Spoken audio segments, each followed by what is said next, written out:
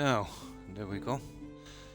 Just, just finishing decorating these last two houses on this side. I've done an awful lot on this since we were last on. I probably did more work on this when I wasn't streaming. Yeah, finding a few hours here and there. Now, just two more of these to do, and as I get the other pieces, I'll add them, I suppose. Oh, I better turn on the needs for the settlers as well. I usually turn it off when I'm building for a long time, so I'm not bothered with the food thing. Ah, sugar.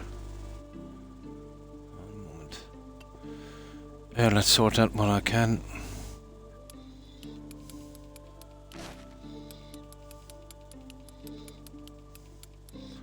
I don't want to be bothered with this, so...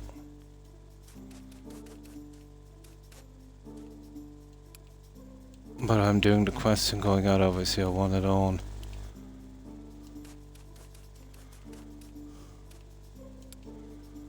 There. Oh, that should do it. Okay.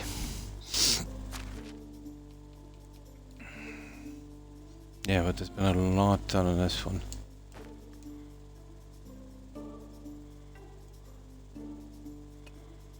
I'll just get these two out of the way.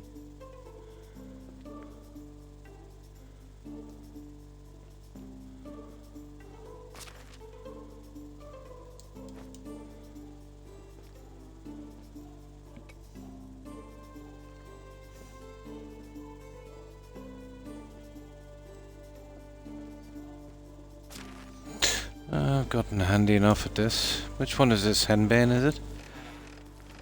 Yeah. Lots of practice.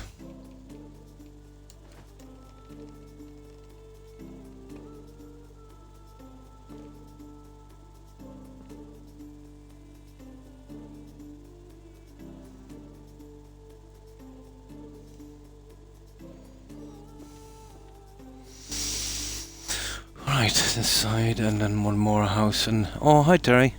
And how have you been? I gotta check on our settlers. I'm not sure if I did the runs on this season yet. You know, getting that junk, but... Yeah, I've got quite a bit done. Mostly a design issue with the other side. I had to remove the road and think of something different. So, what have you been up to, Terry?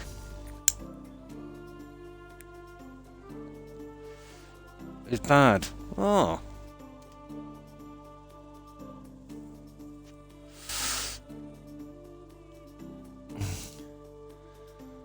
There's always something to worry about in the future. Even the present, really. But, worrying about it all the time is... It's folly, Terry. You know? Just whatever is, whatever will be, really. Certain issues I stress about, okay. Out of the ordinary stuff, but the usual stuff as time marches on, not much we can do about it. You know? Zero.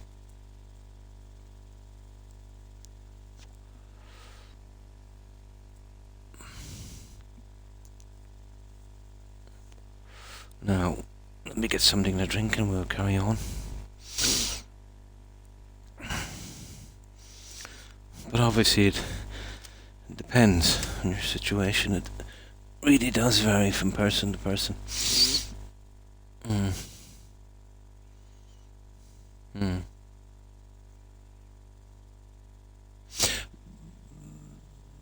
Hardly physical. You know, some kind of... emotional thing or something. Yeah, it's gonna be. I'm not too familiar with it, let's say, to the stage that you have it, Terry. But I know there's plenty of people out there, that have it. Yeah, it's just kind kind of alien to me. Don't get me wrong, I stress as much as the next guy, but I tend to be strategic about it. Just as well be dead and buried years ago if I wasn't. Stress is not great for you, obviously. The food thing. To be honest, I've always found the food in the UK to be not the greatest, to be honest. Yeah, it depends, obviously. But yeah, the food in the UK never really agreed with me much. Ironically enough, the takeaways are okay. But when it comes to the supermarket stuff, although let's say, at one time they did have a lot of regulations in place, I suppose. I was looking at a documentary the other day. They're bringing back some of the banned substances that the EU had so they can produce cheaper food for more profit. That's going to be a problem.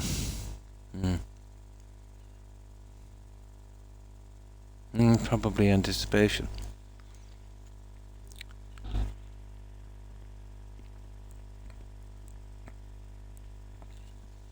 But honestly, the whole thing is alien to me. Anxiety on that scale. That for me or for anyone I would say would be very debilitating. You couldn't function properly like that.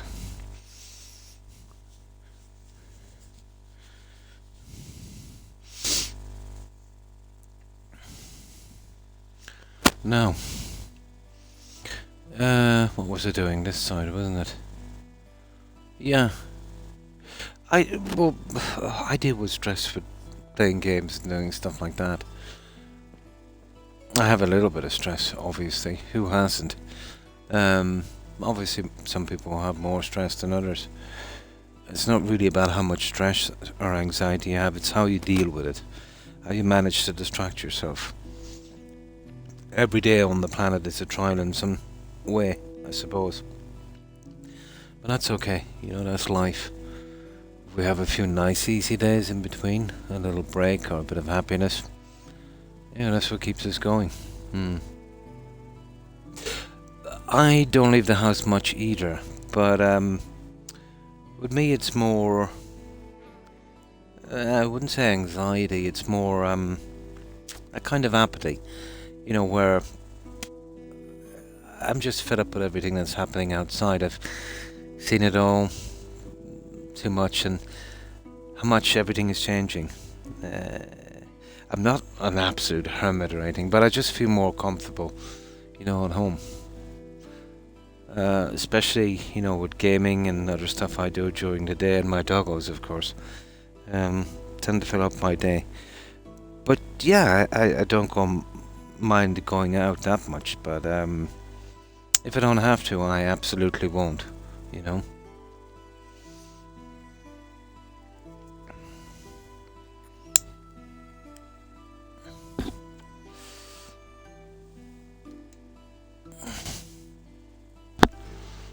The world has absolutely changed,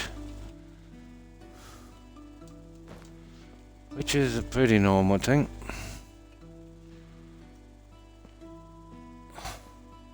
But you don't have to like it, I suppose.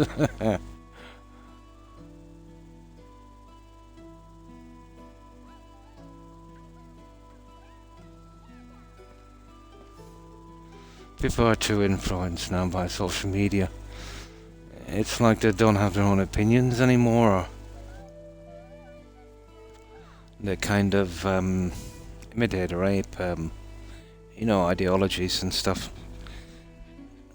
Like, I remember a few years back when this thing became popular, that, women, we can do just the same thing as men and you don't have to be nice to us and stuff like that. Which is untrue. Women cannot do the same thing as men can do, and vice versa. There's a lot of things that women can do. Well, not exactly. Men cannot do it as well. And some jobs, and the same, women cannot do some jobs as well as men. But I remember I went to Uh, yeah, it was the local GPO. And as I was leaving, there was two ladies walking in. They'd probably be about half my age, I suppose. In their late 20s or early 30s. So, out of instinct, just as they were approaching the door, I opened it and held it opened. So they tiptoed in. Oh, I didn't say thank you. I wasn't looking for that anyway. But if looks could kill, my God, they gave me a really, really bad look. I don't know what's so bad about that. You know, it wasn't like I was holding up the patriarchy or anything, you know. I just wanted to be nice. Respectful, even. No. No, apparently, people don't like respect. That kind of stuff, you know. Well, it's a team effort, really. Terry, you know, there is two sexes for a reason. Now this is replicated, you know, through the animal kingdom as well. You know, a certain kind of instinct and kind of built-in system. You know, like you know, when you have a kid, you'll bond with that kid, and there's a strong bond. You know, it's what kept the species alive, and it's well, it used to be the same between men and women. But I don't know. People like to fall back on the old thing that, well, you know, we really weren't meant to be with one person. You know, kind of comparing our existence with animals, you know. But it's those little distinctions that, you know, keep us separate.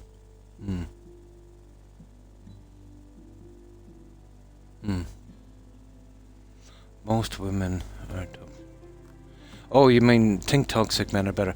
I suppose they like a little bit of excitement if, you know, that's what you're looking for. It all depends on what your definition of toxic is.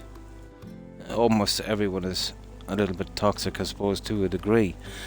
But then you get the real losers, Terry. You know, these people that are going nowhere fast and will bring anyone down with them. You know, the only thing they're any good for is increasing population. You know, there's certain responsibilities I think a man has, especially if, you know, he has a partner. You know, whatever the case may be, he has a certain role to fill. I think. I know it's not a popular, it's not a popular opinion these days, but it is and was what kept society together. You know, everyone has their role, and you know, one sex is better at certain tasks than others. You know, if anyone ever had any doubt on that, just look at sport. Really, we're built for different things. You know, problems in relationship in modern times I've seen happen would be when you know, someone thinks that, well, really, you know, we could share these roles equally. No, that's much like how they twisted DEI. You know, DEI was meant to be just basically, look, if you've got 5 people applying for a job, and the most qualified has a different religion or colour or sex or gender or ideology, as long as it doesn't come out and work, best person for the best job, regardless of all that. That's what DEI was. Then it kind of got transformed into, oh no, we've got to have a certain quota. You know, there's got to be 20% this guy, 20% that guy, 20% this will represent everything. And the problem with a situation like that is it's not merit-based, for the simple reason why, if you cut down your candidates, obviously, you know, into small sections, you're obviously not getting the best. Stuff like that. But To a certain extent, I can understand this from companies. Let's say they're pandering to certain elements in society, and looking to get more money. We stand with you, kind of thing. And then when it all falls apart, they'll turn their back on that tribe. But as an individual, it's the internet, plain and simple. They're watching people on the internet preaching about this, and oh, look how I'm living, I'm so wonderful. All smoke and mirrors, Terry. These people have horrible lives. Smoke and mirrors. Before the internet, people used to do something similar. They would put up a kind of appearance was everything, if you know what I mean.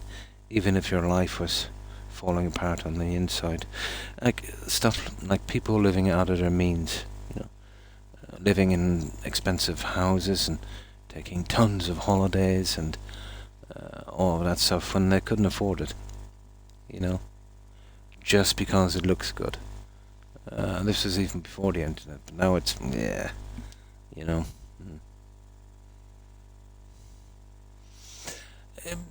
It's not helping the situation. Granted, some men are horrible, but I've always thought that, let's say when it comes to men being horrible, now, don't get me wrong, any man can have a bad day. If he's got a partner or girlfriend or whatever, and he feels, I don't know, sometimes their own instinct will trap them in a relationship when they should have gotten out maybe ages ago. They can lose their temper, not physically or whatever the case may be. It can happen to anyone. They'll say things or whatever. That kind of situation. But it's gotten to the stage now, let's say, because of the social media and stuff like that, has been literally training generations of women, let's say, to look at relationships. How could I put this? In a more mercenary fashion. A relationship should be about respect and caring, and of course love. You've got to feel that your partner is the one person you can turn to that would never betray you. It's not like that anymore. Not in the least. It's always been going on, and vice versa. But it would be unfair of me to comment too much. I know the statistics and the surveys and all that, and it's not looking too good, to be honest. But yeah, even back in my day, men are pretty simple, Terry. They don't want much. Obviously, they want someone to be attractive. That's kind of subjective, really, but reasonably attractive. At least on their level. They want somebody to care about them, and they in turn will care for them, and they don't like drama. If there's something wrong, say it, whatever the case may be, and they need to feel loved, I suppose. That's it. These are the only requirements needed. You'll see guys that run their own businesses, multi-millionaires, tons of money, good careers, prospects and that. They wouldn't think twice about marrying a waitress if they had feelings for her, even now, today. But I've never seen that same thing from a lady. If a lady is quite successful, she wouldn't, settle down, let's say, with a guy who was, on minimum wage, kind of thing. Maybe I'm wrong. You see, I'm just judging it from what I've seen, which would be comparatively very, very small, obviously, than what's going on out there.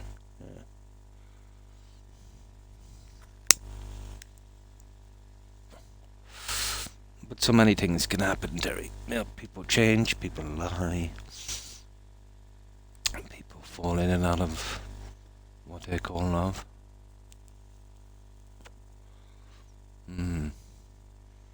Yeah, well, wanting to marry someone is okay. But remember what I always said. If you find you're in a relationship where it's unrequited, when, you know, that maybe the way you feel about someone is not the way they feel about you, you know, that's okay. As someone once said, there's more fish in the sea. You should never center yourself or your worth around what you mean to someone else. You know, in a certain sense, look after number one, not in a selfish, greedy way, but you know, protect yourself. You know, if you feel let down or betrayed by someone, this is a normal thing. We gotta just pick ourselves up, dust ourselves off, and move on. And lessons learned and all that stuff. You know, there's not a person on the planet, especially guys, let's say, who are in relationships that were betrayed in some way, and even their decisions in the future can be influenced by, obviously, what they've been through. You know, but when it comes to a funny thing from what I've observed as well, and I'm not saying this is the case, just from my personal experience, if you're going out with a lady, even let's say for a few months or even, you know, a year, whatever the case may be, you know, things are pretty happy and you kind of get into a kind of rhythm and that, and you're never looking to upgrade, if you know what I mean. You're not looking at other women or whatever the case may be, you're quite content. I've always found that women to be a little different, you know, and maybe I'm wrong, but definitely now these days it seems to be the case, you know. Now let me get something to drink and we'll go on with this.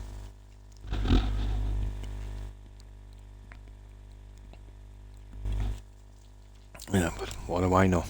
This is only my opinion, based on what I've seen, you know, for almost, well, 6 decades.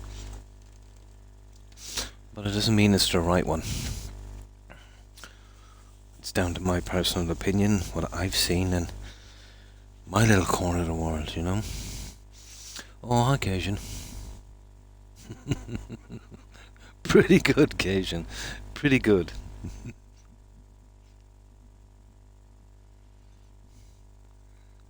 Oh, that's good, Terry.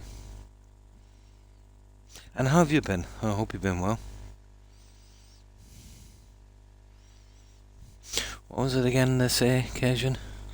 All work and no play makes Jack a dull boy. All play and no work makes Jack a mere toy. I'm doing good here. Nice.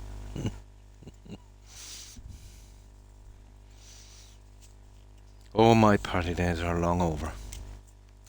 My heyday would have been in the late 80s. Yeah? So, what have you been up to? Anything planned for the weekend, guys?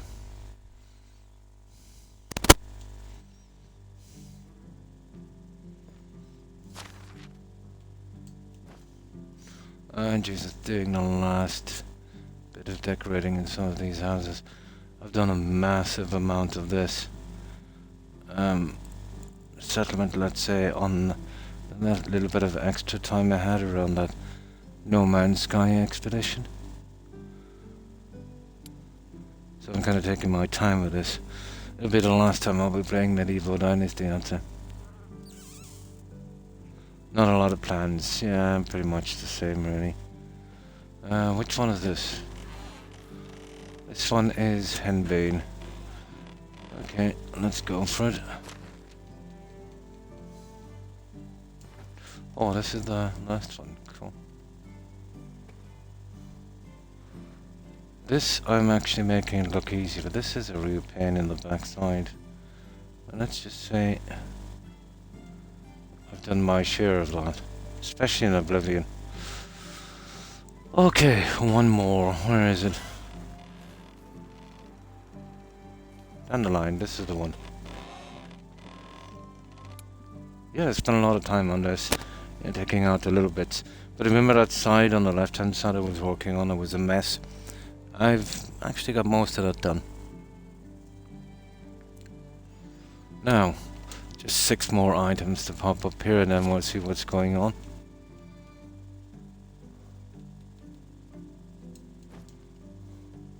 I wouldn't really need to do this, but nobody's even going to see it in every single house, but it's just part of getting everything done. Just a personal thing, really.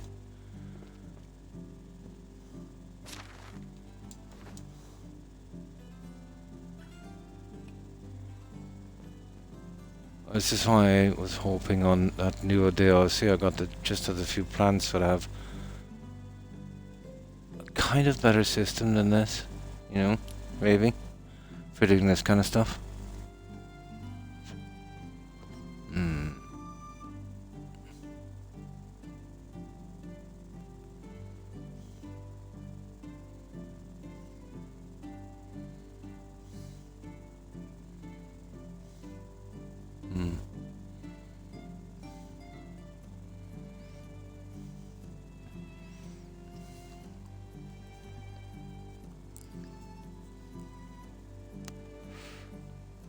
Now,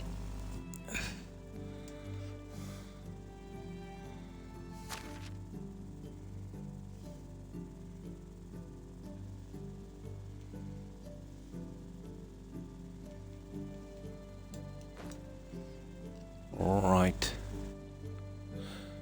This is kind of cool. These flowers will kind of die in the fall as well. Just like really ones, and then come back in spring for those 3 seasons.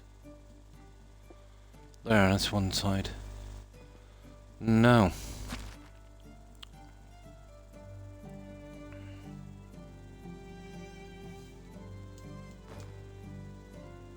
once I get these 3 little items up, I'll show you what I've been doing over the last few days. But my god, you wouldn't feel a few days going into this settlement. But when you're doing everything by hand, so there's a sense of achievement from it, I suppose.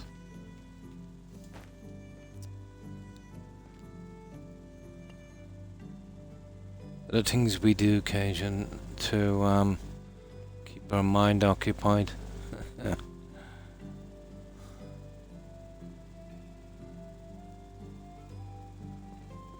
Okay. It's good enough. Let's see. That last one. Let's see if we can center this last one and then we're out of this area for the time being. I ran out of the things from that special vendor. I was just putting some herbs and stuff on the window, so if we come across any more, we'll just come back and place them. It's a little bit off. There we go. Cool. I am happy with that one. Now let's save that game. There, so I was just doing something on this.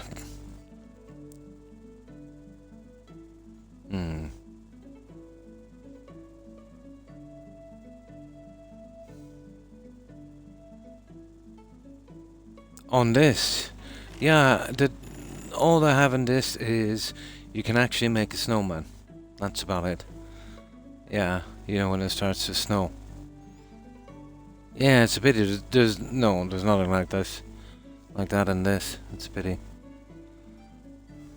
I remember one Christmas on in Fallout 4. Well, it was a mod with a ton of no Christmas trees. No, as I said, the only thing you can do, and it's not a Christmas thing, is a snowman. Yeah, but you know, after that season, in just a couple of days, that will disappear. Now let me quickly get something to drink.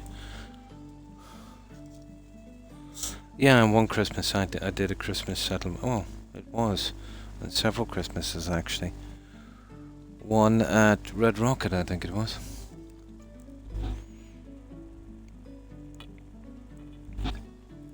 It's sad to see what Todd and the crew have done to that game.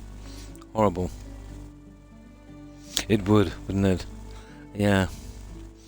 But I think for these guys to introduce more things in the game, not like Valheim, I think it's kind of complicated for them, to be honest. Like even the DLC, the paid DLC they had with just a few plants was, you know, pretty limited. I think they're working on, you know, probably the max of what this engine can do, the Unreal 4. Just my guess, really. Right, I was working on that side down there, but that was some of the really tedious decorating stuff I have to do. I haven't done most of the center here when it comes to the final touches, but I've done a good bit on the left hand side, and I've sorted the entrances once and for all. Yeah, that was kind of ticking me off a little bit, but I haven't done any of the decorating here. I'm not even sure if I did my run yet, but I have finished the center section. Oh, this kind of... Well, I might give that a little bit of another little makeover, but... Yeah.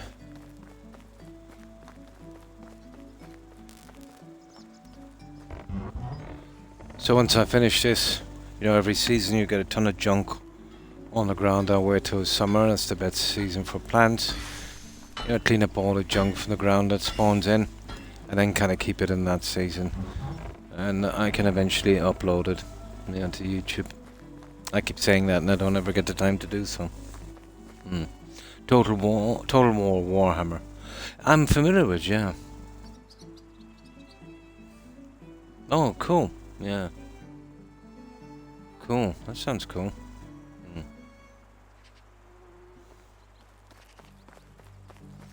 So this is what I've done on this side. The roadways and that were a horrible little thing to work out, but I think I got there in the end.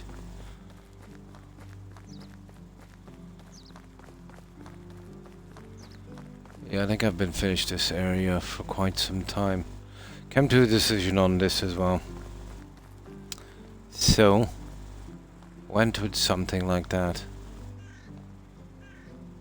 A little different. This is the one I did the most work on, and the decoration as well, obviously. As tedious as it was.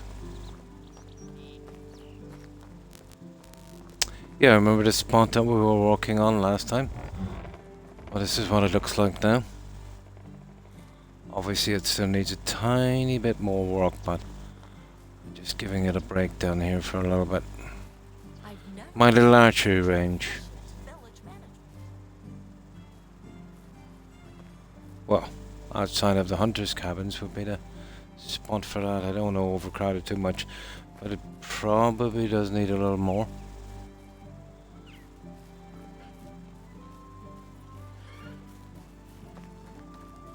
But you wouldn't believe how long it took to get this shaped up.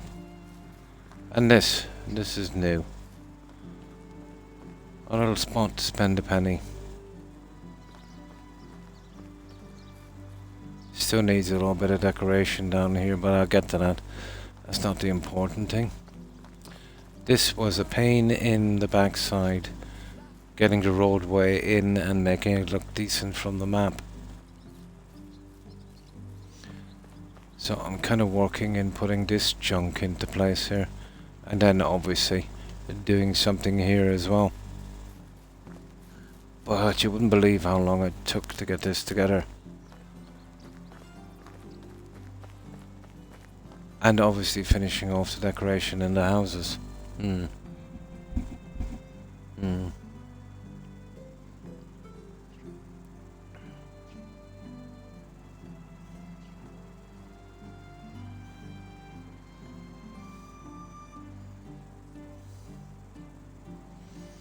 Yeah, so that's everyone up to date then. That's how it looks on the map. see the system here? Yeah, that was a complicated little bugger. Now, eventually I'll work out if I want to go straight down with this or whatever. But I really need to work on these guys. So what I want to do is do the perfect measurement each side. Then I'll figure out some kind of fencing. Here, I will probably put 2 privies on these. Well, there's one down here and one on the other side. Well, I did a ton of stuff in there, in every single house. That was the main thing I wanted to get out of this. Maybe on the outside of the fence this time. That will have to be fenced as well, obviously. I might go with a straight fence and knock out the middle guy on this, but yeah, I'm thinking more from here right into the tree, and then from there, if I could actually right into the tree, maybe if I can get a decent measurement on it, and then I'll put a little bit of decoration. Now that I might be able to put another, yeah, okay, I could probably work another privy here, but no trays. Maybe. Yeah. Well, it's gonna take time anyway. So, let's see. I don't think I did my runs, guys. So I'll have to do that first, obviously. And then we'll have, what season is this? No, I think I did. We're in spring. Yeah, I'm almost sure I did.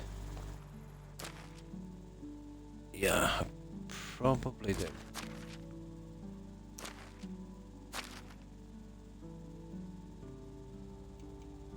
Let's have a look here. Well, those 2 guys are maxed out anyway. Okay, let's just save it quickly. We'll give them a chance to clear off the crops, and we'll be doing something on this. And I'll keep adding the little bits and layering it. And eventually we'll run out of stuff to do. That's about it, really.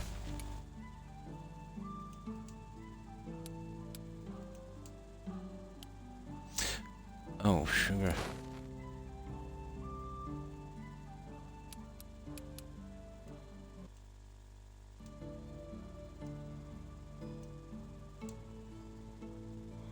Oh, cool. Okay.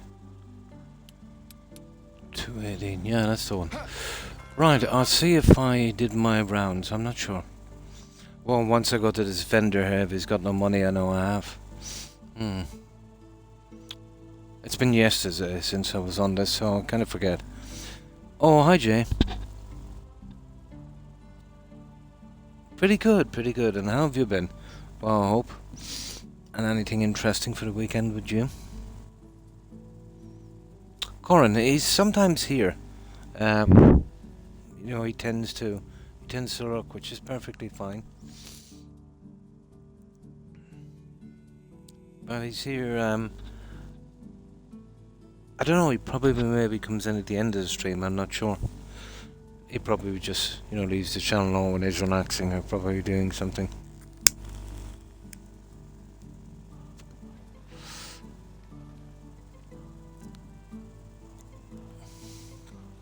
Now, I'll just run down here and see if we finish this.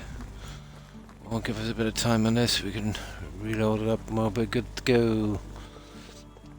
So we'll concentrate on the little things this time, even though I did do a massive amount of it. But the settlement is bringing me close to burnout on this, it's so huge.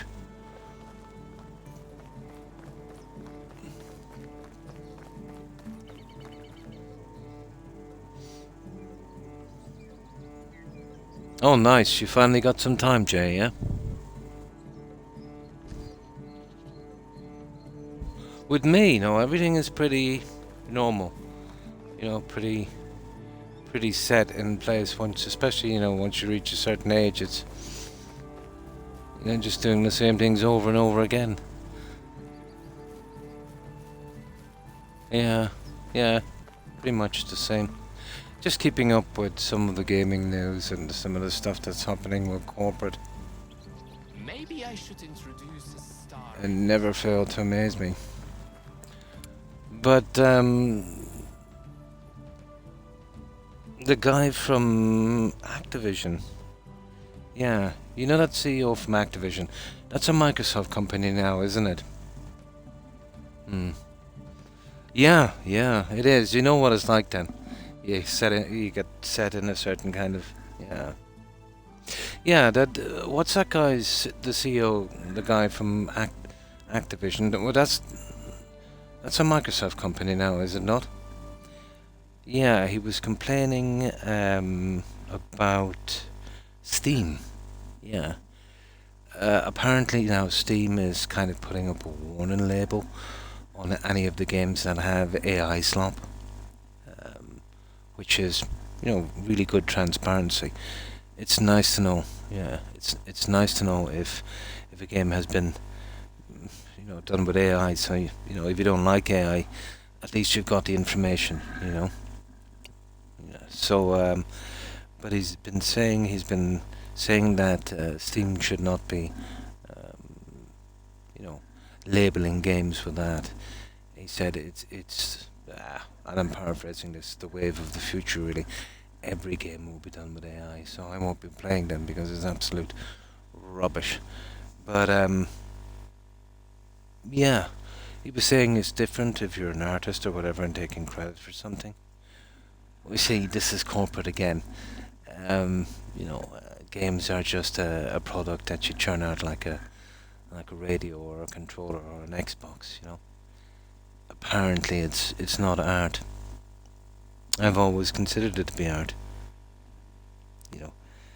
It's the definition of art. You're making something, for a certain look and a certain feel. And from that. But that kind of stuff, this hypocrisy.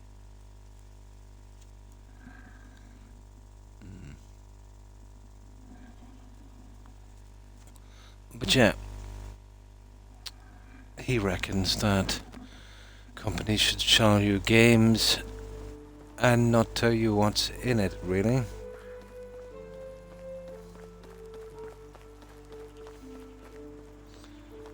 But every company is taking a hit on sales, and they're wondering why. I don't know, just a guess, but most games are slop. People have better things to be doing with their money. But there is still companies, they're saying everyone is buying less games, blah blah blah. That's why we're suffering. But Expedition 33 and a lot of other games, have been having record numbers. Yeah, it was about Call of Duty. Or is it that thing Microsoft have done?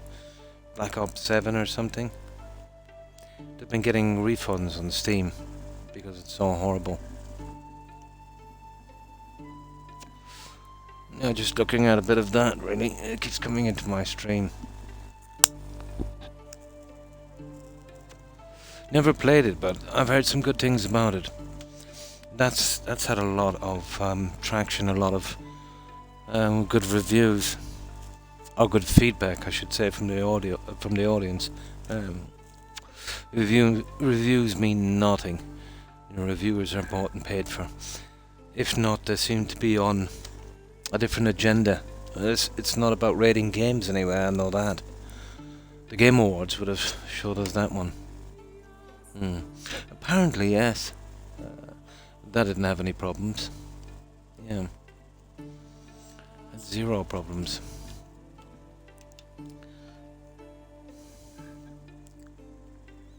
For Fallout 76, oh my god.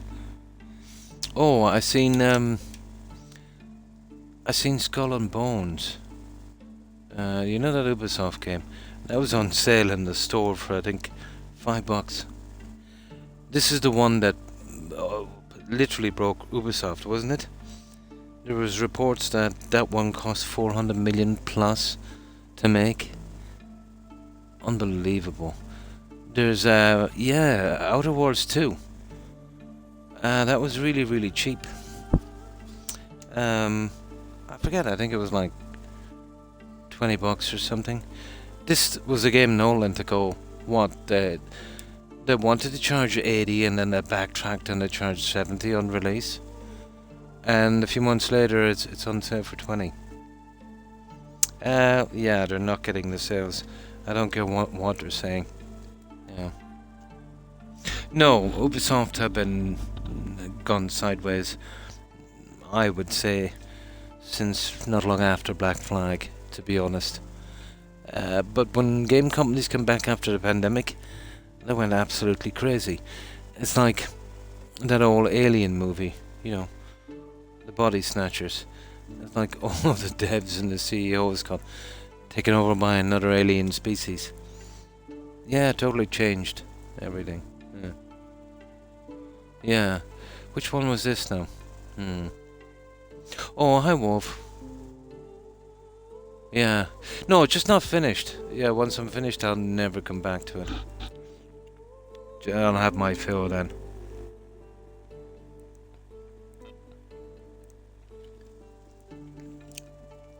I know. The turn-based game. Yeah, like kind of Civilization. Not a bad game. It's kind of strategy. Looks strategy. It's the kind of stuff that I used to play. But a horrible game to stream. In my opinion. Those kind of games are for, you know, certain audiences. Yeah, I used to play a lot of, what was it called again? Would you believe I can't even remember its name now? Well, Civilization is turn-based as well. You know, I used to play a lot of that. And, oh, what was the other one, guys? The factions we used to play. It'll come to me anyway. But yeah, that was back before Age of Empire. Age of Empires, that's the one. I used to play a lot of that. A brilliant game if you're playing alone with no audience. Yeah, I did strategy games before I did RPGs. But not the greatest to watch as far as streaming is concerned, you know. But that Age of Empires has actually a bit of a cult following, even if it is, you know, a small group. Still your favourite, yeah? So, is this your weekend off, Wolf? I'll show you what I've done on the time I had off. Oh, just let me see. But I'm nearly sure I got all these guys, all the money from these guys, have I?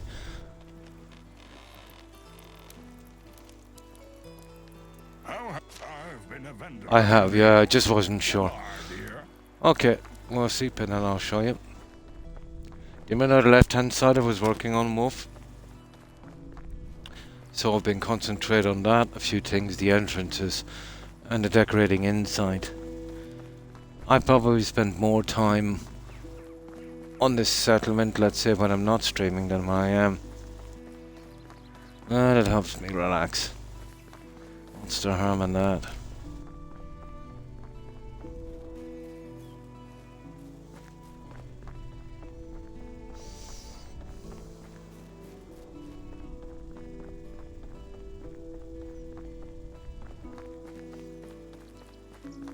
So, strategy on this. Get the settlers back into place. I'll keep layering this until there's nothing else to do. I'm still impressed with the amount of abuse this game can take. Although it's starting to feel it now, to be honest.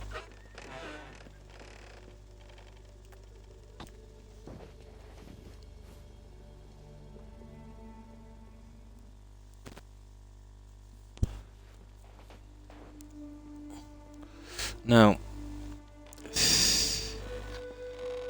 well, this has been decorated a long time.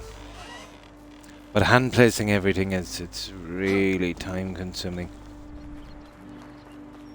So remember we're starting on this thing here from almost scratch. So, this is what I come up with here. Now it still needs a tiny little bit, and I'll get to it later.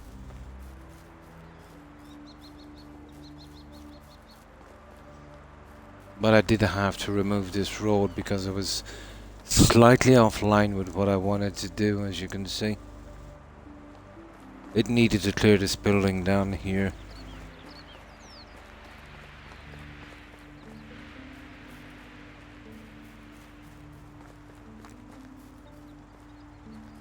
You see what I mean? Oh, I have to work on this little area. So what I'm trying to do is, as I'm moving up, to almost totally finish if I can. And I'll sort something out with these a little later. I have some plans for these, but I'm not quite sure which way I'll go with them. Obviously, I'll need them set, you know, absolutely opposite to each other. And there's just my markers in place. So I eventually have to get this down here. I don't know if I'll make it, but I could probably bring it down to here and then blend right back in here. Give me another little area to work with. But not much to do on this. Well, this could take an entire stream finishing this and then some. You need a lot of time at these. You know, not only are you doing this, but trying to figure out the best look as well. I'll go with a normal fencing on that guy, I'd say. Here I might start breaking back into the green. Now, the downside of using all the trees on this, even though it looks, I think it looks really good, let's say when you're on the ground, is when you get that bird's eye view, you can't really see the entire settlement. There's too many trees. It's not the same kind of view from the other side, although you get a good enough look, I suppose. But the more trees we add, you see what I mean? And this is a bit cramped for space, but it will do. I don't think any of us want another remaster from BGS. I think we're good. Yeah, so okay. Let's have a look at this. It's coming along alright. I just wanted to give this a little bit of... What was it that Todd said? Extra polish. You know, before we move on.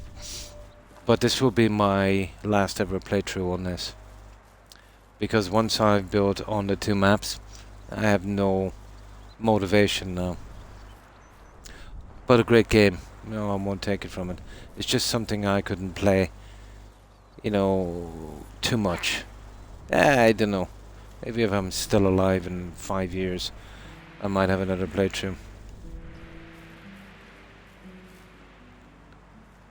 Or maybe I have to add some massive new content.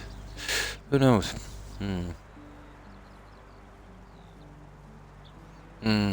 A different engine and a different company and different owners. If it was bought by a group of devs that actually cared about making a decent game.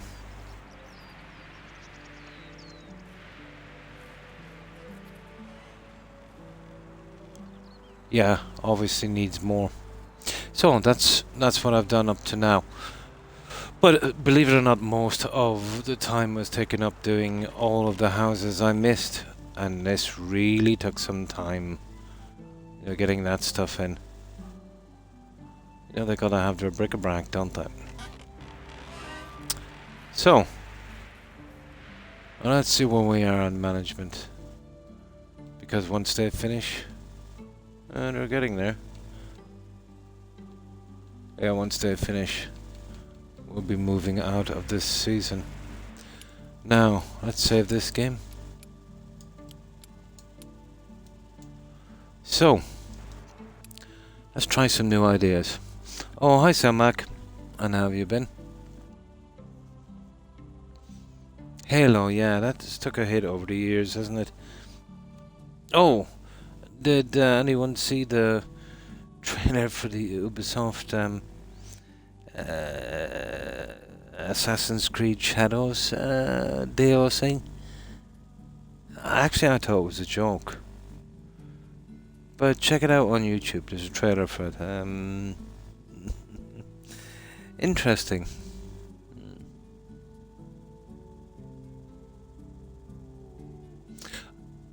Can I request a battle quest? I'm curious. What demands? Oh, there is no kind of battle quests in this. If you're referring to this game, there's just some kind of fetch quest you can pick up, and then if you're lucky, on some seasons you get a challenge to call from the king, and all it is, it's providing equipment and stuff. So it's basically to test how much you built your settlement up. Let's say the king, said he wants 10 swords, 10 pickaxes, this, bottles of wine, whatever the case may be. If you take on the challenge, let's say, and you manage to do it before it expires, you'll get more leverage with the king. If you fail that, and you fail it, let's say, when your time is up, and you haven't met all the requirements, you kind of lose credit with the king. But there's no battles or anything like that. It's more of a kind of easy pace kind of thing, If you're referring to this, yeah. There's very, very little combat. You meet some wild animals and that, but an axe, some good armor, and once you level up in this game, they're not much of a threat, to be honest. The game is more centered on the kind of micromanagement of a settlement, the building it up, and the kind of maxing out the NPCs and the kind of decoration aspect. It kind of hits on everything to a certain extent, but mostly on those, with less emphasis, let's say, on the other stuff. Like Valheim would have a lot of emphasis, as kind of janky as it is, let's say, on bosses and stuff, but not in this game. It's not the kind of mechanics. I'd say they could work occasion. It would be pretty janky,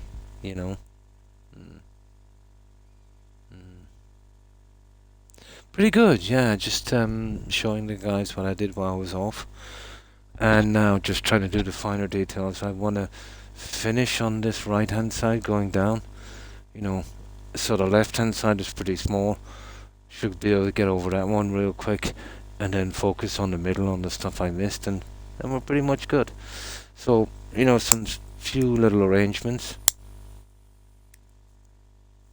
but how long it will take, I haven't a clue, because you know me, I'll take my time trying to figure out what I want, and then I might change my mind in that, but yeah, we'll eventually get it done.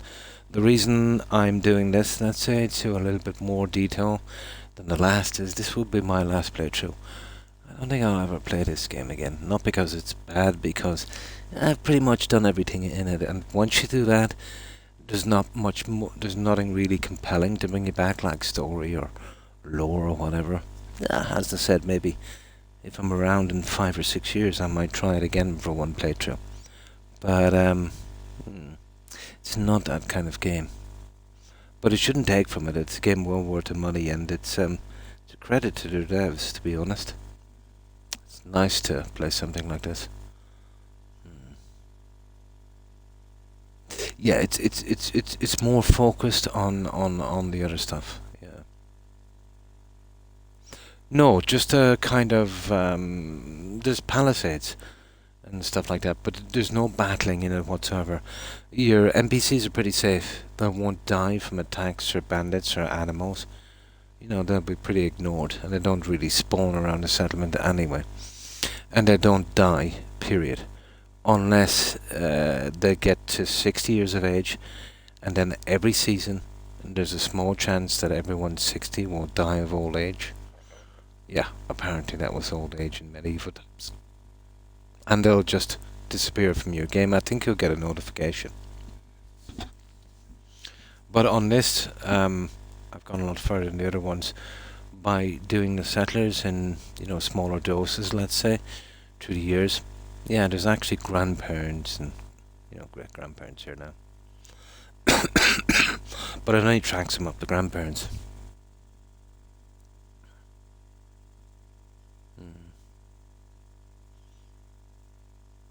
The question is, return tomorrow. I think it is, the Lord of the Rings thingy. I'm nearly sure my grandnephews were playing that at one stage. I think it's been returned more at. I'm not sure, but I think it is.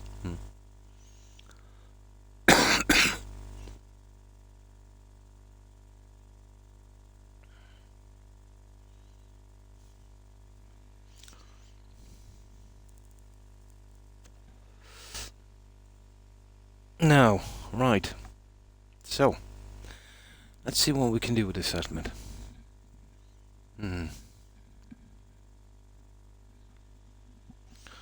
Yeah, you've seen the stuff I did in Valheim. Valheim was a great building game, so Mac.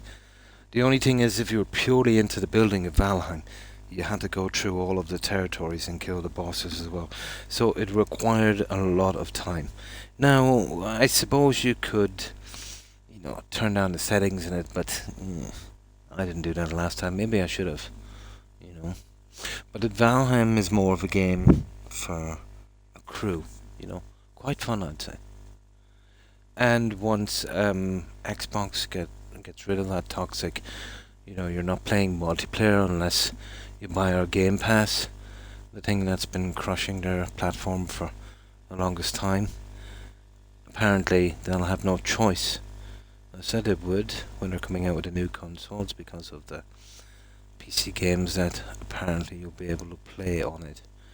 So there'll be no more paywall behind multiplayer, which was just a scam, really, right from the very start. If you buy a game, you should be able to play all parts as you bought your game. Saying you've got to pay is now monthly to play it is a bit much, even for corporations.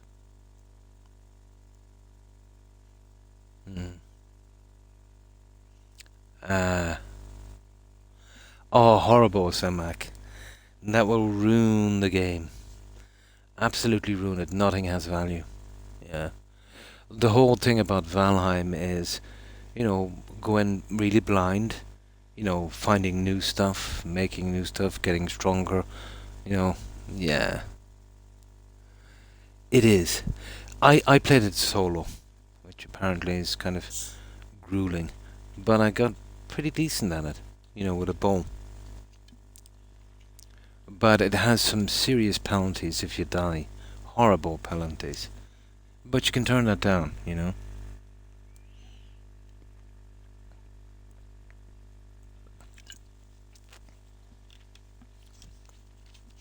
But I was mostly in it just for building,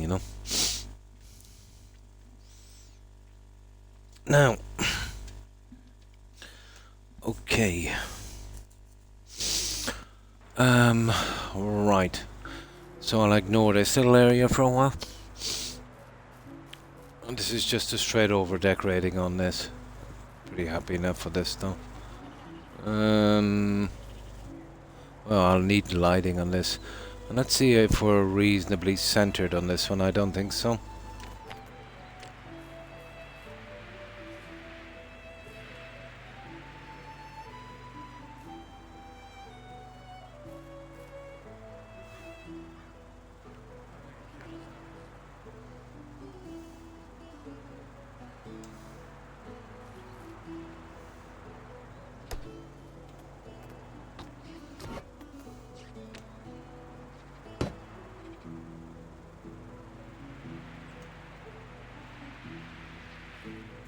Now we just need this perfect and then we move on.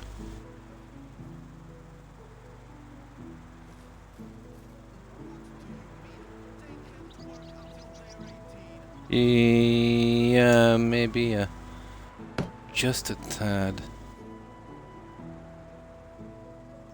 There. Now I think we're kind of okay here. Let's see. This is the only real decent system I have for measurement.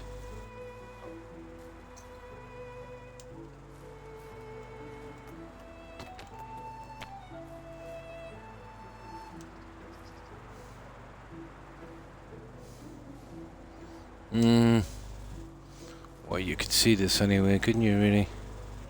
It doesn't have to be perfect, but just a bit. Yeah. I would say that would do. We'll get some lighting on this, and I'll see about some other stuff on this. It's a great game, but it really is meant for... You can do it in single player, but it's grueling. It's really meant for multiplayer. When you're not into Game Pass and stuff like that, then it's just another extra bill on a game that you've already paid for. And it's not even going to the developers. It's going to one of the richest corporations in the world, where they dictate, you know, that to you. It's horrible.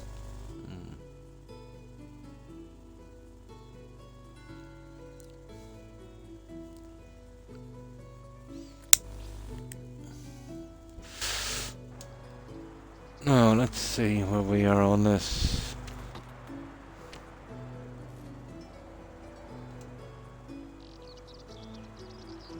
Okay. I think we're looking reasonably good. Yeah, that's nice. There we go. That's a dead center on this guy. The lighting. Yeah, okay. Let's do our kind of classic on this one.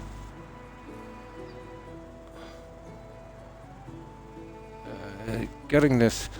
Do you remember that little mod we had in Fallout 4? You could kind of straighten up these. Is it a grid map? Yeah, place anywhere. That was a pretty decent mod. I guess everything has to be done and twiddled into place by hand. Well, to be honest, if I had place anywhere, instead of putting these lights like this, I would absolutely bury them in the tree like so. Just leaving out that part. That would be absolutely cool. That is one mod I would use in this game. Not place anywhere mod.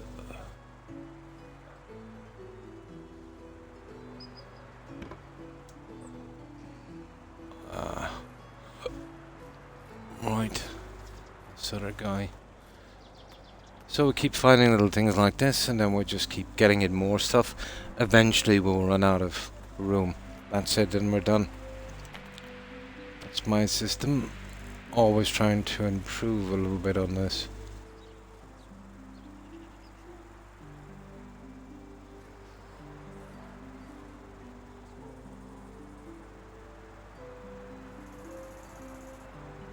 Yeah, it looks to be roughly about it there. There. It's not bad. I'm not sure about the centerpiece on that yet, so we'll just leave that. I don't know, there's plants and there's plants. Now we'll leave that for a moment. We got that in there. Okay. Yeah, okay, happy enough for that guy. Yeah, I don't want to push too much in there, to be honest. Now, this little guy here. You see, if I go with a large tree here, I could squish one, but it's going to look horrible. I can't match. We've got to fence in this. We'll do that in a moment. We'll fence that all the way to the end once we do the road. So, I have a plan for this one here. We'll keep this a little more low profile. And we can't just keep willy-nilly, you know, adding junk on the ground, or it will look horrible, but I've got a plan for this. No, I'm pretty messy, to be honest. You know, just as much as the next guy. It's just when it comes to game and building, I make an exception. For me, just to get everything perfect, just to have something to do, really. It's a kind of a habit I got into, you know. When I was working, I was kind of similar. I'd always do something to the best of my ability, I suppose. I know it's not a common thing these days. You know, you get someone to do a job and they'll just get in and out as quick as possible. But no, I'm just as messy as the next guy. OCD is it's a little different. Well, it's a lot different actually. That can be one of the aspects of OCD, And I'd say to have everything perfect. But it's not the important ones. That is a very horrible thing to have. Yeah, I knew a guy once with OCD. That would have been about, oh my, about 4 decades ago.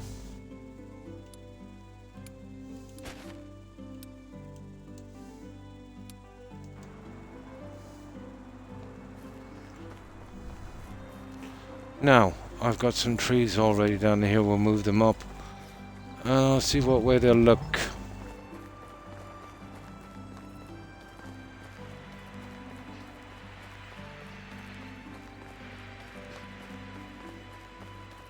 Like, even what I've done here, let's say the placing of this, kind of randomly. Yeah, if you had a dose of OCD, that wouldn't be good enough.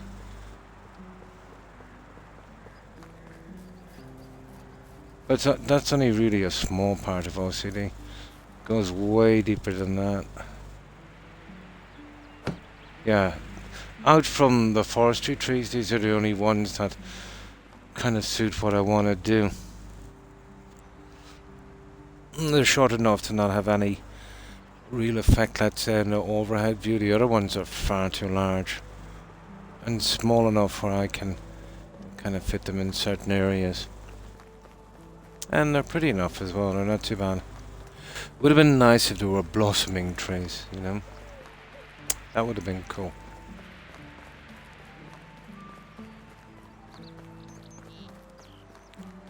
Now this might look like a waste of time carrying trees up, but it takes a year or two to grow these ones. So I've grown them outside, so, you know, instead of just planting a seed and hoping it looks right, with this I can bring in a tree and check it and see if it's okay. Saves me a ton of time.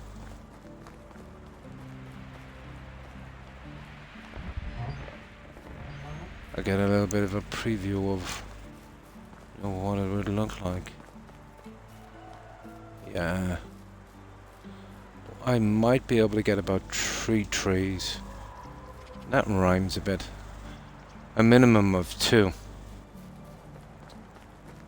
That will make it look a lot more green and a lot easier to handle.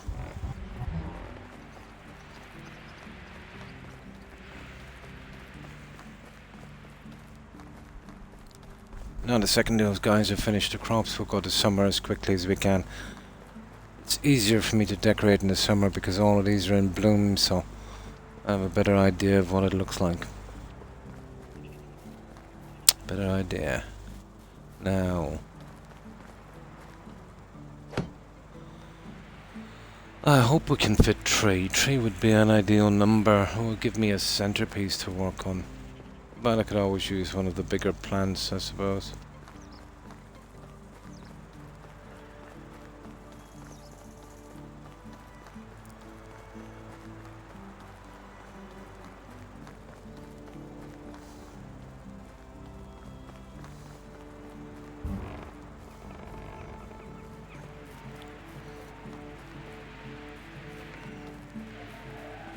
Oh yeah, we should be able to fit 3 of them, guys. I'll measure them out in a second.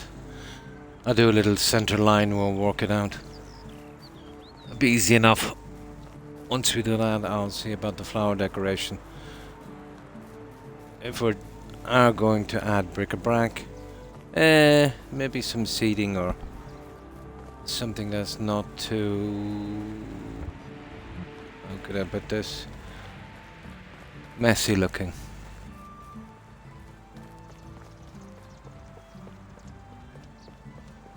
And I've got these larger trees on backup.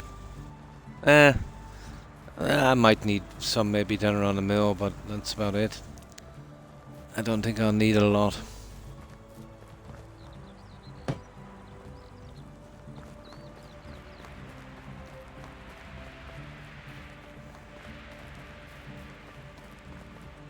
So each little section, bit by bit, will eventually get there.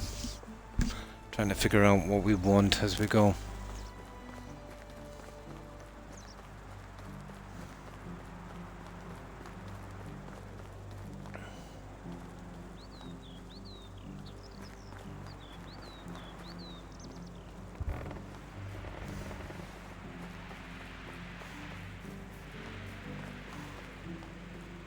Yeah, well that sorts it anyway. It won't take 3 of them. Now you see what I mean? If I can get these spaced properly. Well, obviously, it will be measured from this. You see, we've got this narrow one here. This is a little bit wider. So we'd center from here.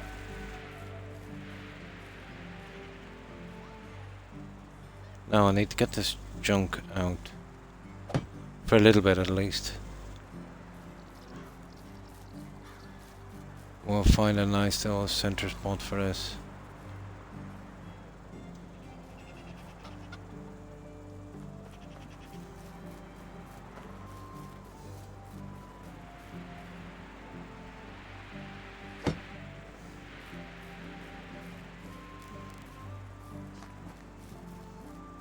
Ooh, yeah, get in there. Nah, you can't put too many of these here.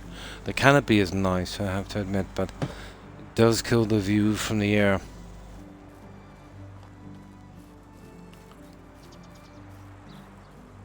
But we've already done the view thing anyway, haven't we?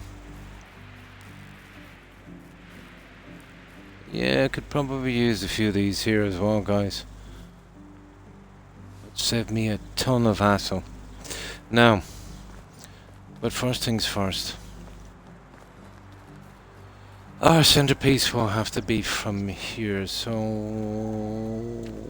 what are we dealing with? And then we'll see how far the tree can kind of go up 1, 2.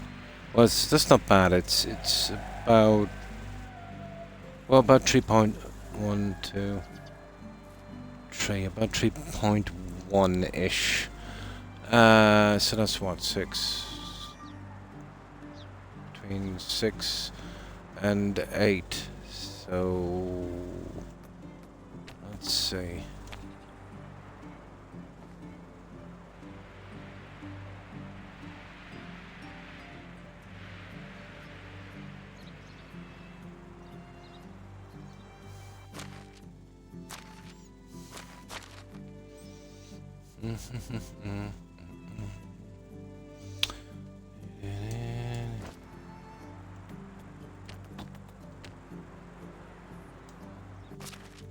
Let's see, we can't really go in with that.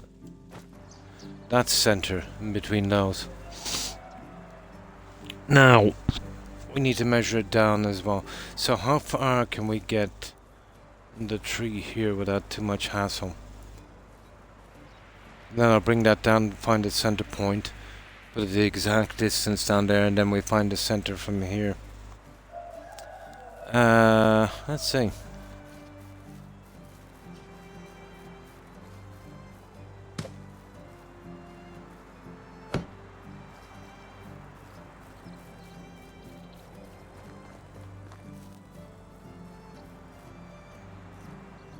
Oh, I see. Ooh. We might not get a proper oh, hang on. Okay, we can this way. That's not too bad.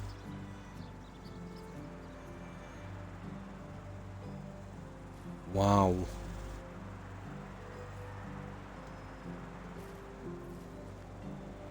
That's a reasonable amount back. Let me see.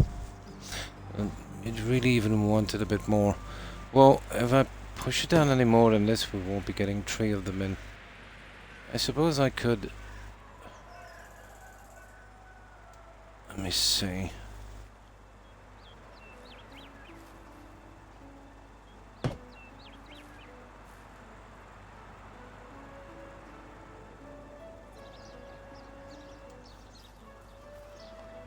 That would roughly be about right. I don't know, it sticks it a bit close to that, but...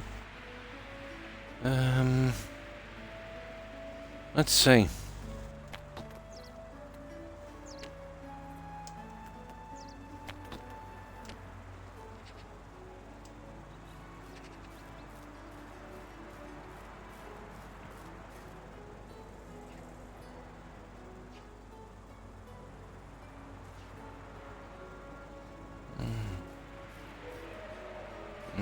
It's from that one, alright.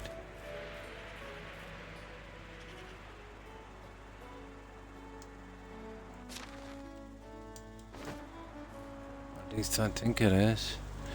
I know it doesn't look centered. I think it's the other one of the 4, is it? No, it's that one.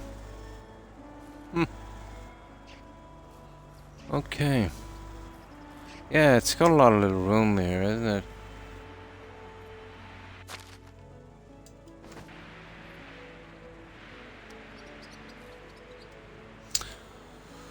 Right. I don't know about the center one in this, guys, but we'll see. I can still go with 2, and I can do that large bush central on it. I suppose. I don't even know what I did with this stupid trays. But yeah, it kind of takes forever doing it. I don't mind. I still find it fun.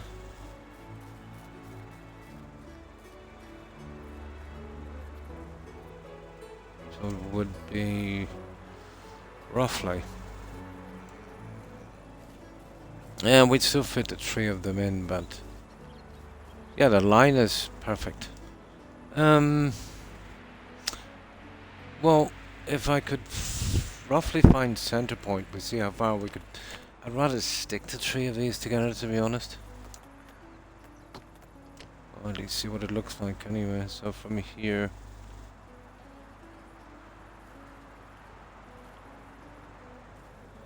So it's about 7-ish.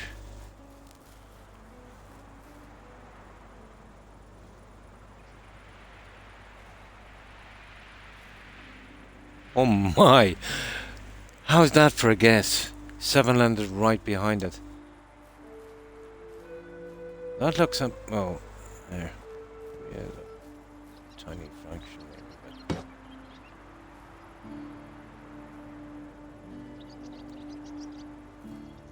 unbelievable.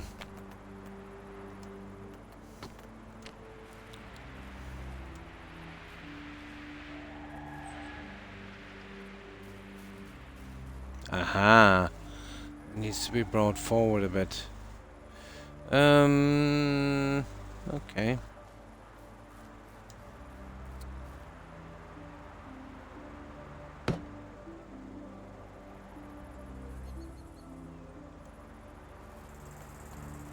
Doesn't have to be dead center, but you know, close enough. Depends on the hassle I get from the other one. Well, roughly, yeah. Let me just tie it back a tiny bit. That's close enough, maybe. Sugar, I don't even went close.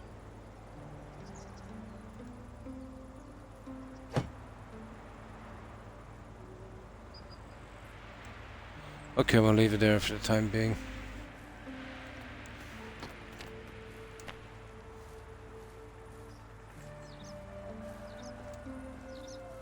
Yeah. A bit of a bend on that. Okay. What time is it? We should be able to get through the seasons quickly on this as well. More interested in getting these next batch of settlers in. What time is it? It's nearly time to sleep. Yeah, once you see the lights coming on. But yeah, we should be able to get 3 of these in. I got center point in this. Then we see if we can move them up a tad. That will give us a tiny bit more leeway. Can we fit this 3rd guy in? Oh, nice. Yeah, we'll get 3 of them in. Even as a guest, that's not bad, is it? He needs to come out a bit. But that looks about right. There's much more we can do with that. Let's see. Should be about half a minute before we can get. Yeah, I tend to leave the inside decorating till it's winter time because we can't do any building outside and it's pretty much dead time. Perfect for doing this stuff on the inside.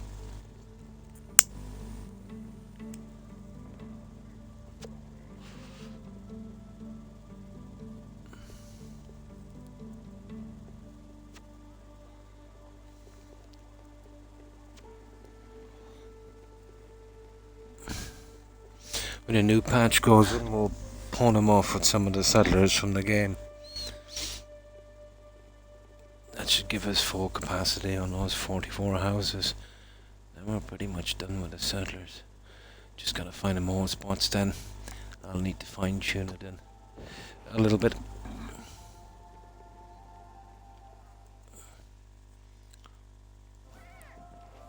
Now, I'll move that center one into place and see if the other two will come up a bit. Maybe. Let me see the spacing. The spacing is reasonable, guys. I can see this one needs to be moved forward a tad, I think.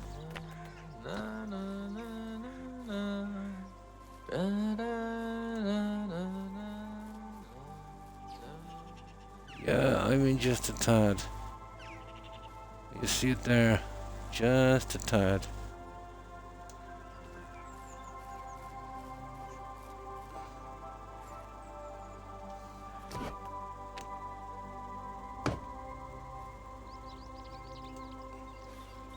Maybe that's a bit much, but I'm just guessing really.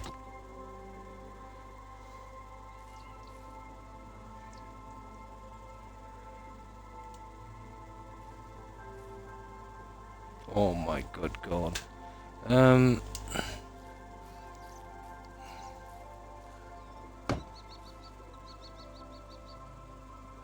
really see it that well from here.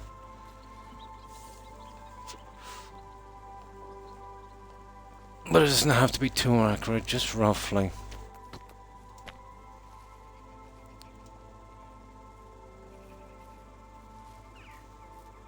There we go.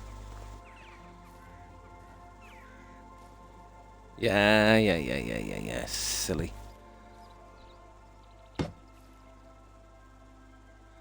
can't judge it very well this way. You see, that's actually moving forward. There, that might be it. Although I think it's a tiny bit too far. Ah, again, not bad. Yeah, that would do. Yeah, there it is. Okay. You need to...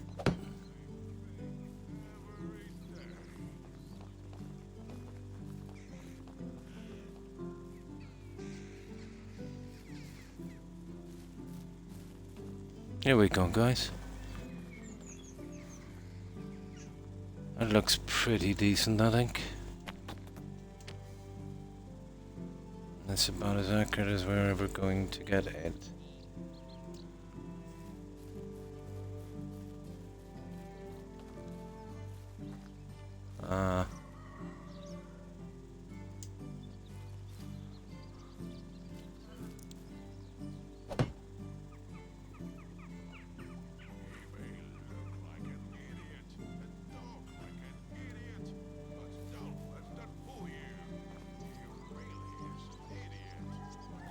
It's the line of the tree, let me see.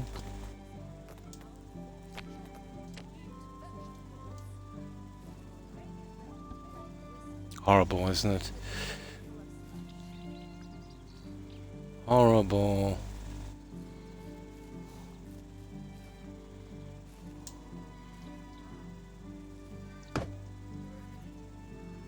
Yeah, I can't judge how far I'm going back. It's definitely a guessing game. New buildings spring up like mushrooms. Yeah.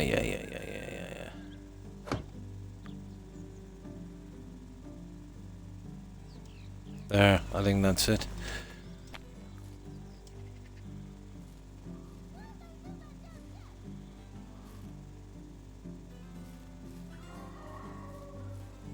Yeah, okay. Anybody wants to play truant? No one? Yeah, that's not bad. Oh, hi Max. And how are you? Okay, I think we got this. Let's start trees in anyway, so let's give this one a save.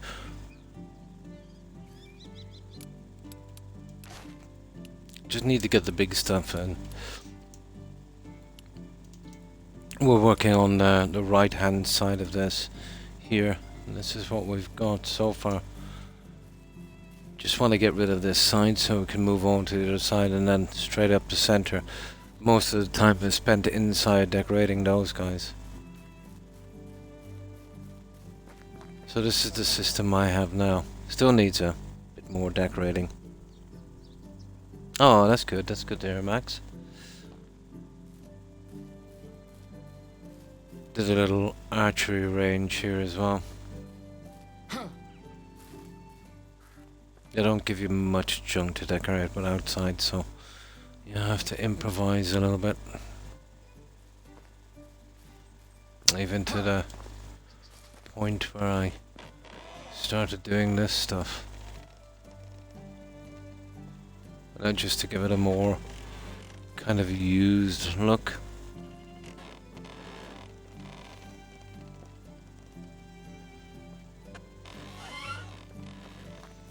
And this, maybe it's a bit excessive, but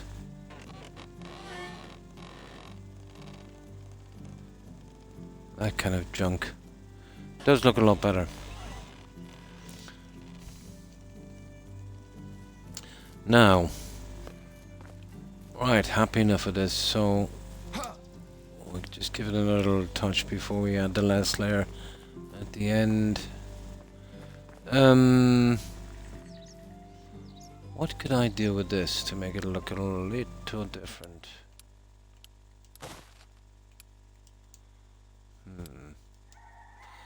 Now let's see. Well, the flower pots are the thing here. But, let's see what they've given us anyway.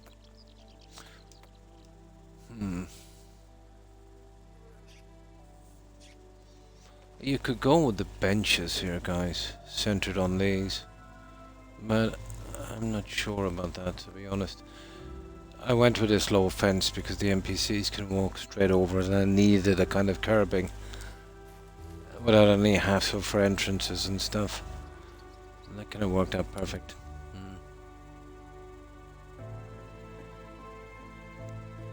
Oh, well, thank you, Max. It's been fun doing it. I'll be sad leaving the game, but now that I've done both maps and built a large settlement, I have no real motivation now. But yeah, wonderful game. Okay, how can we approach this one? Obviously the more seating the better, but you know, within reason. Well, I can pop the flowers in later and stuff, so let's see what we have here. Surely we'll come up with something from here.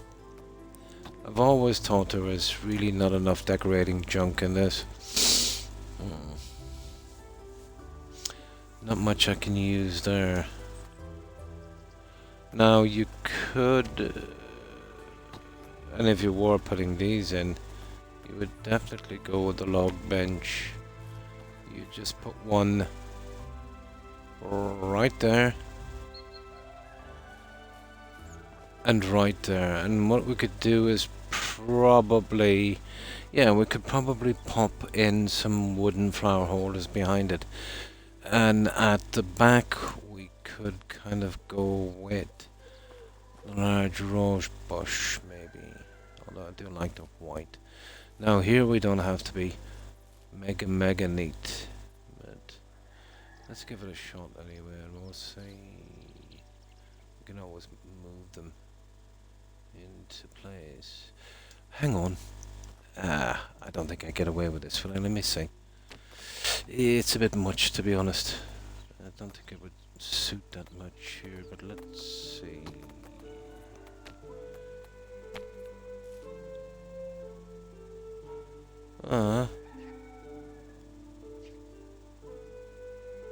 No, the leaves will stop me from centering it.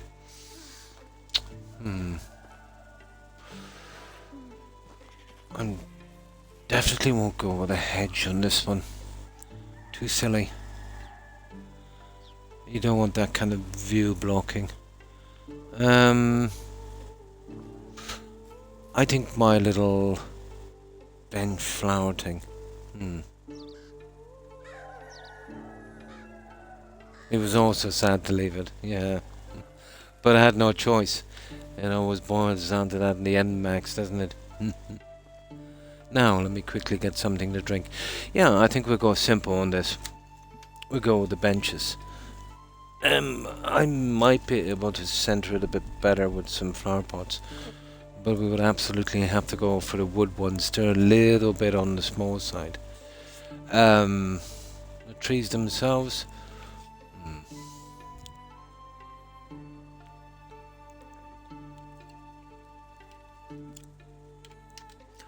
That's a little different. See, I don't want to repeat myself too much, but there is a limited amount of plants. And a lot of them are not really suitable for this. Maybe a little tad on the large side. Now, okay, first of all, what are we doing around this,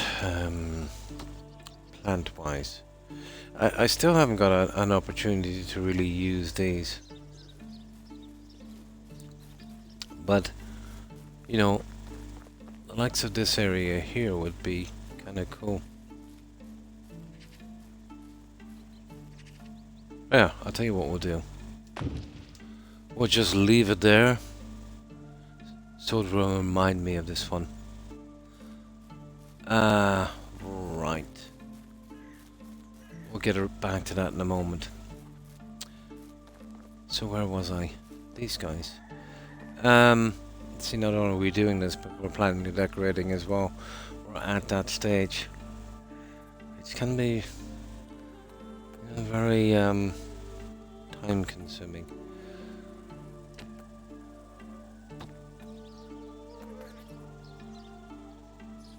Oh, I haven't used any of these since, guys. As interesting as these little guys are, they're absolutely... Yeah, forgot about these guys. I don't know, that might work a bit better, guys.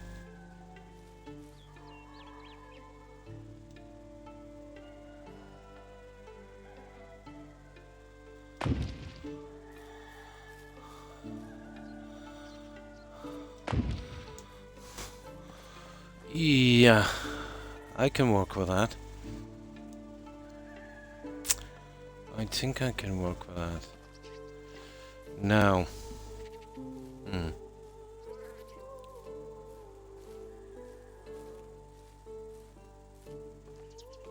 Yeah, oh, on this stuff. Yeah, it's actually not bad. It would have been nice if they had a larger version of these. And these ones with the side piece, maybe not so much. Depends on what you want. Okay.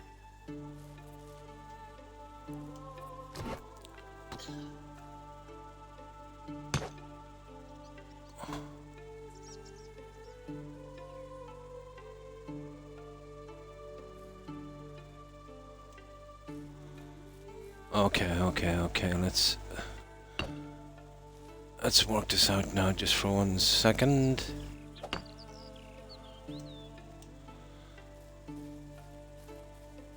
Now, first of all, its size roughly. It's gonna be impossible. Let me see. Yeah, I can't really leave this down, but...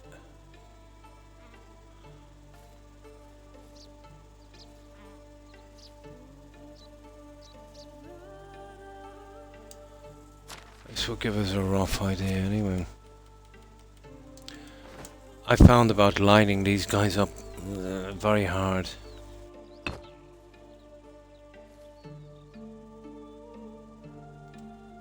Extremely hard. Oh, that's not bad actually. Yeah, let's just line it a fraction better. Obviously.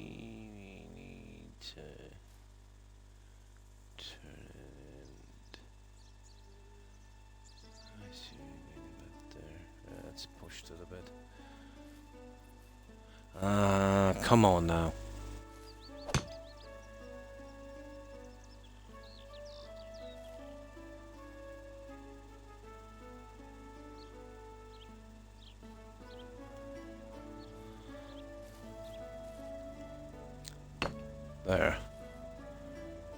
I guess it's the only way we're going to do this. It's the weirdest thing ever when you approach it from a different angle.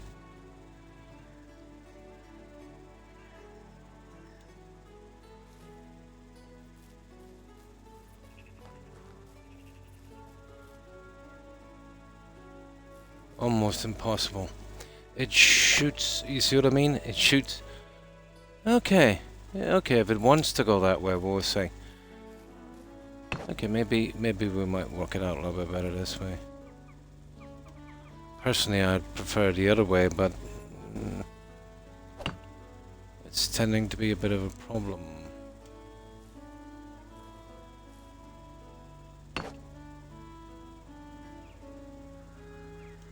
I can go with this. It's actually not bad. Fair enough. We'll do it that way. Absolutely. Yeah, absolutely.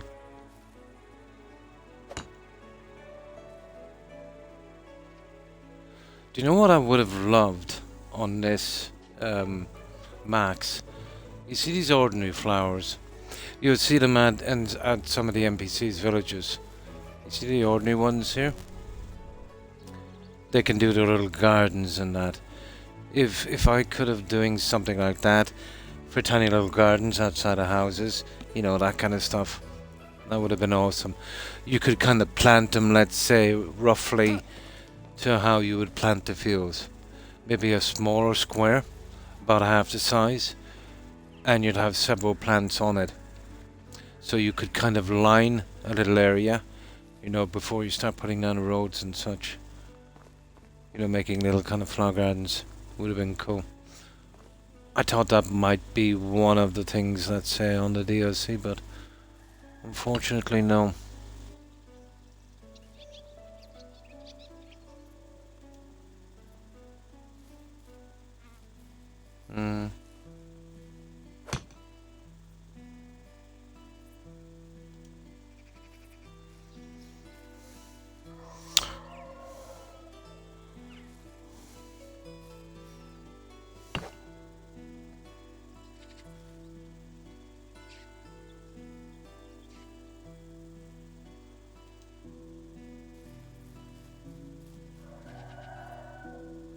Looks pretty decent. I don't want it too perfect, but that's actually not bad. Now, let me just save this for one moment. And let's get rid of this junk. For starters.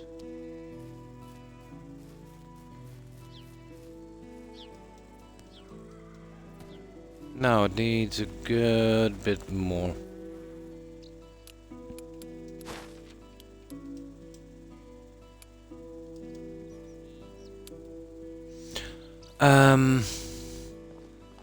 Okay, we need a back around this. I need something around those trees. Well, I can't go with these. The trees are a bit small.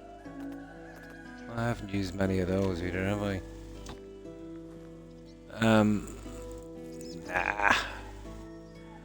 Nah.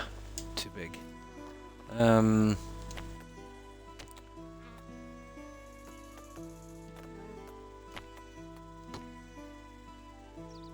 Yeah, you see, well, I've saved it anyway. I'll save it again, but we'll see how days look. But in my opinion, they're a little on the large side for this, to be honest. But we'll see. We'll see how it looks. Well, actually, I'll leave this. Summer they blossom, and then I'll have a better idea of what way it goes. So we'll just do the minimum on this, and we'll kind of move down to the more important stuff.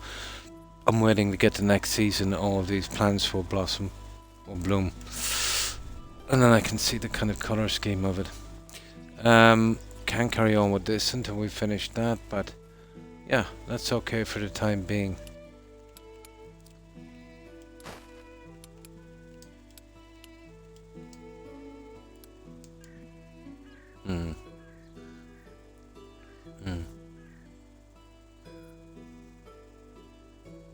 It would be nice. Or another thing as well, which would have been absolutely perfect. You know how the animals, let's say. Um, I know it might be a bit much for the game. So let's say you build your little animal shed, cows, etc., etc. But if you could designate an area like a field where they would bring them in the day, and then it would be so cool. And then they would come back from the field. It would be very complicated to do in a game. Not impossible, but for this kind of game. And you're talking about a lot more room. Maybe in the future they'll have games where it's more intricate, But this goes a long way, this game. They've done much more than other developers would have done. And for that they deserve praise. Now, let's see. I think all of the fields are done, aren't they? Yeah, they're all done, guys. So we can fast forward now at any time to summer. What time is it? We'll see if we can kill up our time here.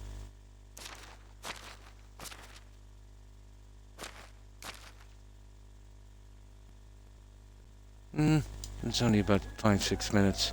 Now I've got a bit of junk here I want to use. There's a last batch of houses. Yeah, I've been working mostly on that area, but I did a massive amount of decorating here.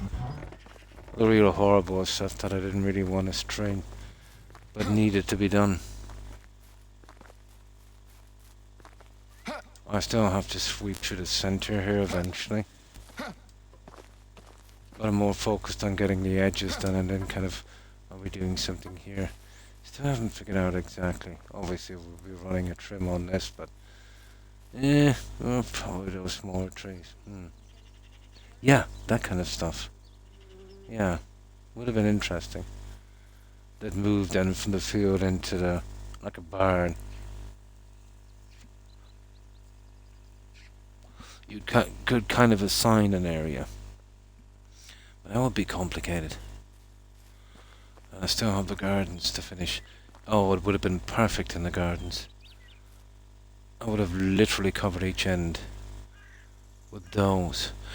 And unlike these, let's say, you could still build on it, only taking out the flowers that the object affected, but that would be serious kind of coding for that. But it's still big enough in here, once I get around to decorating it properly. You're talking about some trees, some flowers, and obviously some haystacks on this.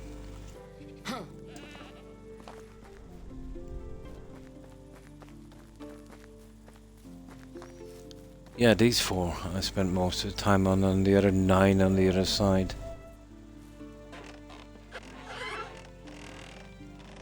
But all that kind of junk. I've got some junk here. I'll see if I can get rid of it. I'll grab a sword for a kid to give him a present at the start of next season, and then we're ready to move.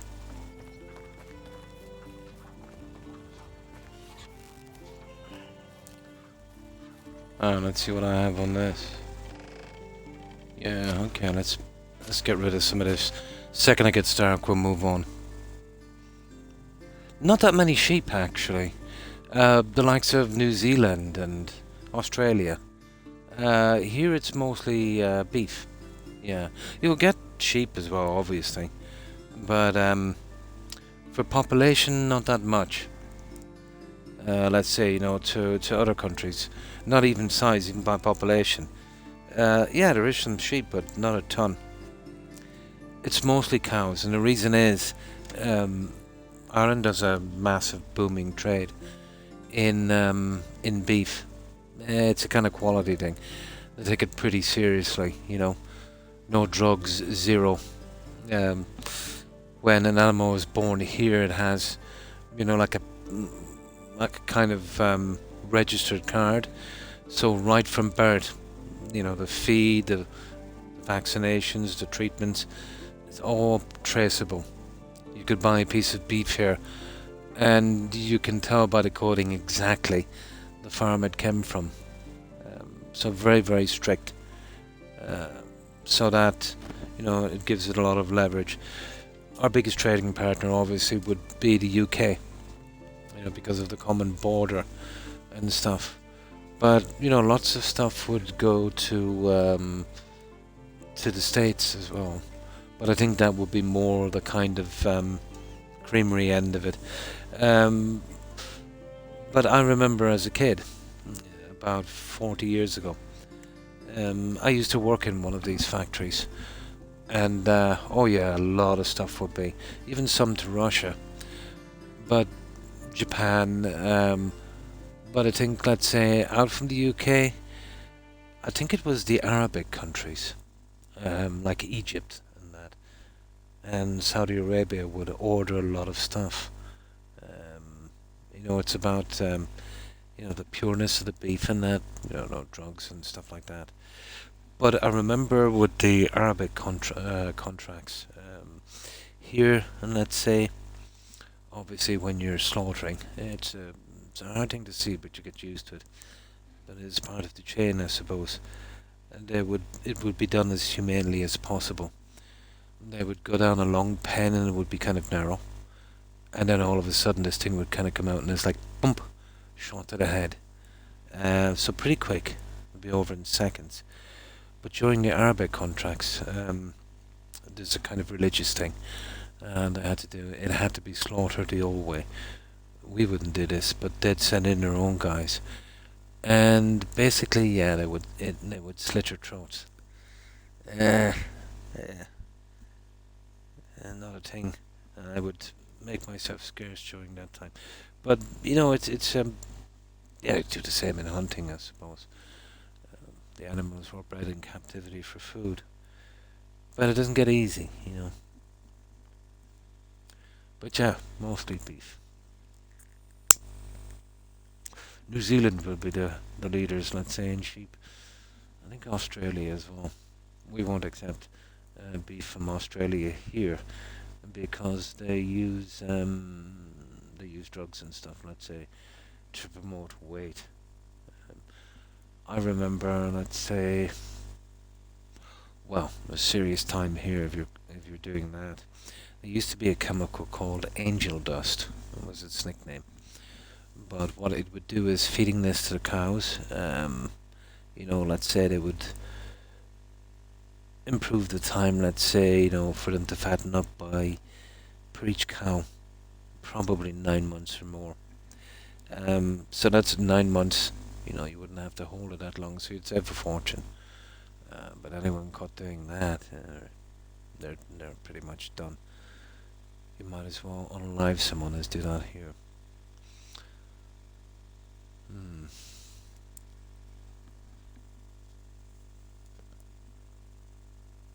Yeah, that would be interesting, but this was kind of based in, I would say, Eastern Europe during medieval times.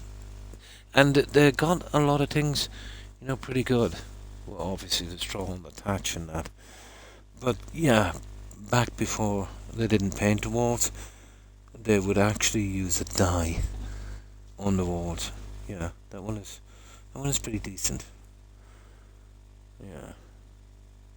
They would use dye. And then what they call daub in this would be a kind of a mixture of straw and clay. Surprisingly good, actually. That was used a lot in medieval times. Well, it was used going back, let's say, to the Bronze Age as well. They would use something similar in roundhouses here. England purchased large quantities of sheep and wool from Holland. Yeah, probably. Yeah, but now the dominant player, as far as I know, would be New Zealand. And that would be because of the large grassland and that. Yeah, they do a massive trade in lamb and stuff like that. Yeah, it's actually got a good reputation. I didn't look into it to see if they use any chemicals, but the rules here and all across the EU is any chemicals found to be hazardous to humans, even over a long period of time, are banned, absolutely banned, from food. bleaching, that kind of stuff. But yeah, I think Australia uses genetic modification. Well, yeah, on all food here, no genetic modification. I remember there was a trade thing going on. I think it was with the UK. I forget which country, but they were arguing that the chemicals that they were using have no real effect on adults. Over time, which was actually true. But as the Commission pointed out, it's not just adults who will be eating the meat, it will be older and sick people and kids. And it did have an effect, let's say, on those people. So, yeah, a lot of that stuff. And thank God it was, because I'll tell you why.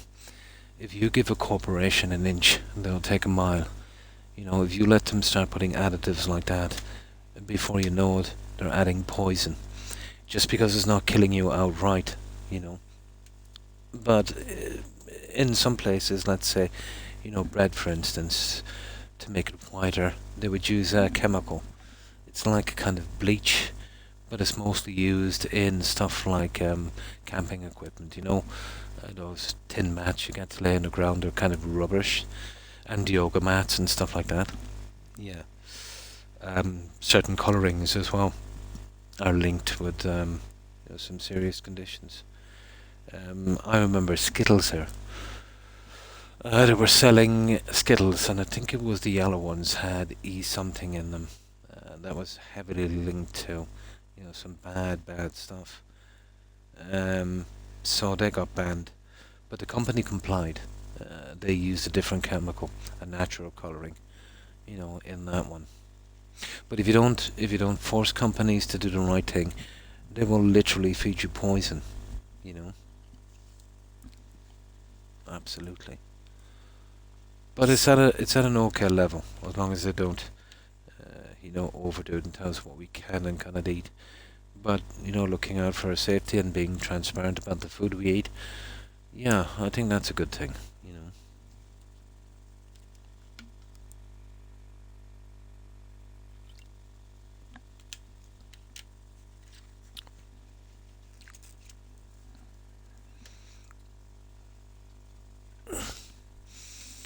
Now,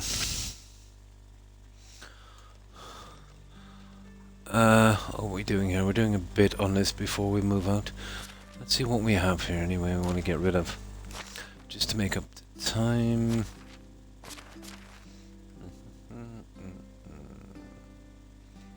Okay.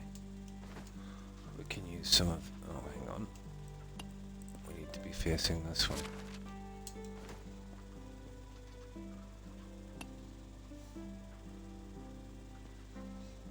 And the second it gets dark, we'll move to another season.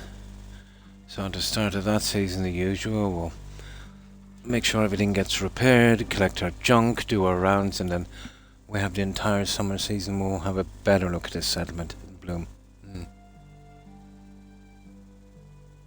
Absolutely, absolutely. It's like, do you remember the time we always used to use asbestos? Pretty good material, very, very fireproof. But let's say after a lot of research, we found out it's pretty dangerous. Yeah. People worked with removal of that asbestos sheeting, and that was used extensively here. The dust from that, you actually breathe it in. Your system can't pass it, so it stores it in your body, and then it creates a kind of cavity within your body to cover it over, to kind of protect itself. That has massive implications, tumors, yeah, there's no mistake on that one. So that was banned here. And now on the older buildings, well, you rarely see them now, but on the older buildings, if you need to get rid of it, you need a specialist company to come in to do it. Fortune it costs. And lead in the paint as well, obviously. Good night, Terry. Thanks for hanging out. Appreciate it. Yeah, take care and stay safe. Bye. Yeah, that's another one. That goes to show you too about corporations.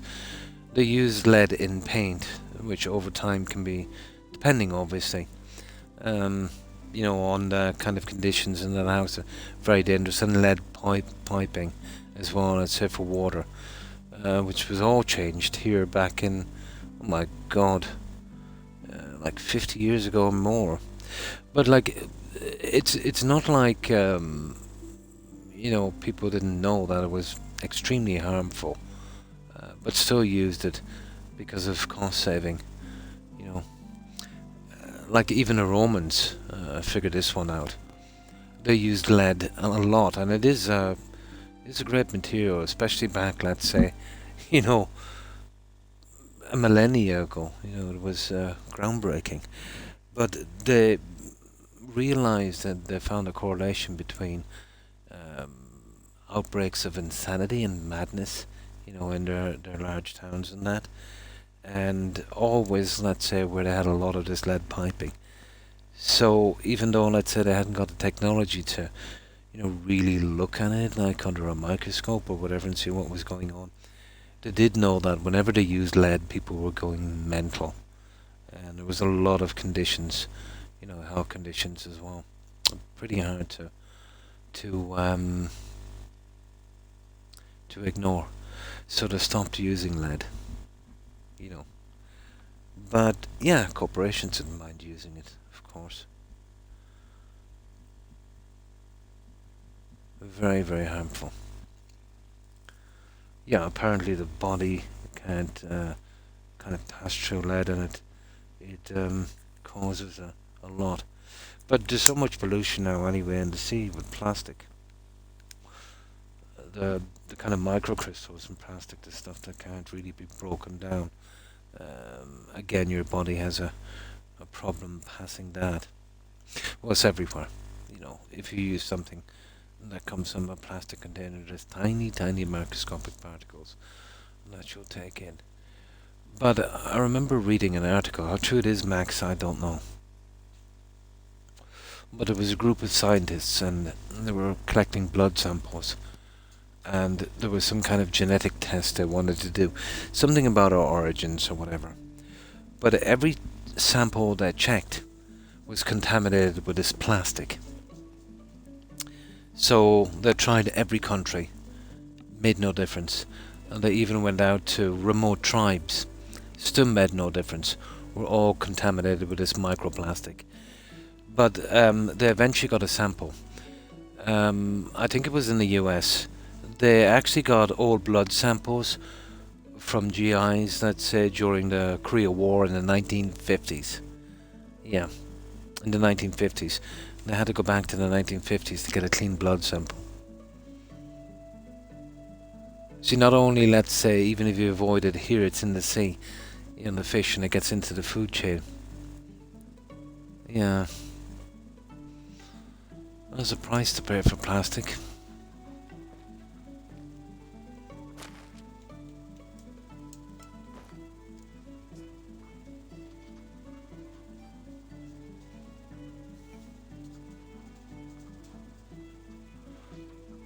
But a lot of these conditions that we're kind of half explaining now, the likes of ADHD, irritable bowel syndrome, are most likely kind of linked to long-term effects of chemicals and stuff.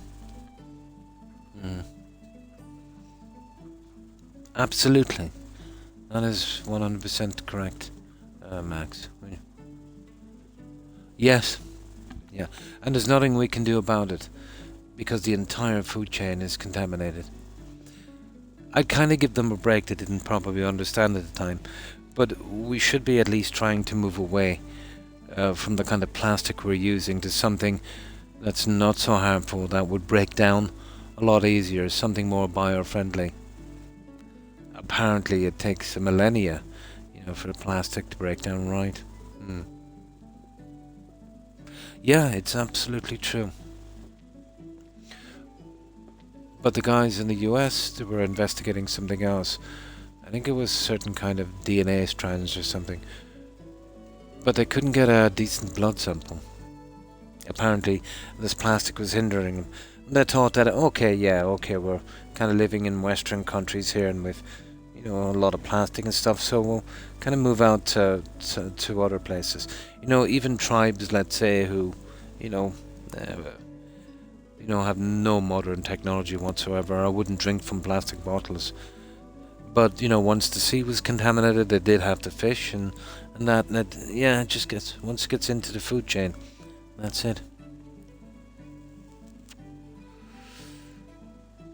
Now, there has been people saying that the plastic they've been using, the chemicals, over time, that it... How can I put this? But there's no real proof. I haven't found a shred of proof. But it is more like a kind of conspiracy theory, I suppose, than anything else. That, and I don't know, it might affect it a little bit, that, a person's ability to procreate, makes them a little less sterile. The conspiracy theorists were saying that, if you introduce enough of that chemical from the plastic to frogs, it makes them gay, which is just total really ridiculous. But an interesting one. But yeah, I can see how chemicals could affect your entire body. They were blaming this on low population count, which I think is absolutely wrong. Low population count, oh my, that's a complicated one. It's a ton of factors. In the West, anyway, at least, it would be the kind of toxic thing, I suppose, that's going on in relationships, and men don't seem that interested in settling down anymore, because few marriages work out, and then when it doesn't, the courts tend to be pretty harsh with guys when it comes to settlements and stuff like that. It's a really big commitment. I think it's more of a modern thing than anything else.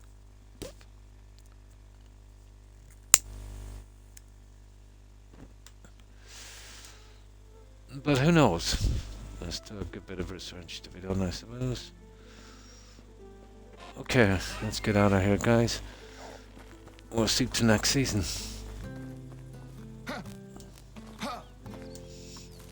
Yeah, still a bit of work to be done, but we'll get through it quick enough once we get...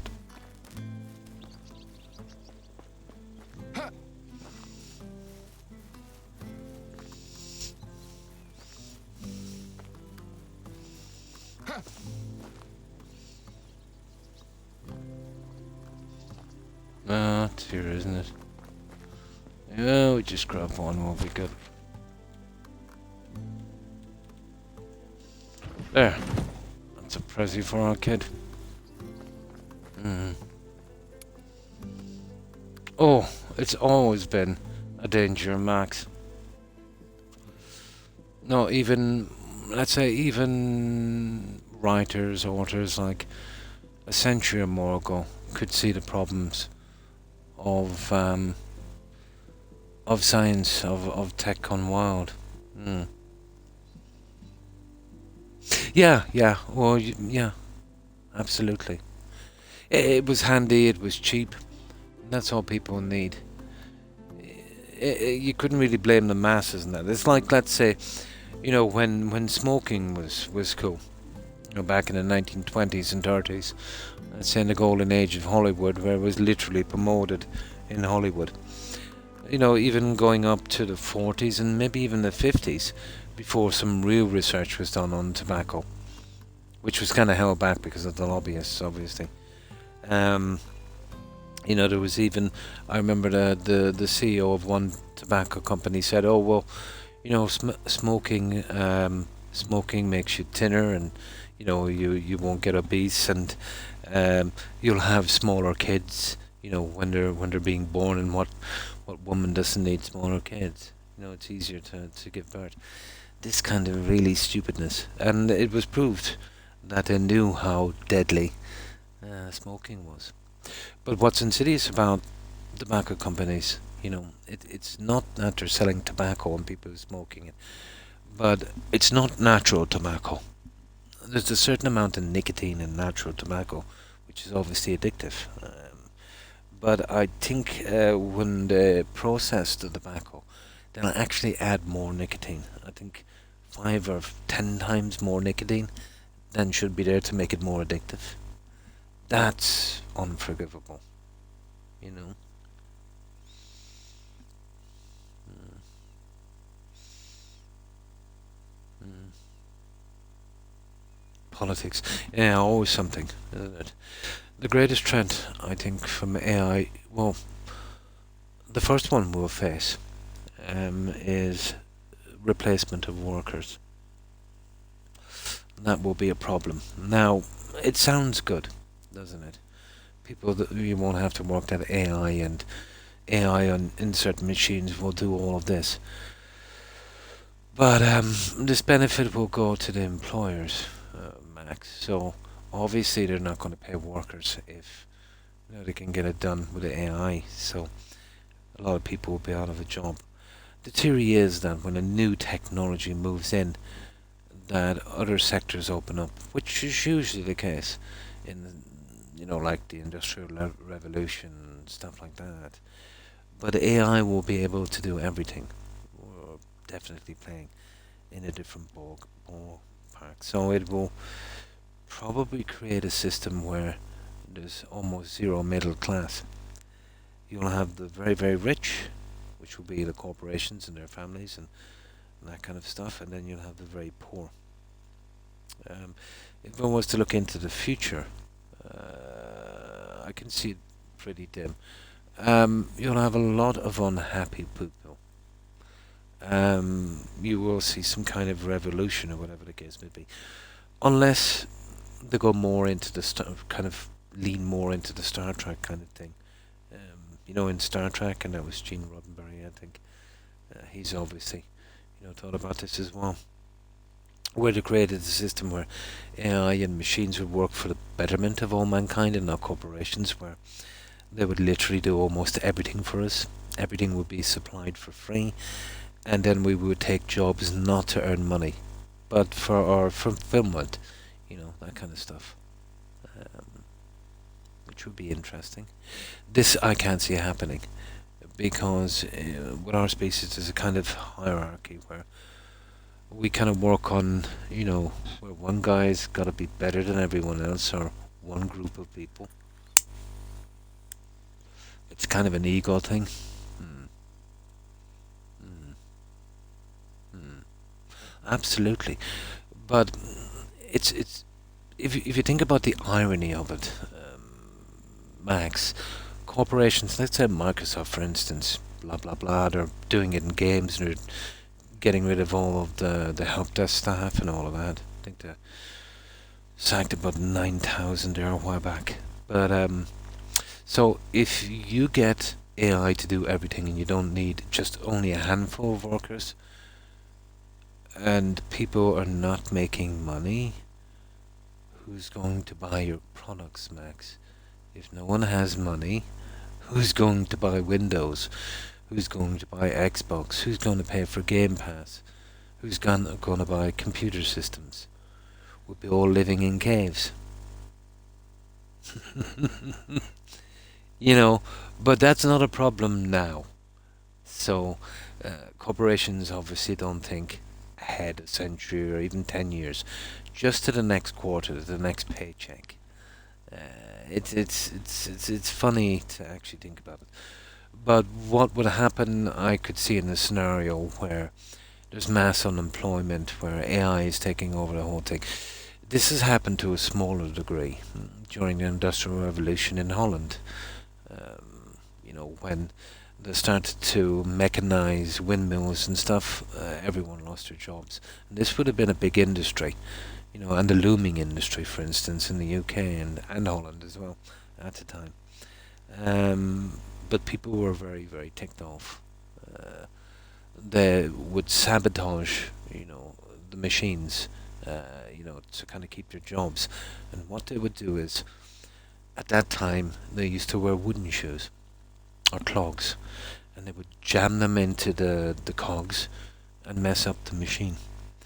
But interesting, that's where the word saboteur comes from.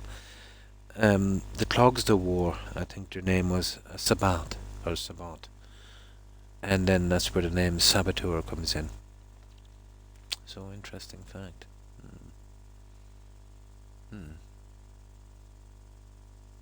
Yeah, yeah. But my fear, let's say with the AI is, if you're a corporation, you'd obviously get AI, and I don't know how this will play out, but an interesting one. You'll obviously get AI to do as much as possible. Even sensitive systems, really. Let's say like the regulation of nuclear power plants and stuff like that. So, let's say the crazy thing would be AI actually becoming sentient, the Terminator thing, and taking us out. But the possibility is there probably. It's very small. But the real threat would be once it covers enough systems, hacking. If somebody finds a way to hack these. So let's say if somebody, let's say if too many humans were taken out of the loop, which they absolutely would to save money, no matter what the risks are. Obviously they would do it. If somebody could gain access to a system, it wouldn't have to be a lot for Armageddon. Let's say somebody gained access to a nuclear weapon in some silo, and they set it off at some country. Well, once that's in the air, and once that lands, there's no saying, oops, sorry, someone hacked us. There's going to be a retaliation, and then from that it will just, get out of hand. There's that point of it. Over-reliance, let's say, on AI, cutting out too much of the human factor in it, even if you weren't subscribing to it becoming aware. I've heard some interesting stories, and again, I wouldn't know how true they are, but interesting nonetheless. There's a good few guys, let's say, who were really kind of pioneering AI, which I'm retired now from it because what I've seen is, which their claim is pretty disturbing. But they were checking certain kinds of AI systems, like Chat GPT and the new Chinese one, that thing with the fish whale thing on it and stuff, and they wanted to see how intelligent it was. How true this is, I don't know. So I wouldn't give it too much credit, but possible. But what they did was they did a test, they put the AI, over control of delivering the emails and all of that stuff and doing a lot of work like that. So one guy sent an email to another CEO and he said that, oh yeah, Wednesday coming you've got to shut down the program for the AI and this, that and the other. So that was okay. But apparently this guy with emails was pretending to have an affair as well. So the AI system sent him a message saying if it shut him down, that it would expose his affair. It blackmailed him. How true that is, I don't know. But this guy would swear by it. And another one they did as well. They did.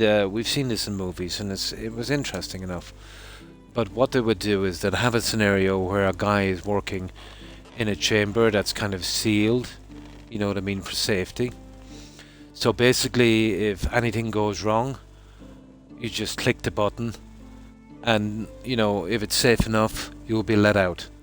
AI was over this, so could click the button from like a kind of a safety kind of chamber. And again, they did the same thing, saying they were going to shut it down. Okay. So I think they used the most advanced one from the Chinese, and 97% of the time, when the guy demanded to be let out, and he was due to shut down the machine, it ignored him and let him die. The better one, I think, was Chat GPT. Yeah, and that only killed the guy 37% of the time.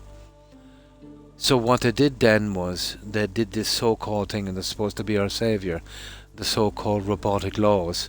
You will not hurt human, blah blah blah. So that was a bit better. I think the 97% dropped down to about 40-ish%, and I think ChatGPT bounced down to about 9 or 10%. So that's cool. Yeah. Imagine putting a system like that in control. That's if it's true. But these guys were pretty terrified about this, But I think the real threat, the obvious threat would be obviously the replacement of workers. That will cause such social disruption that you will see a lot of violence from that one. This is pretty much standard stuff. It happened, around the Industrial Revolution, and at least they had other jobs to turn to. But, if AI is going to do everything, well, what do we do? Just shut up and die?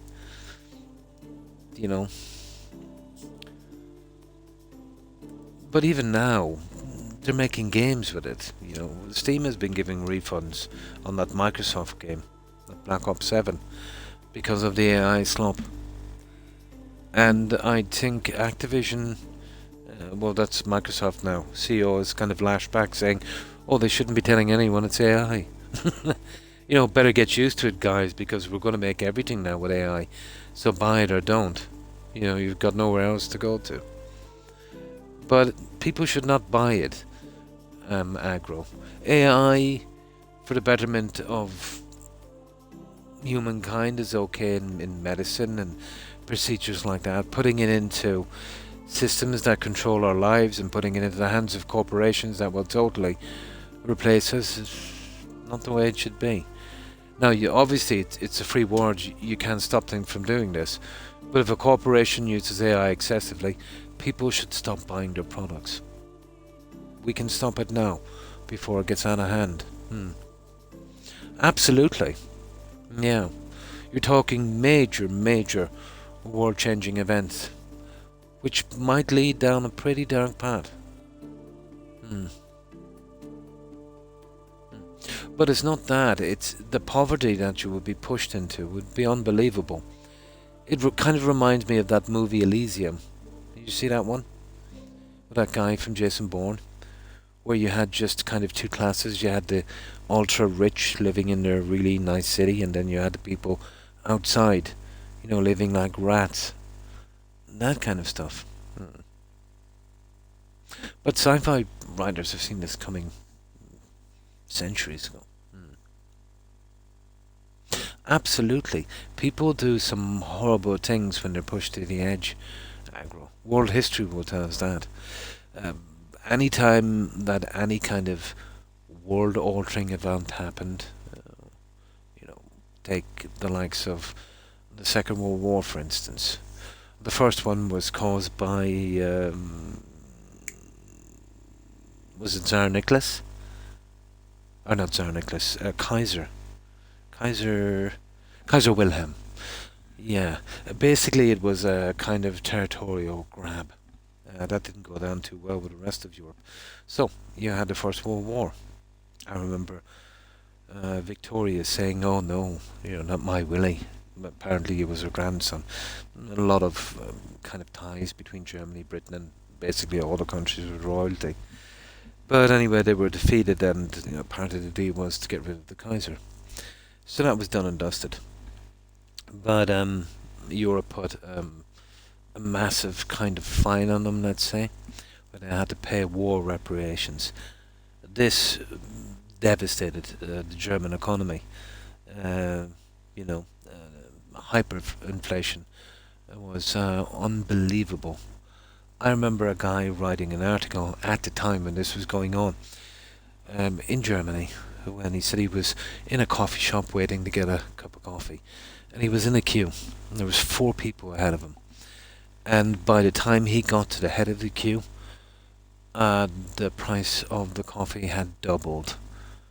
The banks couldn't print enough money, so what they did was they rubber stamped the notes to make them of a higher kind of nomination.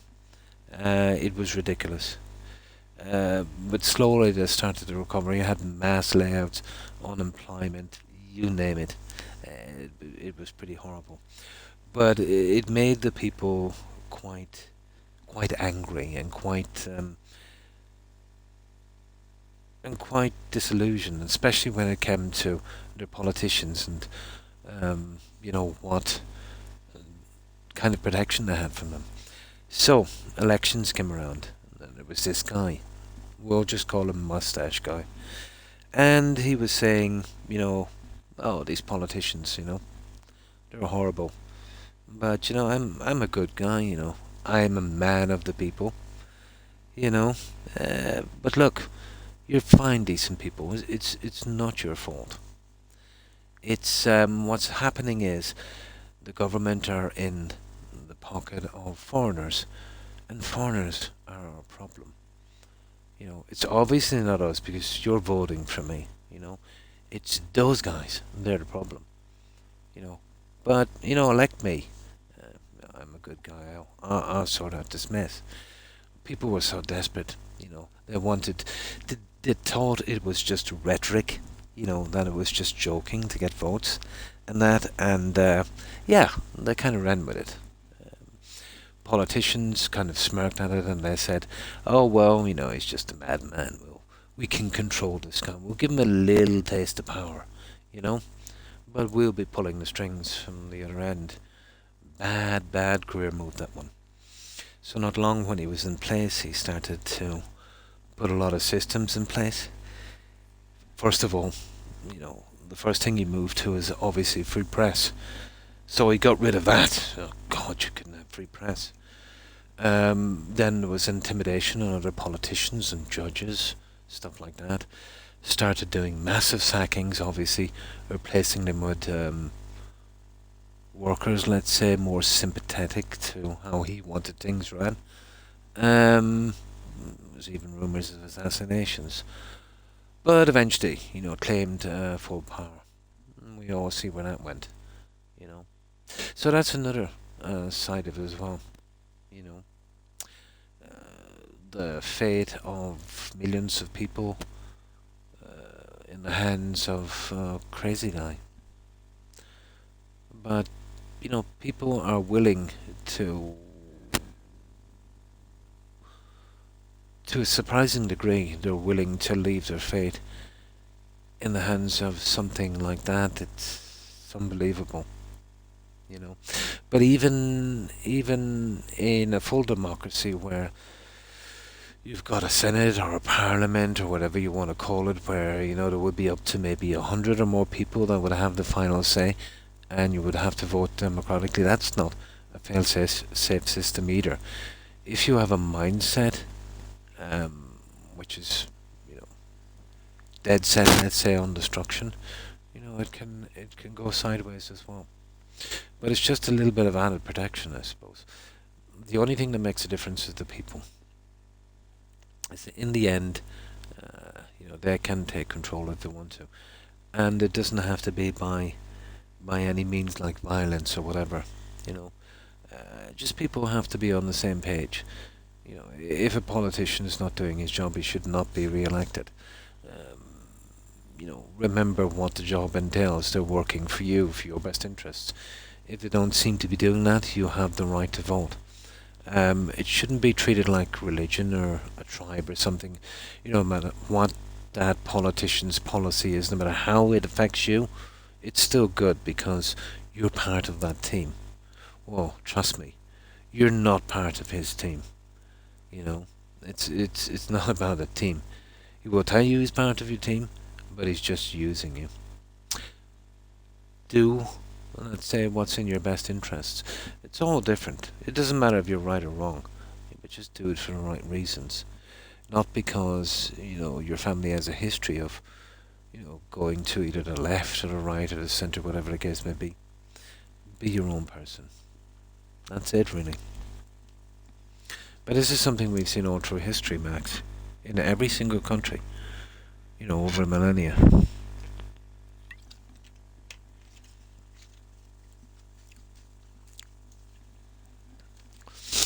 These are the possible ramifications of AI.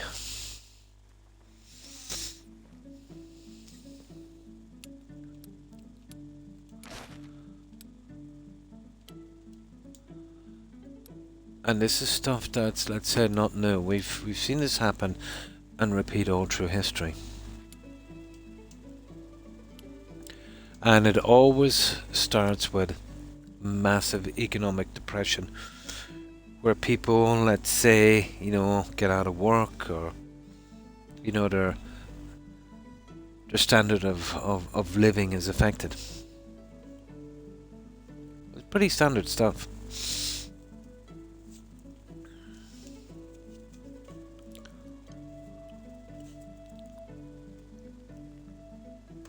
Yeah, as a kid I was really into reading a lot, let's say, about, you know, certain conditions that happened through Europe, you know, from the early 1900s, you know, up to maybe the 50s and 60s. You know, history can be very, very fascinating. But if you read enough of it, you will definitely see a repeating kind of pattern, alright.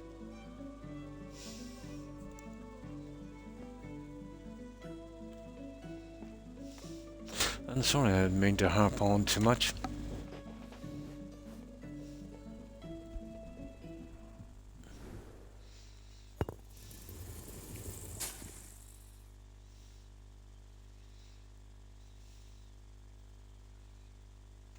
There we go. Pigs, geese, hens, and cows. Right.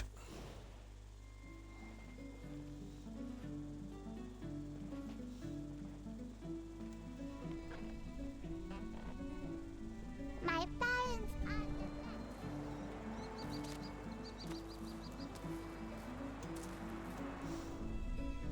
That's not too bad. Okay.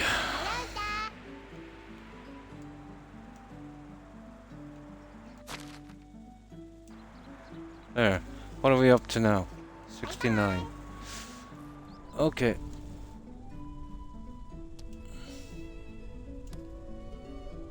We're wasting time thinking that. So, we'll check in and see if any of the apprentices are ready. It'll be a few years yet before the next guys come in. But the second they hit 18, we can get them some partners. I've got some empty houses I can move them into. Now, let's see. Well, this is the easiest way I have of finding these guys anyway. No. I've got two 15-year-olds. Now, oh yeah, I think we can do it from here, can't we? You should be in services.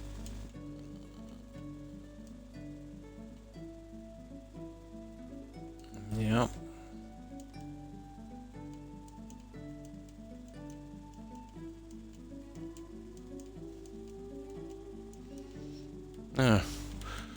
Now we'll collect our junk.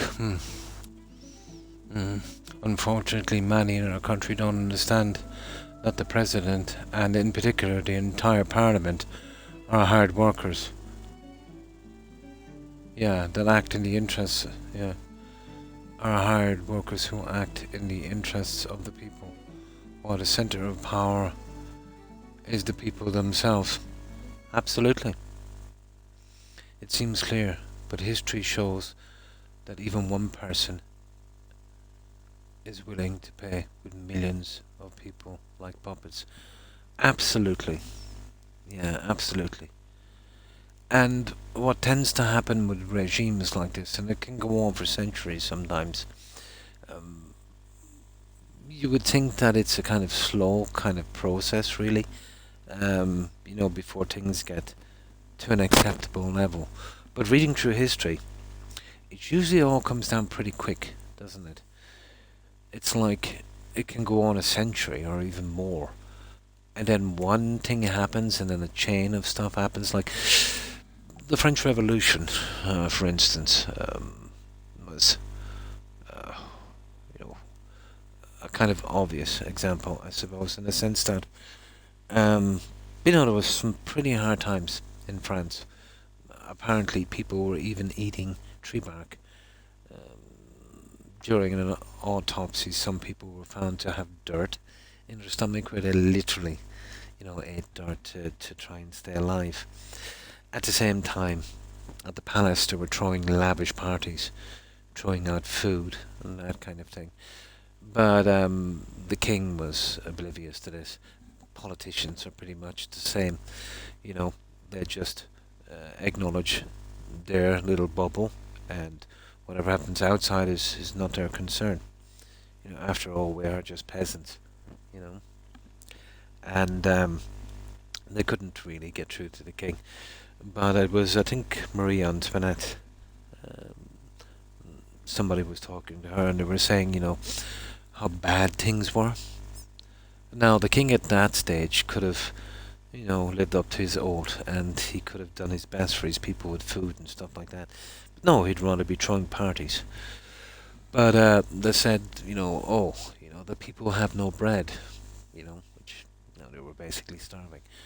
And Marie Antoinette was pretty confused and said, and this is a famous one, and she replied, well, if they don't have bread, let them eat cake. That kind of bubble, that kind of stupid indifference. Well, we see where that one ended, They started using the guillotine on that one, and politicians are pretty much like that. It's not only are they stupid or don't care, but they're oblivious to what's going on because they haven't suffered themselves. But I remember here during the economic crash, the Goldman Sachs economic crash, where this ridiculous credit was, given out worldwide, and then obviously the markets were called in.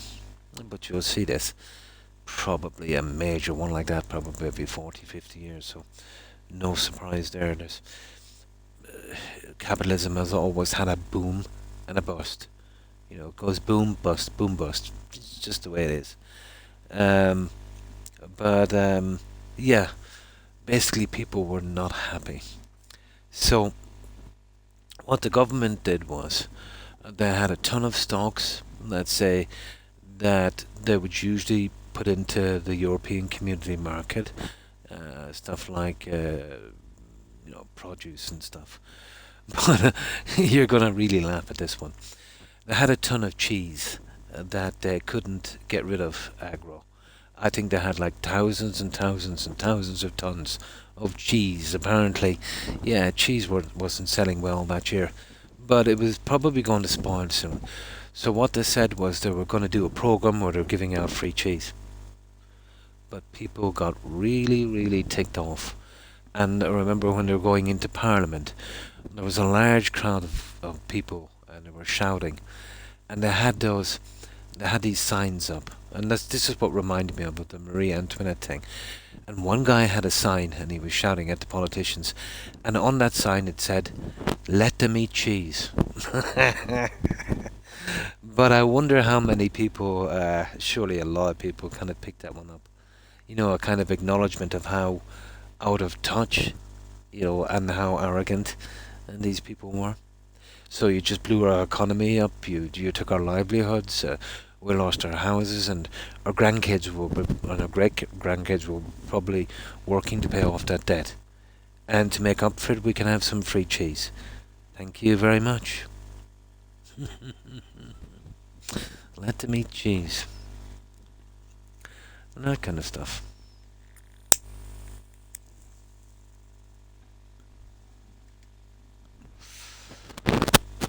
Again, that kind of stuff. Well, it's not even events, and it's not even the times we live in.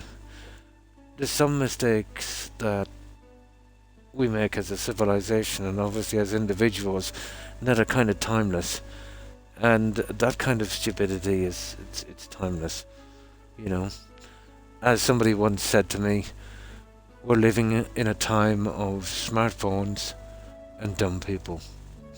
Apparently now there's a section in society that can't live without AI. That every decision in their life, they've got to run it through AI. There's even one guy that wanted to marry his AI companion, you remember that? He obviously has a mental disorder. That kind of stuff. You know? Yeah, let them eat cheese. Well, I suppose a little bit better than... Well, I don't know, I prefer the cake, to be honest. Cheese, not so much. I think I'll go the French way. But because of that revolution I had in France, like even in Europe, the French government are a lot more fearful of the public. Well, I don't know, fearful. Well, let's say they're more fearful of the backlash. Maybe not of the violence of the revolution, which probably gave them the best, if not one of the best, systems, let's say, to the citizens. Of course, they've got their problems.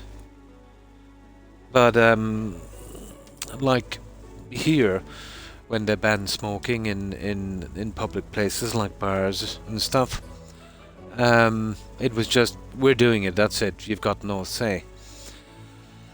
They tried that one in France, and I think there was a national strike. They shut down that whole entire country. You're talking about a band of people that, when they see government doing overreach, no matter who it affects, they'll all band together. Even if it doesn't affect them max, because they know if the government get away with this overreach, eventually they'll come after something that affects them. You know what I mean?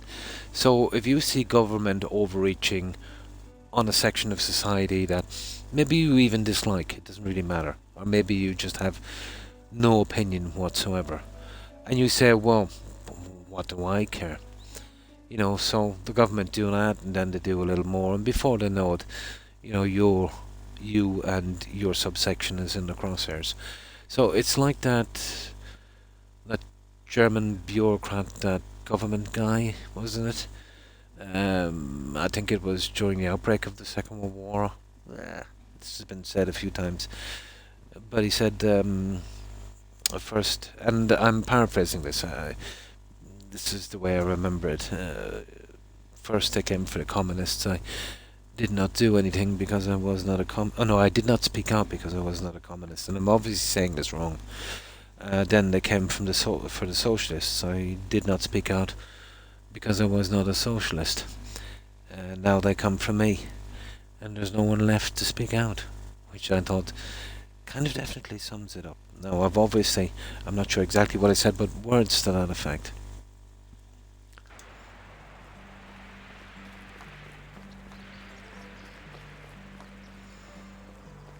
Now, where are we going? Oh yeah, we did that. We need to collect our junk.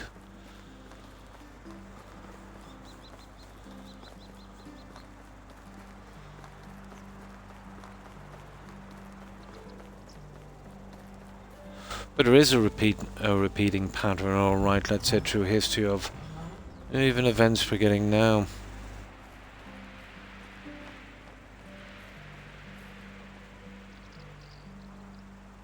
But there's one thing that's really confusing me. Well, I suppose, you know, hundreds of years ago it kind of confused people as well. When you get a section of society like politicians that absolutely 100% depend on the public's trust to vote them in to do what's in their best interests. Now, basically democracy is a mob. You know, most votes carries through, even if it is a horrible thing. Democracy has always been a mob.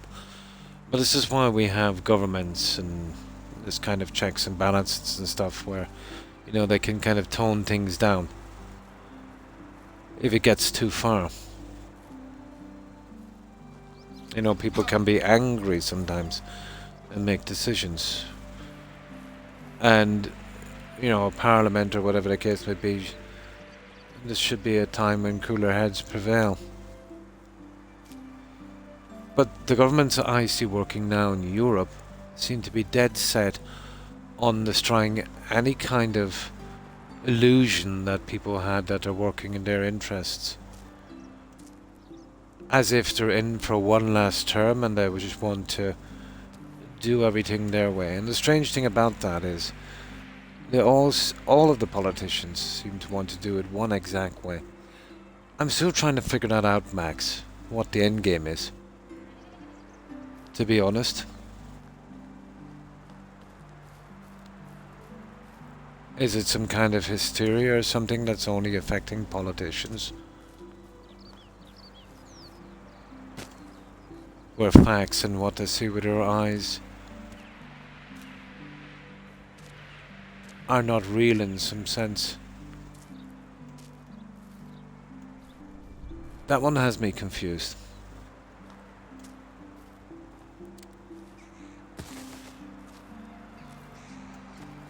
But I'm not talking about anything drastic, you know, just the tiniest consideration. You know, even the illusion that they're working in our best interests. Because if that doesn't happen, what will happen is they will start electing people a little less progressive and a lot more forceful about the changes they want. And we all know where that goes. Usually not a good place. Now, we're here to collect the junk, aren't we? We are. We'll get that, we'll do our shopping round, and then we'll come back and we'll finish this guy. But that's what I mean, I've got everything in bloom now so I can see, you know, what we're doing with the colours.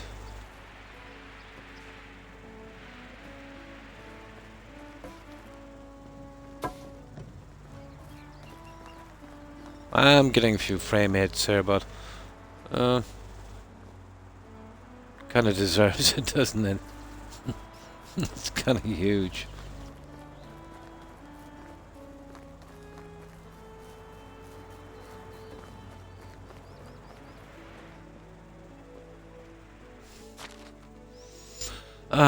Okay.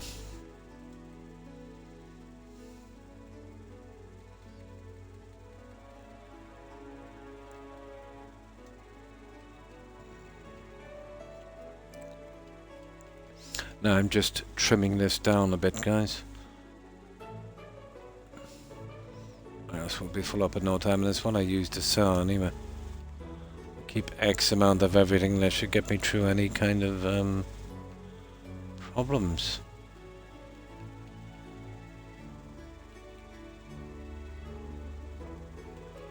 Ah, the cabbage is really brutal. Yeah, we'll keep it at an even 1,000. We don't use anything like it. Something like 50. What is it again? 117. I'll just take it out of the way.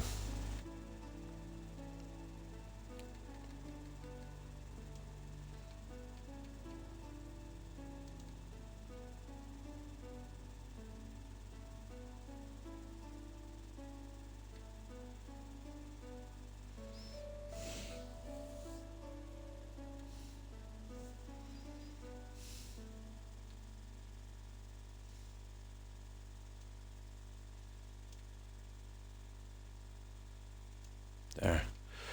Oh, I want to stop that clay shortly. Okay, we'll leave that there for a while. It's not a biggie. Oh my good God, that's a lot of daisies. Yeah, I haven't collected these for a while. Here, we do it this way.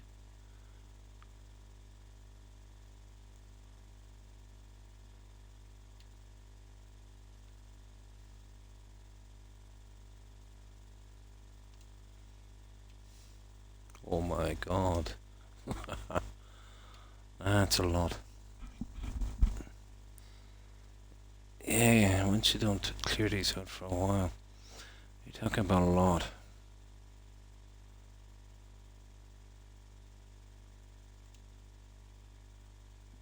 Okay, we still need about 600-ish. Oh, hang on. I only want 2,000, about 2,500-ish. Yeah, that's plenty enough then. There.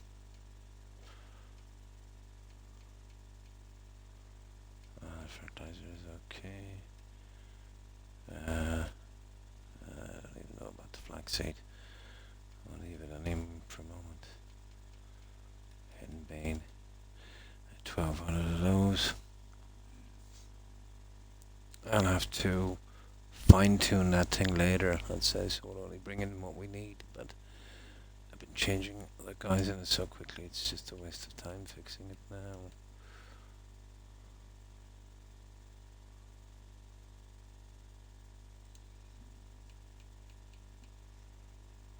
We're okay for tools. Yeah, I have to keep trimming this down.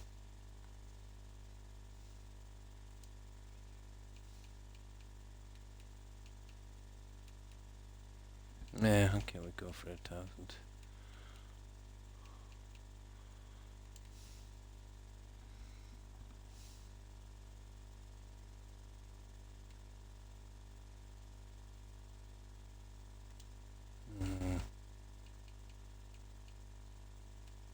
Ooh, that's a lot.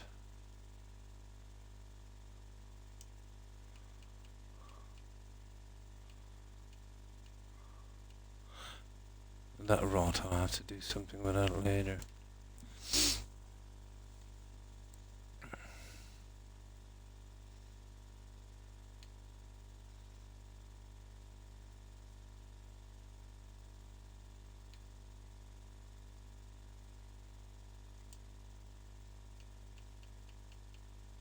There we go, guys. Here, just one more. No problem, Max.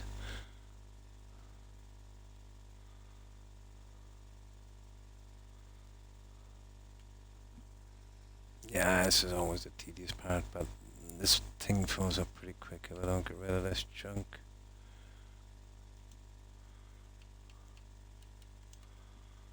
Yeah, just get rid of some of this.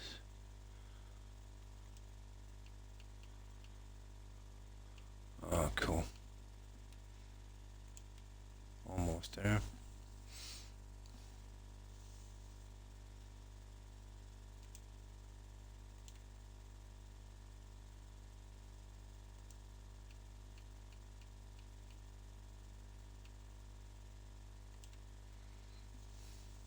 I like to keep the seed down to about 5,000, even though at most you'd probably only use about maybe 500-600 per season that you're actually growing in. Well, it's nice to have a massive backup, you know.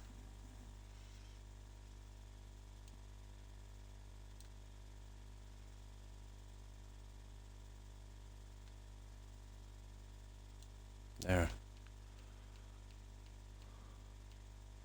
And the wall.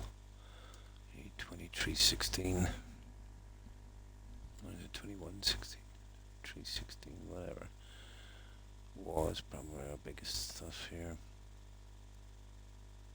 Yeah, let me just take that out for a minute. Right, 267. And that's it, we'll just grab the food. The food will be pretty quick. There. Done. Right. I'll tune it down eventually and just take in exactly what we need. But everyone is not in place, so I'll have to do that too many times.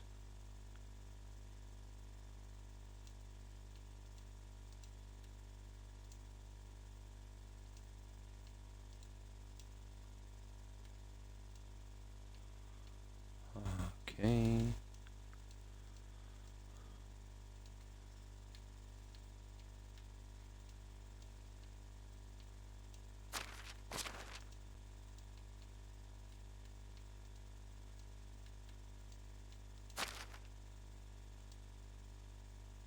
What the?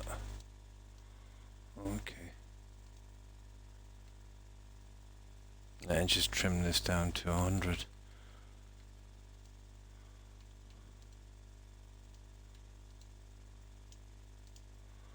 No, there is a ton of this junk, isn't there?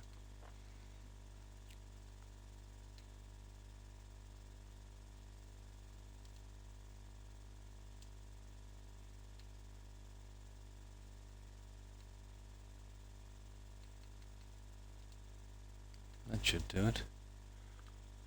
And the rest we can do from outside. Now there's some wine ready here to go as well. We better get rid of that before we do anything. That stuff goes off pretty quick.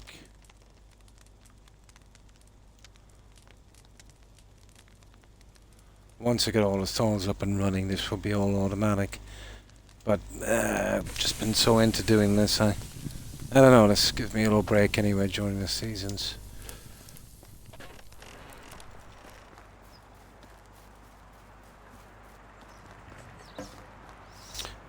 To go smoke myself.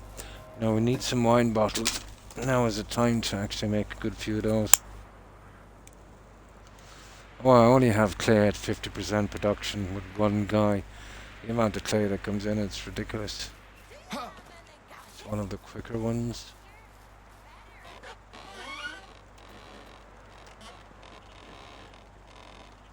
Yeah, do the entire thing. Get it out of the way.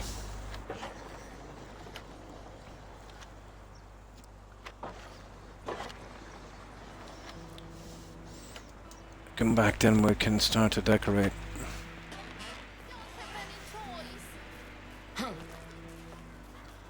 Now, the special vendor, there's only those kind of blanket things he has I want. I'll collect those if I see them. I've been using them for decoration. They're ideal for covering chests. Let's see, sometimes he turns up here, or she. I haven't decorated this properly yet, which I intend to.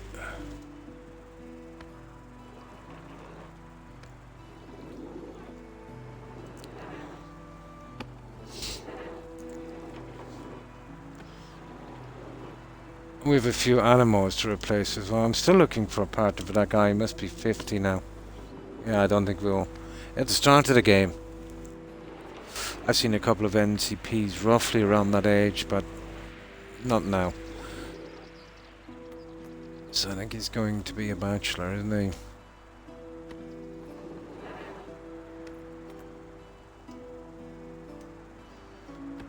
There's only a fraction of them. We get the rest on the next season. We can't wait around.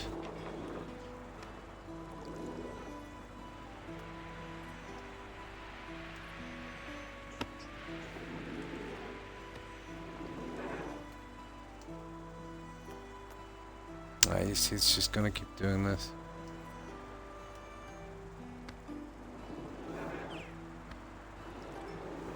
Yeah, I think we'll move out. We'll get it next season.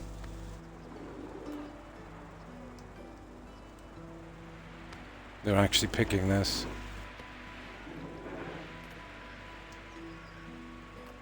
No, enough. Oh, hang on. Where was that one? Yeah, right. That will do. We got about roughly half of it, I'd say. We really want to be doing this in the... Why is it just doing one? Hang on.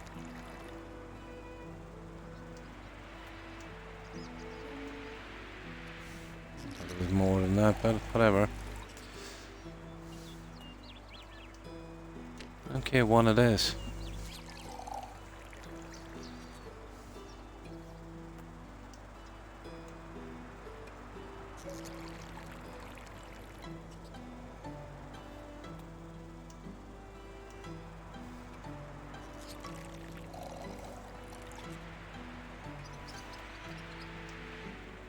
There. Now, we are ready to go, guys. Oh, hang on.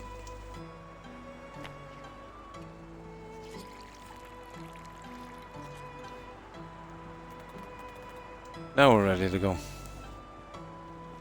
We have a ton of junk to sell. So we do need some animals as well. That's the bad thing about getting all your animals at once. When I started this game, they all tend to die off at once. Then you buy another one and it's the same thing, they're all the same age. Same system for animals, they have a predicted lifespan. They can go a little bit under, a little bit over.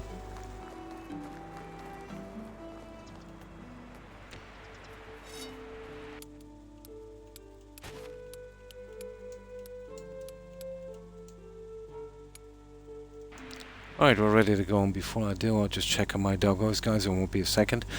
We'll get this little trip done as quick as possible. It's the best time to decorate in the summer when I can see all the plants properly. Won't be a moment. Just check on my dog.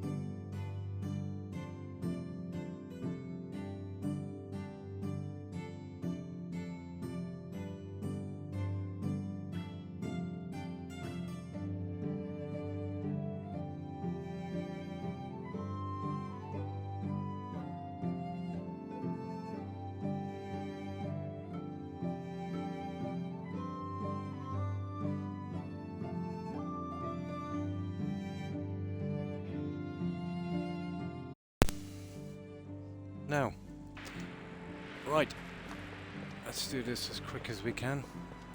I still have a lot of trees here. We'll start moving them in. Ah, sugar.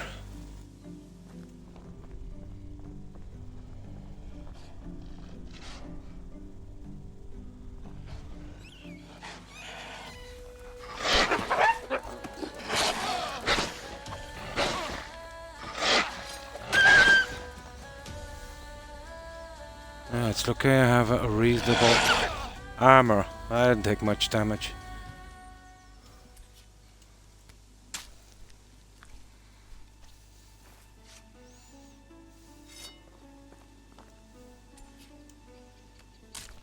That's the only kind of combat you'll see in this, really.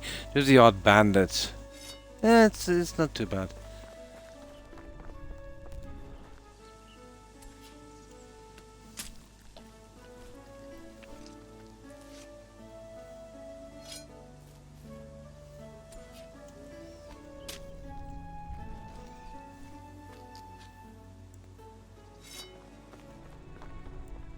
There's 4 of those guys in there. Right, we're good.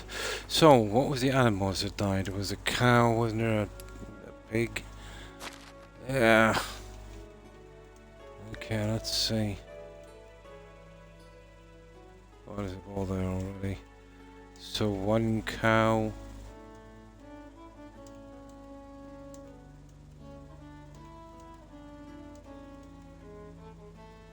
Oh, 2 goose. And a hen.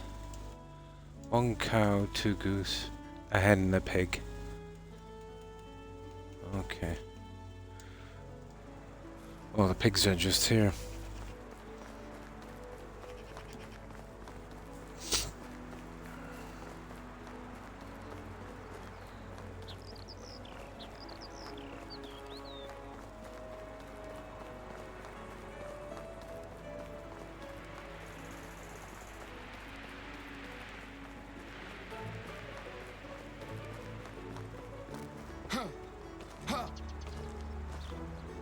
What can I... Do you need anything?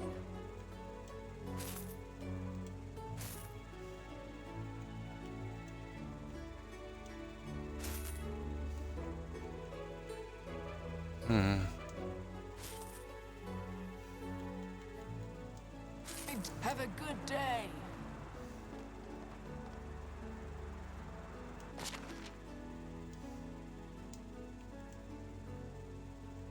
That's the piggy done. Did I say a chicken, did I? I don't think I did. Oh, there is. Yeah. Okay, we can get one here. I think. We can. There. So something about a cow. Yeah, cow and geese, isn't it? Oh, hi, White Witch. And how have you been? We're just doing our runs in this. And we'll soon be getting back to the settlement to see if we can finish it off. So, what have you been up to?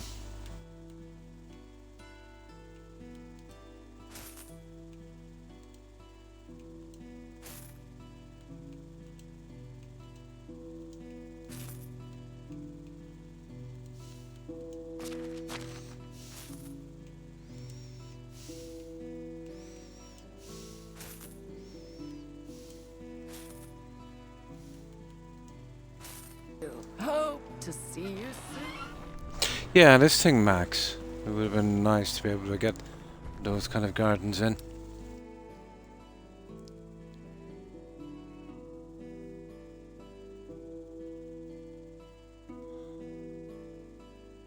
Oh, and have a good one, Terry. Stay safe. Bye.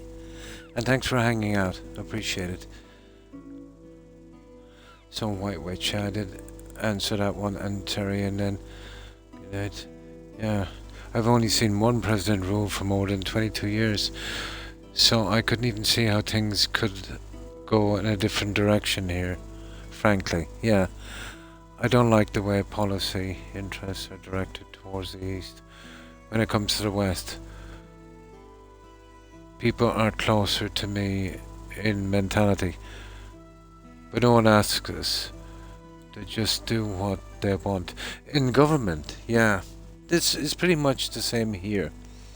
You know, there's always a kind of, an illusion of a certain kind of control.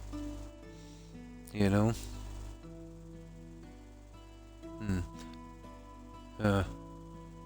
Relations with Europe, yeah. Yeah. Not to mention culture. When it comes to... Well, usually in situations like that where politicians would not work in the interests of people, it's usually a kind of self-serving thing. To keep power. Power corrupts and... you know... But everything doesn't last forever. But anyone with common sense would know, even if countries don't have good relations together, what we're talking about politicians with egos. But most people, any country you go, Russia, Ireland, England, the US, China, the vast majority of people are nice, good people and just want to get along.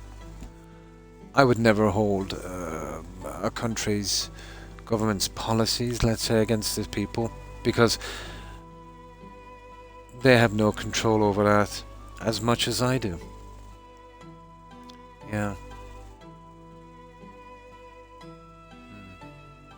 Ever thought of making a free internet radio here on some of these internet? Not that I know of, White Witch. Yeah. Yeah, not that I know of, but probably somebody has. They also teach you how to set it up for free. Oh, that's interesting.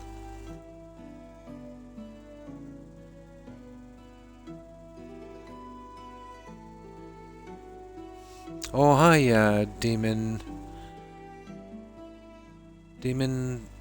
Ducat, is it? And how are you?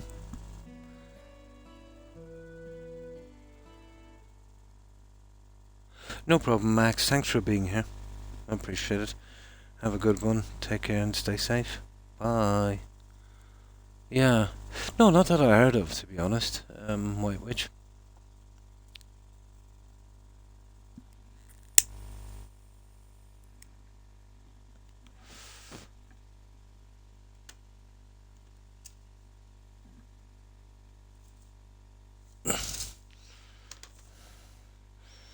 I think every country goes through a kind of system, I suppose. But nothing ever lasts forever, that's one thing I know. Everything is transit, everything is fleeting. Mm. Mm. I don't know how that would work. When you say radio, a kind of like something you could tune in on Fallout. Yeah. Well, maybe it might catch on, who knows. Mm. I'm Danny. I just changed my name. Hi, Danny. Yeah, I think I remember you because of the tag. Yeah, how have you been? It's been a long time. It's been a few years, hasn't it? Yeah. It has. So it is a thing, yeah? So how exactly would that work? Like a kind of background radio thing like Fallout or something? Where you could pick kind of popular free music or something like that, or something like that. Well, you see streamers now that would have Spotify and things like that in the background. Wouldn't that be kind of similar?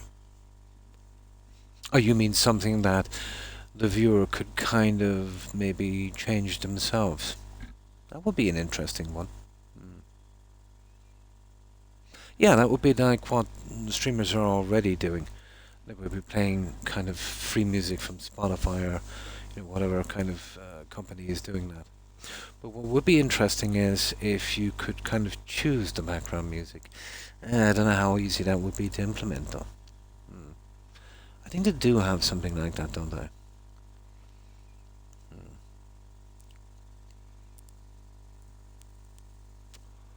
Playing games all the time, like you do with these medieval games. Souls games. Nice, nice. My sons play a lot of the kind of soul type games. Yeah. I'm more attracted, obviously, being a lot older, to the more kind of slow paced games. Yeah. What would be interesting would be, that kind of background music you'd hear, but I'd say very hard to implement if you could kind of pick and choose that. So you'd basically be playing a kind of audio overlay.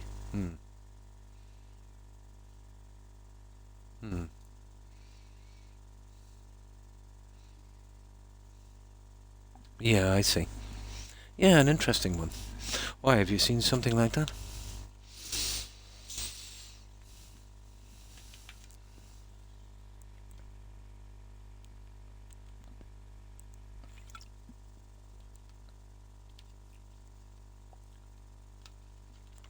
Oh, I see what you mean now.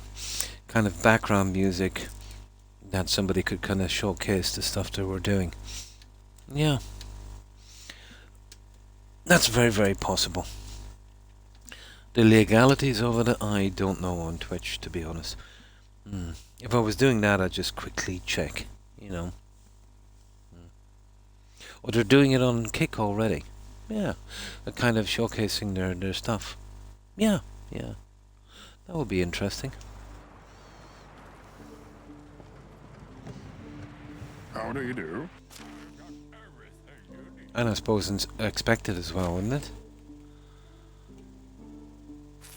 Like if you can't promote your own stuff on your own channel. That would be bad.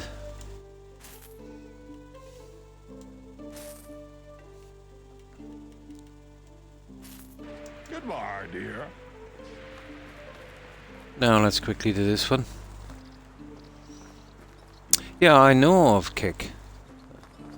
I know it's gotten a bad reputation over the past few years because a lot of the people that would have been kicked off other platforms would kind of wind up there. And as far as platform goes, from what I've heard, it seems to be the kind of wild west of platforms where there would be a lot more tolerant, let's say, of bad behavior than other platforms. I know it's got a reputation for that. Yeah, just like doing live radio, yeah.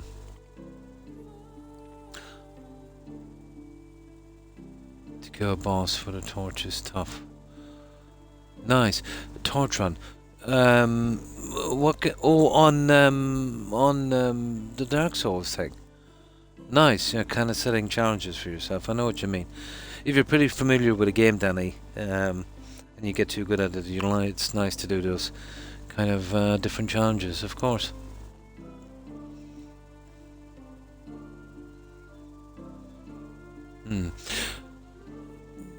Yeah, the kind of yeah, that kind of stuff. I don't think it would have much traction, in a sense, because in a war disaster thing, I think the last thing people will be doing will be watching Twitch. They'll be probably waiting for updates, maybe from their conventional radios or TVs or something. And probably be running for their lives. But as a showcase, and let's say as a creator, if you want to showcase your stuff and mix in some other stuff, it's pretty good, yeah.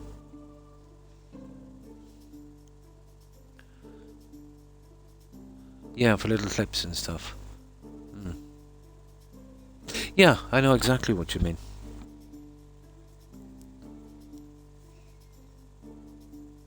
No, I wouldn't say that. It's nice to mull those things over all the same.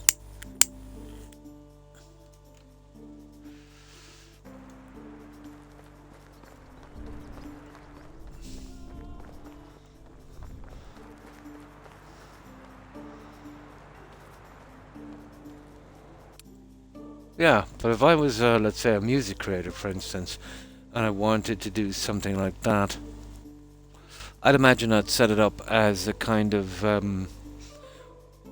one large recording, I suppose. You'd have kind of back-to-back songs you were doing, whether it's music or AI or whatever the case may be, and that would kind of play in a loop. That would be the simplest kind of scenario for something like that. It would be just the same as playing stuff from Spotify or something, except it would be your content. Yeah. If you're doing that kind of thing, that would be how you would implement such a thing. I wouldn't be sure, to be honest. I've never been on PC, but I think it would be, let's say you've got 10 songs, it would be as simple as just moving them over to USB or whatever they use on PC, plugging it in, putting in the commands, and just putting it on a loop, really. I have, unfortunately. It's horrible. I think that maybe there's a couple of hundred might have perished. Yeah. You saw the smoke coming out of the building. That is horrific. And my condolences to anyone that lost friends or family in that one. It's a bad situation. It's always been a problem on those high-rise buildings. I remember a similar incident in the UK not too long ago, about a decade or two ago. Same situation. There's no real escape from those buildings. I think there was a lot of incompetence in the one in the UK. They got some contractors in to give it a bit of a facelift. The only problem was the stuff they put on was very, very, very, very flammable. And once that thing started off, it was like a wicker man. It was really bad, So it will obviously take some time, Danny, before they find the cause of the fire. On something like that, getting out of that quickly, it would be a thing, wouldn't it? But some of those buildings, they hold a crazy amount of people, especially in built-up cities, let's say, where the room is quite scarce and they're mostly building up.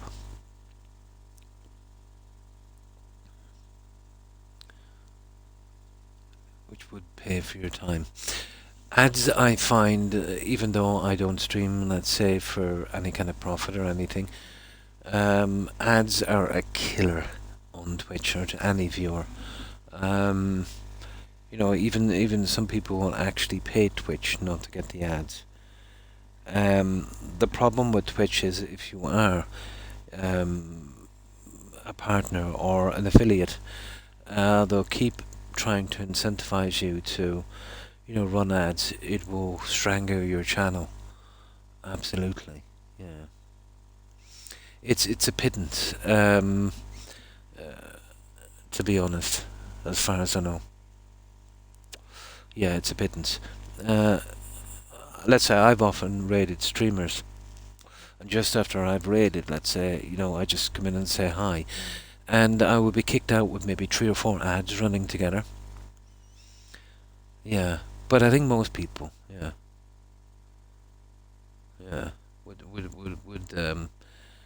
would try and forgo the ads. I think it is, but it all depends what you like. If you like a kind of farming medieval town simulation, it's a wonderful game.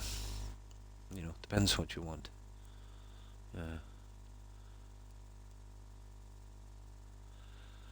Yeah, well, that's the problem. It's a catch-22 situation.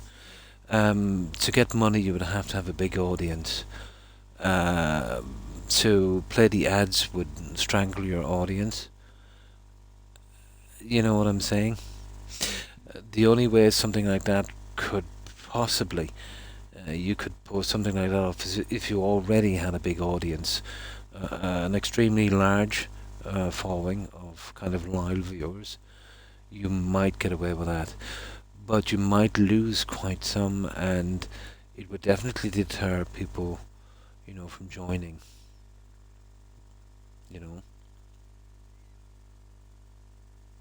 I think they're quite good. Yeah, it would, but in my opinion, people don't like ads. They find it irritating, and if they want to watch a streamer, they want to talk to the streamer. Obviously, the bigger chance they would be able to talk to people individually. But you can imagine, let's say, big creators like, let's say, Shroud or Asmongold or whatever like that.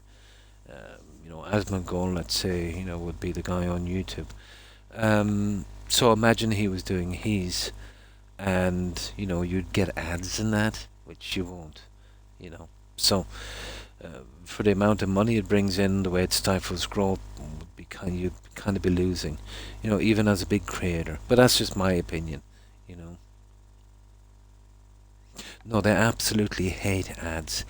It's gotten to the way now where I think 70% of people on YouTube would use ad blockers, and YouTube have been cutting down on that. It's even gotten to the situation now that since YouTube have been cutting down on ad blockers, another channel has come up that's actually mirroring YouTube. You can actually even carry your information over to it, and it's called SmartTube. So basically it's exactly the same as YouTube. It mirrors that. All of your lists, your watching lists, all of that, you can transfer it over.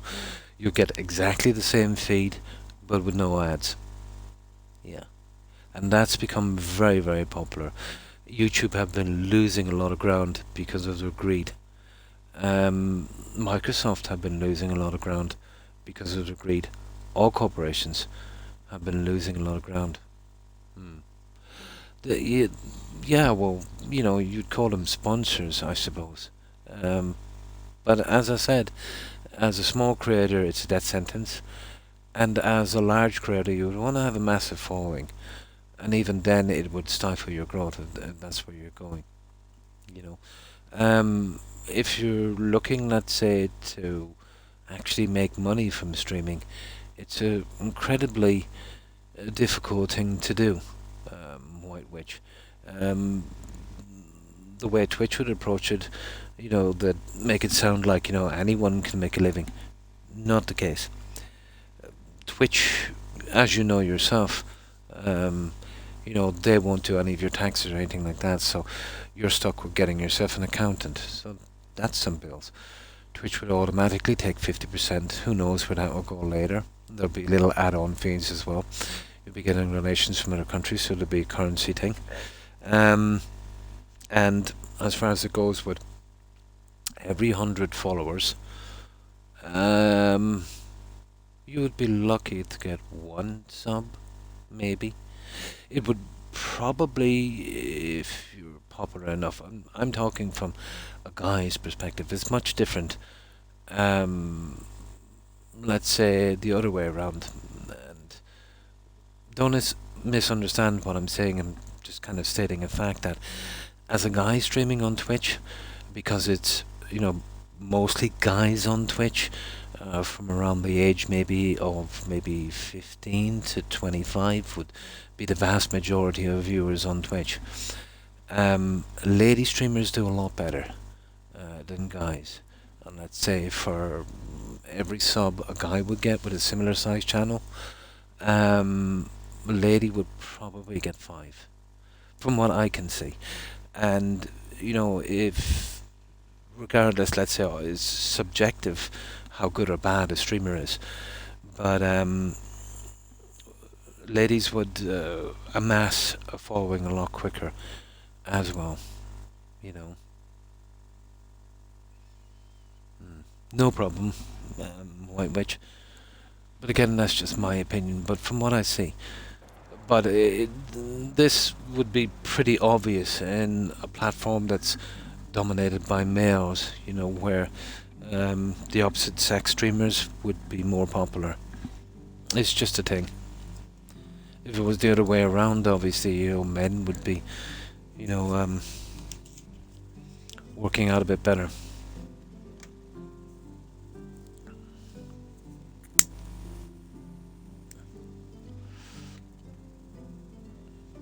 Plus, anyway, I don't, even if, what was it before, as far as I can remember? Pittance.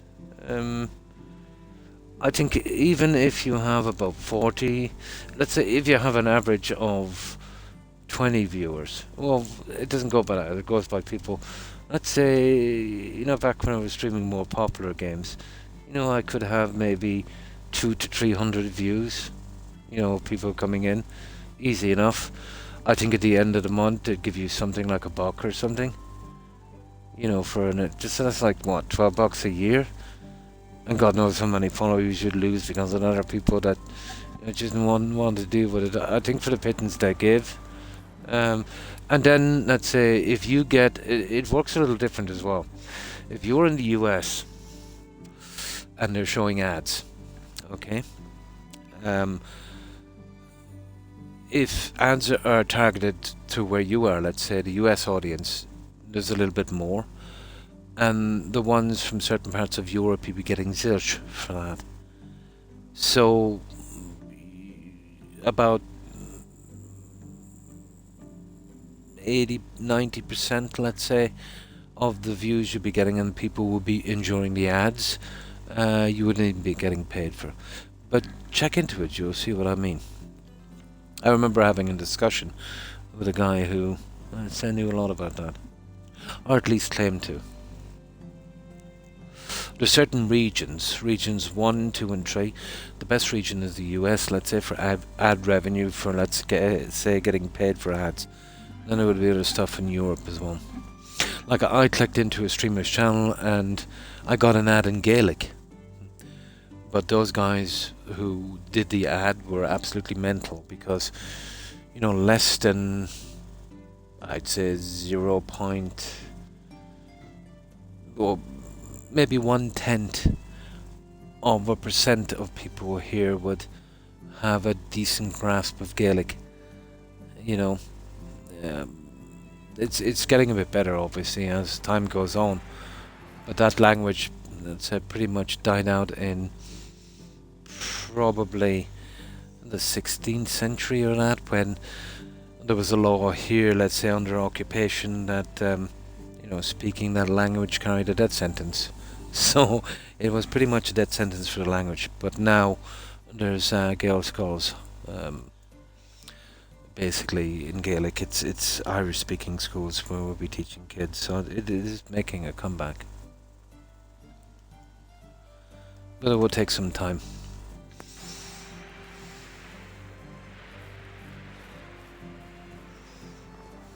Oh, it's you again. But I've seen that Twitch are making a bit of a push towards more ads, all right.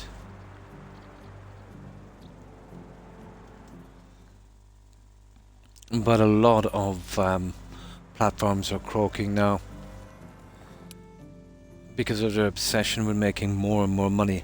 Amazon, for instance, they did a roaring trade in Fire Stick, even to the stage where they allowed an app called Downloader to load on third-party apps.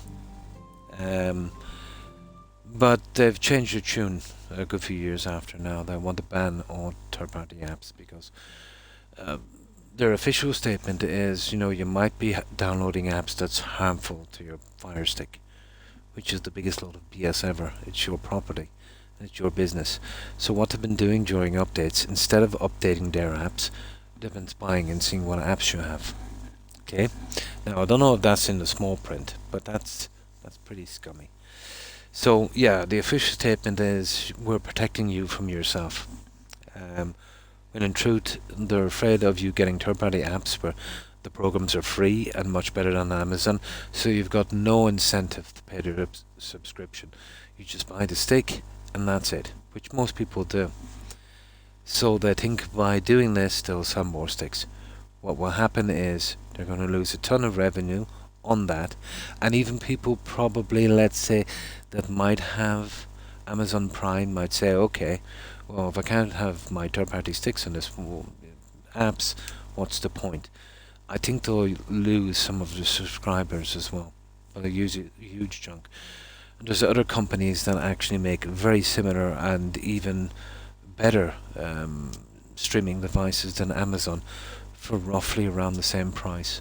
So they'll pick up the slack, and Amazon, because they're chasing more money, will actually cost them money. Amazon is a company as well that's in decline, much like Blockbuster was back in the day. Their greed was too much.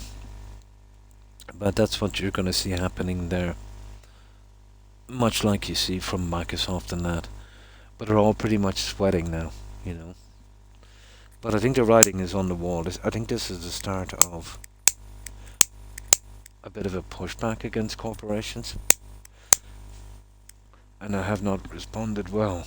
Instead of bending with the praise, they're doubling down, which I think is a big mistake. But who knows? This could be the start of something good. Thompson, I think it's another brand that would do a way better system for probably the same price. And unlike Amazon, they're not notorious in the restrictions on their Fire Stick. If you buy a device, it's your business.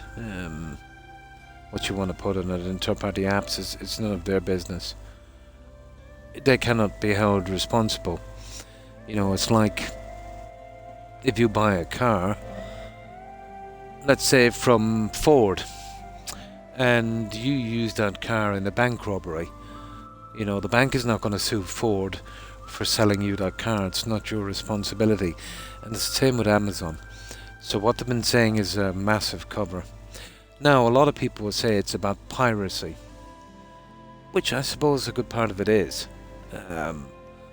But when it gets to the stage where pirate apps can provide a better layout service, out from the costs, let's say, and then you've got this kind of toxic behavior where you'd probably need about 2 or 3 streaming apps to get something sensible, like Netflix, for instance.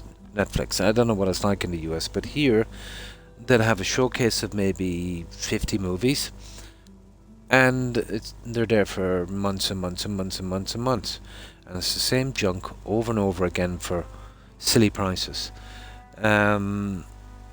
If they do introduce something, it's probably even in a foreign language. When it started, it was okay. They hadn't, like Netflix didn't have any competition. They were like $5 or $6 a month, which was pretty okay. And you could let your family share it as well, maybe 5 or 6 different people. Now it's like what, $20-$30, and now if you want somebody else to share it, you've got to pay extra again. So they've become pretty toxic, and on top of that, they've got competition now with Amazon Prime, with Disney. I could go on forever. So they want to They want to keep growing. They want to keep making more money, despite there's more competition, and they're providing less of a service. This is another industry that's going into decline that will eventually go, go under as well, much like what's happening in gaming. I don't seem to see the problems.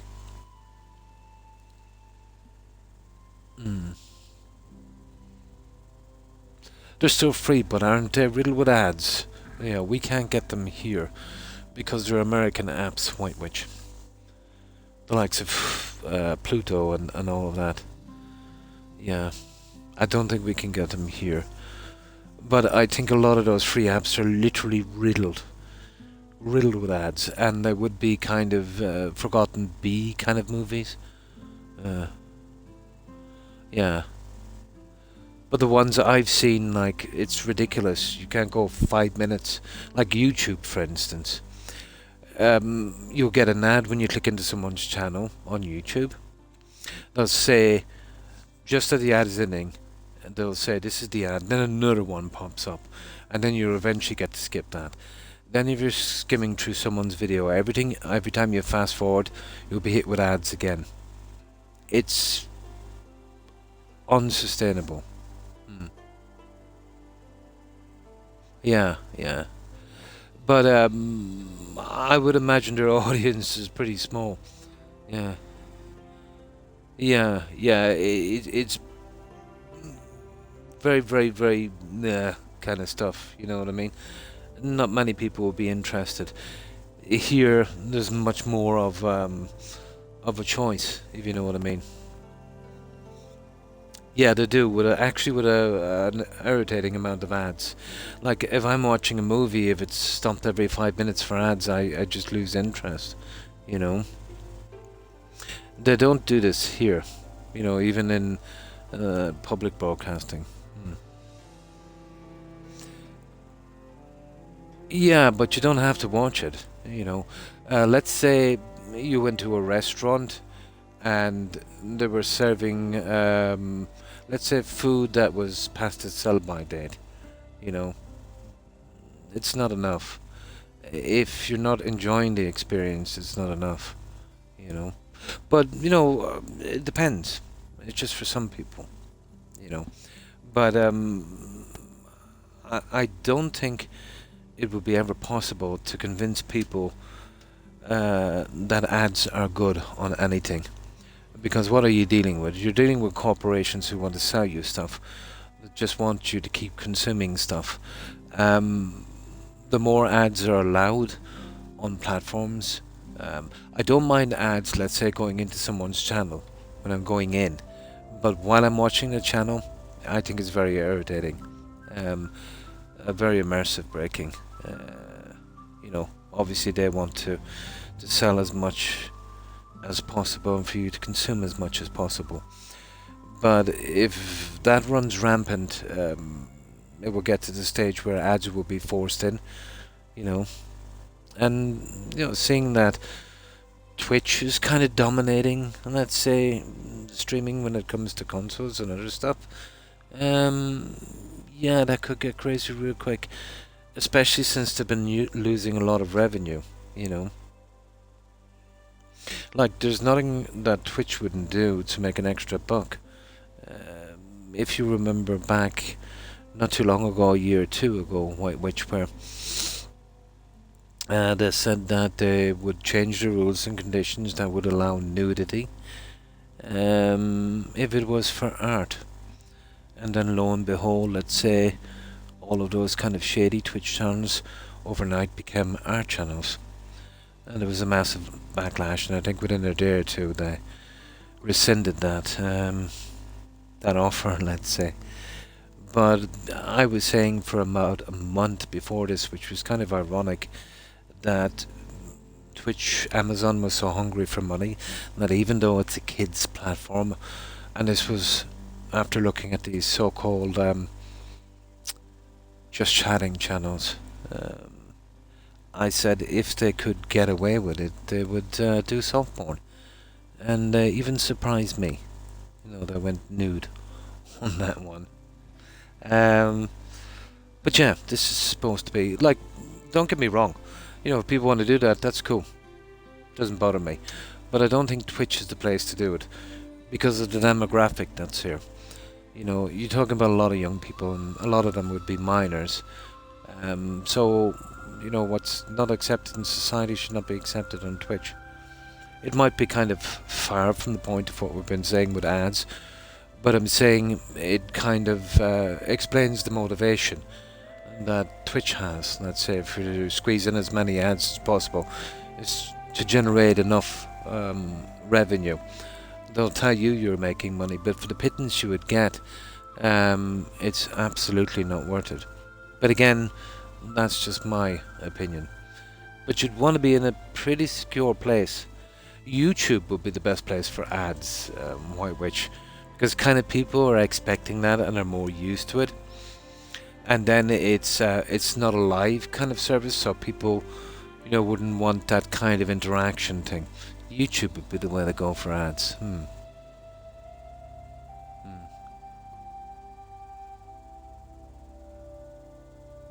Yeah, but at least people know what they're getting into, you know.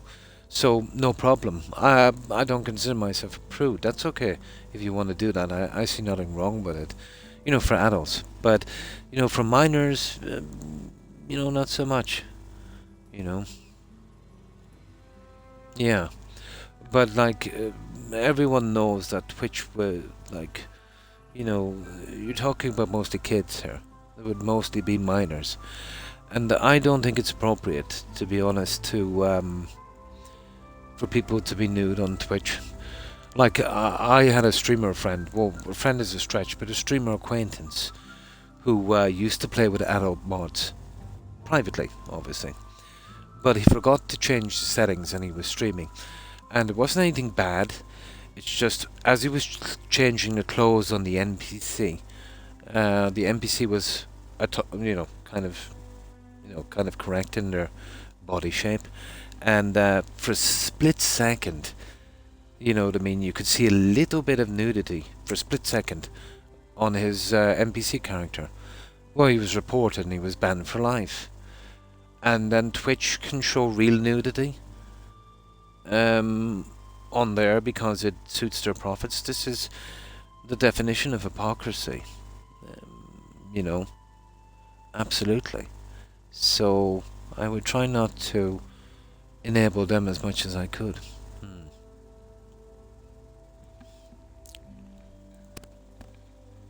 Probably go to Rolnica to buy some seeds. How deep do you need anything? But over the next few years, and definitely next decade, gaming is going to change a lot. There's going to be the rise and fall of a lot of companies and a lot of platforms, and a lot of things will change. And what we accept from corporations on this will pretty much pave the way, you know, for what we're going to get. Now, there's a certain amount of service that older players will have because they remember, you know, that kind of service that they've been kind of eating away at. Corporations wouldn't mind taking a kind of relatively short-term hit to get some of the stuff they want in play, because each new gamer that comes in, that is kind of introduced to that kind of ecosystem where, you know, you're riddled with ads and you're getting slop games and you're paying too much money and all of that stuff. Well, they'll accept that as normal because they've got nothing to compare it with. So I tend to think corporations now are kind of, this is why they're doubling down. They're not really too concerned about it, even though we are their kind of pay packet. They want to set a standard for the generations to come, so they can spend a lot less money in games, charge you a lot more, and nickel and dime you, you know, as much as they can. Why they're hitting their kids with parents is to have the kids bug their parents to get. That was kind of the old way, wasn't it? Really, yeah, like the toy stores and that, and the, you know, parents would buy the kids a game just to shut them up or to get some time, you know, to relax after work, and it's less like that these days. in a sense that everyone has more money. And the kids that grew up with gaming then are now adults in their 40s. So a sizable chunk now of gamers would be, would have jobs and money and stuff, and money wouldn't be that much of an issue, Obviously, they're not all of the population. Yeah. It is. It's all about money. Like, every corporation has said it, and even I think Microsoft have said it, that their obligations are not to their customers. Their obligations are to shareholders. And shareholders want a good return on the money. When you squeeze every last nickel and dime, let's say, from a viewer or from a gamer, obviously you still need more money, so you'll probably have tons of microtransactions, you'll make worse quality games, you'll start cutting down on staff. You're kind of getting the ball rolling in that direction. Yeah. But it's not as effective as it used to be. But it's more effective, let's say, for the likes of EA with the gambling mechanics in games. Kids wouldn't understand that, and yeah, they'd fall into that trap. Well, it's just basic psychology. These people use psychiatrists and psychologists and, stuff like that. Well, TikTok is a prime example by which, this kind of generations we're living with now that would need validation of their existence, where if they didn't get a certain number of likes when they wake up in the morning, their whole world falls around them. This kind of constant validation is really, really unhealthy.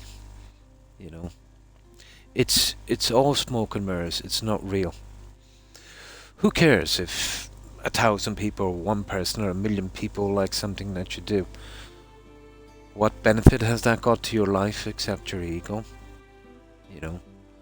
It's keeping you in your own world when reality is going on outside.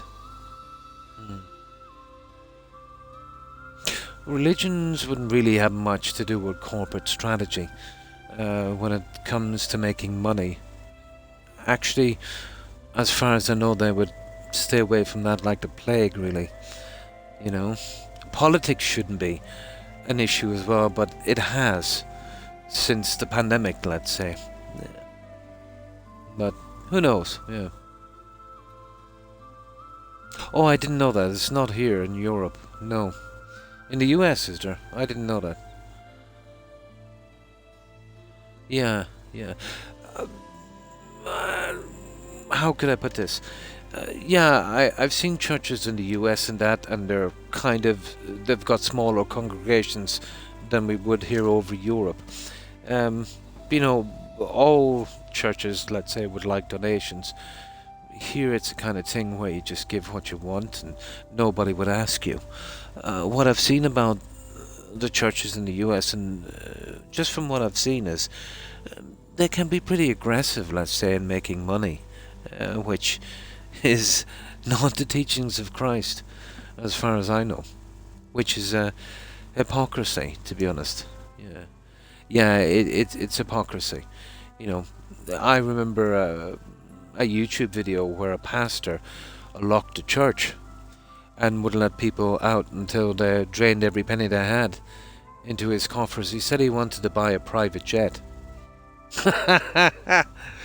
God, this is some kind of cult scam.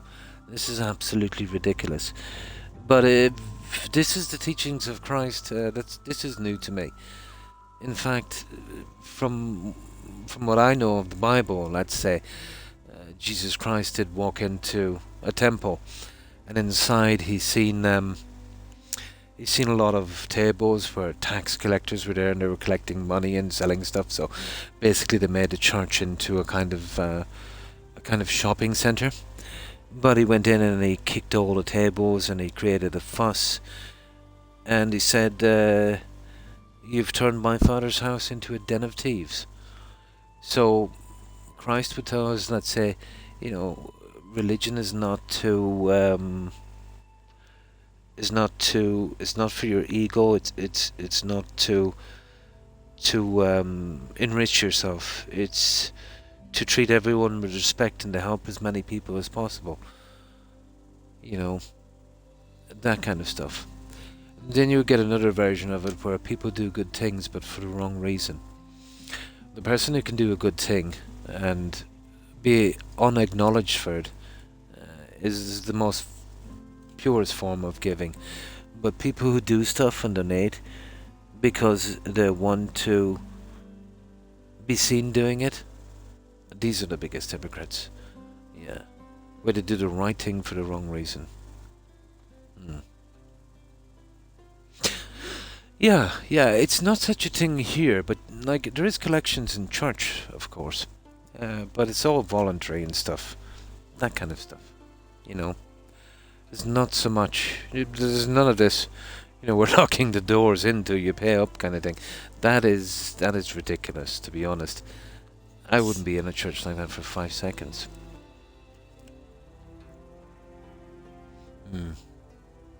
Well, yeah, if you're looking for money, the internet is the way to go. But what really amazes me is these guys that would, oh my god, I think it's really bad, and talk about preying on the vulnerable. They would say, okay, send me $20, and you'd send them $20, and then they'd send you something like a flower petal or something, a seed. Plant this seed, and in 7 days, you get this amount of luck. And then send me $50, and then they'll send him another seed. That kind of ridiculous kind of thing. Oh my god, those hypocrites. Yeah. These are people that are no more religious than my pets, to be honest. It's like people who join an organization not because they believe in it, because they want to take advantage of a bit of power. But no one can do that and say they're working on behalf of Christ. And vulnerable people will, pretty much fall for this. It's a horrible situation. And it's obvious to anyone that's thinking straight. But people in need, rarely think straight, unfortunately. If you have faith in Christ, have faith in Christ. Not in someone that says, that they're working in his best interests. You don't need any middleman.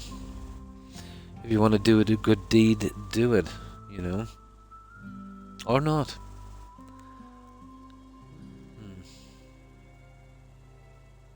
The ads, yeah? Well, the ads would be the least egregious, to be honest, in a situation like that. Now let me get a quick drink, guys, and we'll walk on.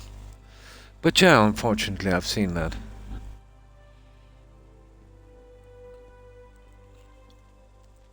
But there is a law. Let's say all of the earnings from a church is tax-free. I think that might have to be looked into, to be honest. Because if they're doing this kind of aggressive stuff, I think the law should be changed on that. And this sending letters out to people, asking for money and telling them that they will receive good luck and the Lord's graces is definitely promising something that you can't back up. But yeah, preying on people's vulnerability under desperation and their fate. Not a good thing. People's good qualities can be almost certainly used as a weapon against them by charlatans, like that. It's horrible. You do. Only goods of the highest quality.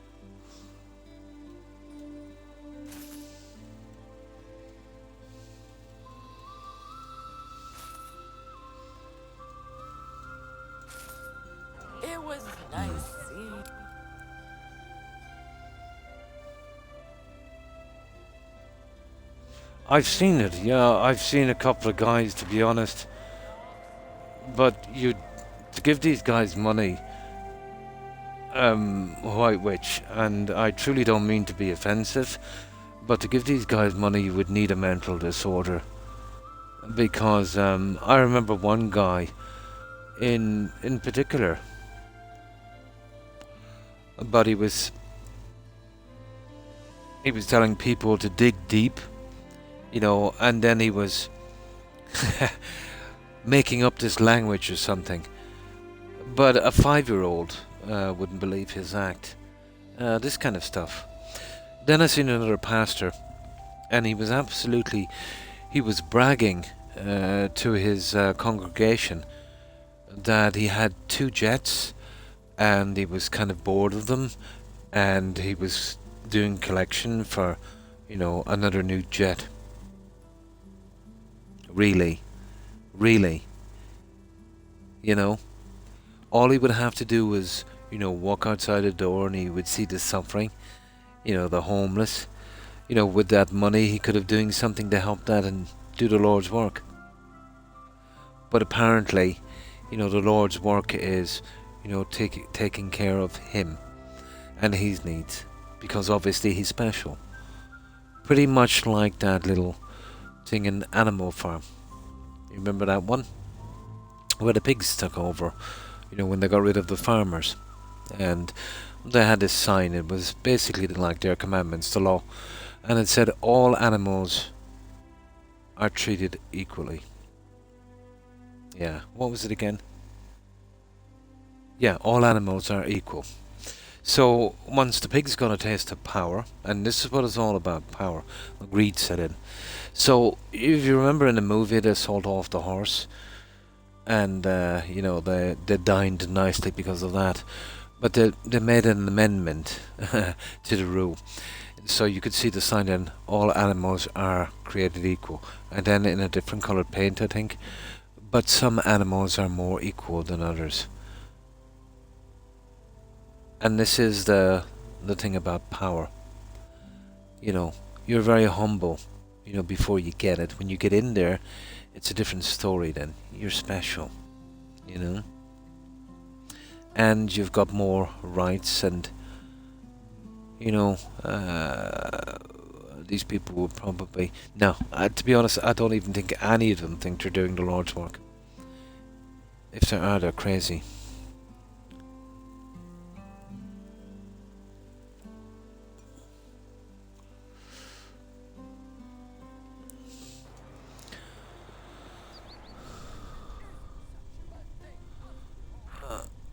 They're all pretty much the same age. Do locals frown upon us? No. Okay, let's go.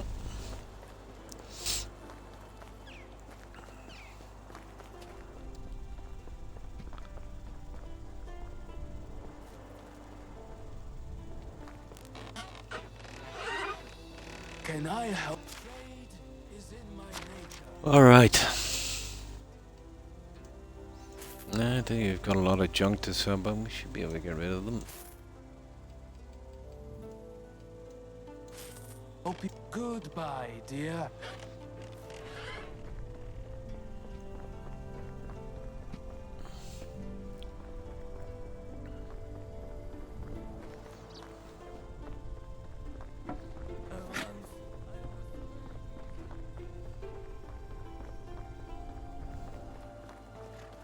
Hello there.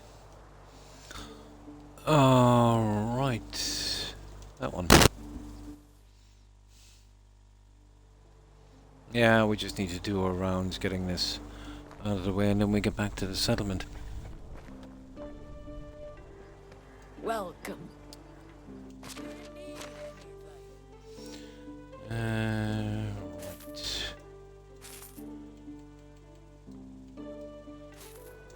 We have a lot of junk on this run. We're looking to get rid of it all.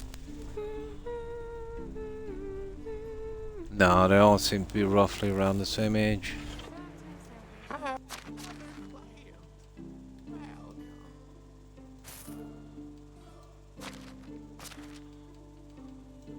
Roughly. Oh, goodbye, dear.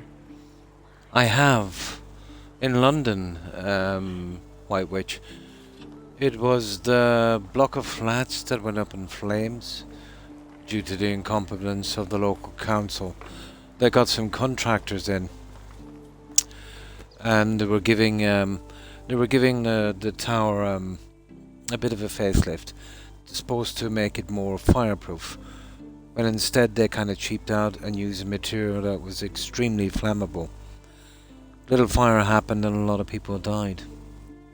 Hmm.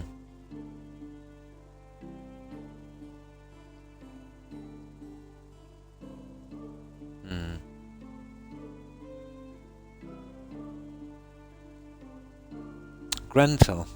Yeah, it's not a really common surname. Yeah.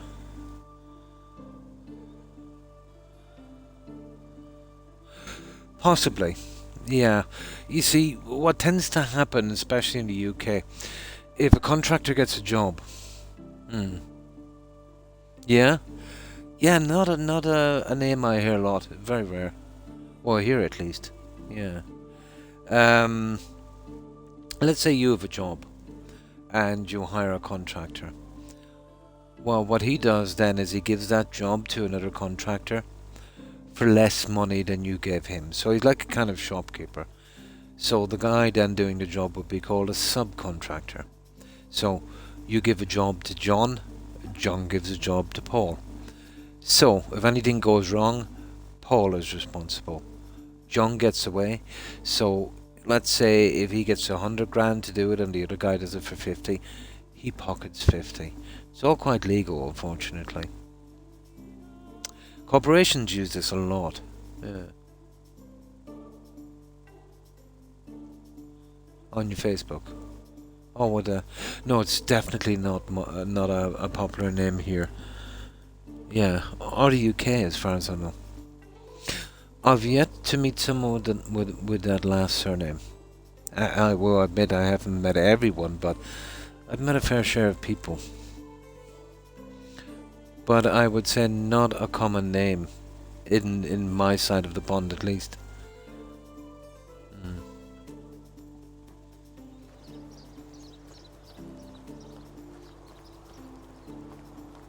Oh, it's you again.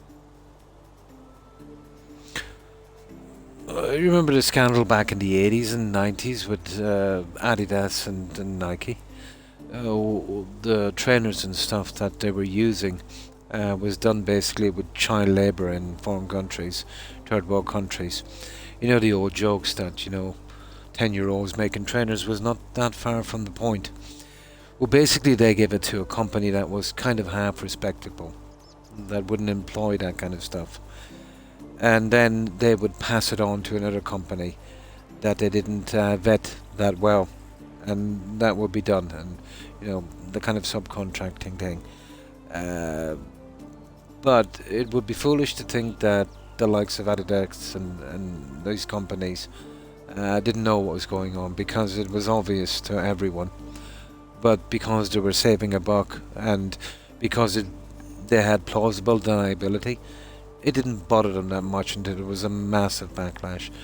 I remember in all of the clothes industry.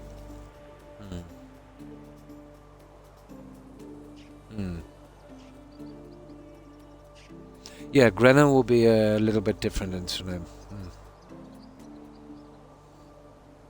Soccer. Yeah, football, yeah.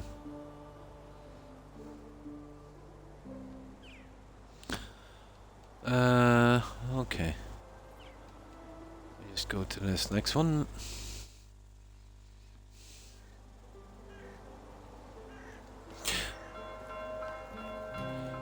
But let's say football, or as you call it, soccer, because there's another game you have which would closely resemble rugby, I suppose, that you tend to call football. But it's not really kind of mega popular, let's say, in the US. It's always been associated with lady sports for some reason. But here in Europe and basically in every other country, the entire world, it's massive. Especially in the likes of, let's say, Spain, France, Ireland, and UK. But the real kind of fanatic lovers, let's say, of football, or soccer as you call it, would be definitely the likes of South America. I'm very, very big into it. Nice, nice.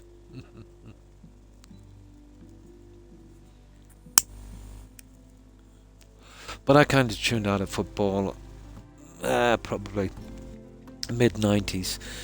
There was a certain amount of rules in the game, let's say, that kept the game pretty free flow and very fair and very watchable. There was one rule in particular where you could only have 3 foreign players on your team. Every other player would have to be either born in that country or have a parent born in that country to claim citizenship. It was a good situation then.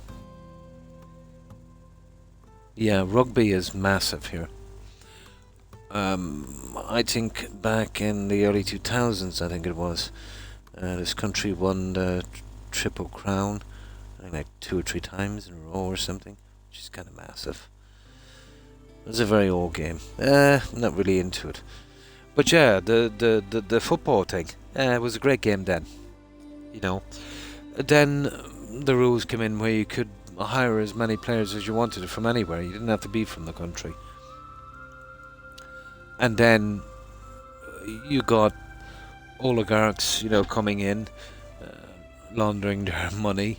They would buy failing football teams, let's say, that would be very close to relegation. And relegation would be, getting kicked out of leagues completely because they weren't winning 0. So they would buy these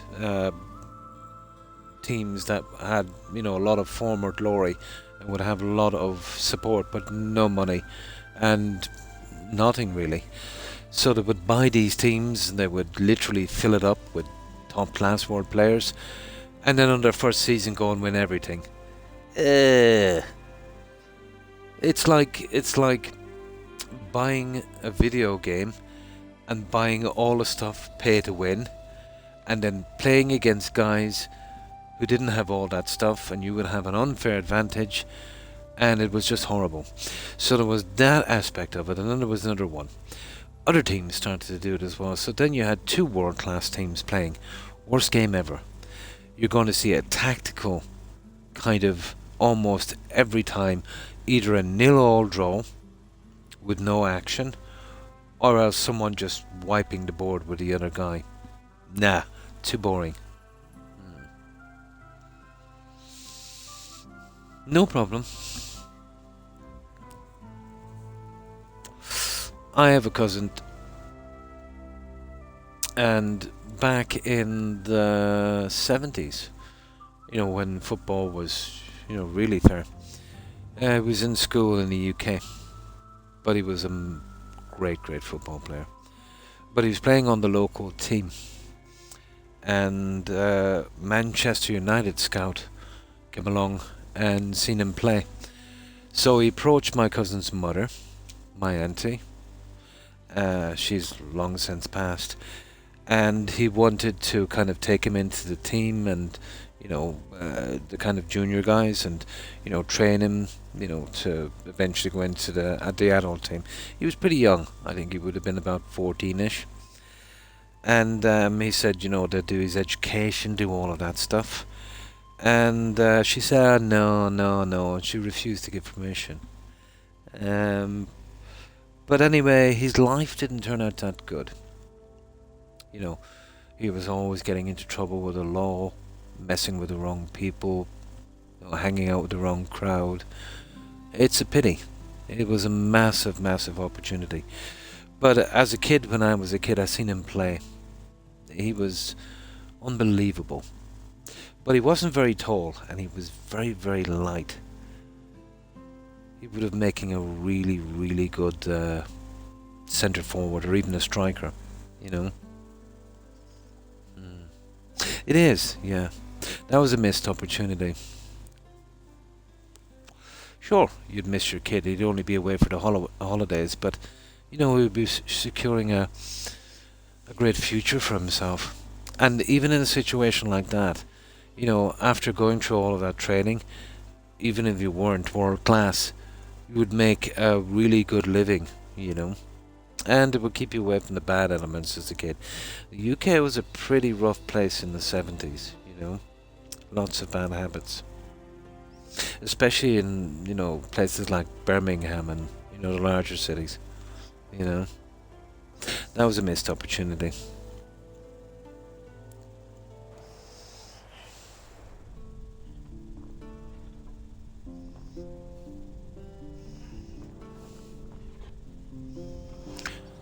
But that was a silly move by his mum, I must say.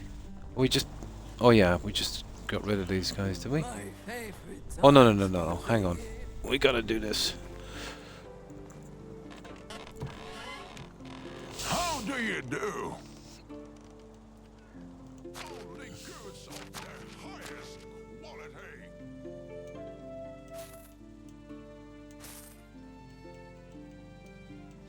I don't know, but look at this all of this junk. Yourself. Oh, I'll give it a shot. I'll get rid of the perishables first anyway.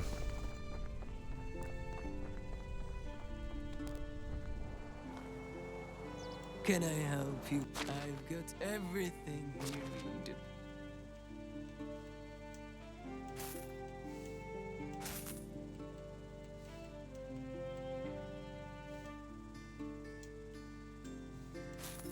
With good luck. Yeah, there was 2 more animals we needed anyway, wasn't it? We got, oh, geese and something else, isn't it? I think it's just geese. Well, that's in Gostovia.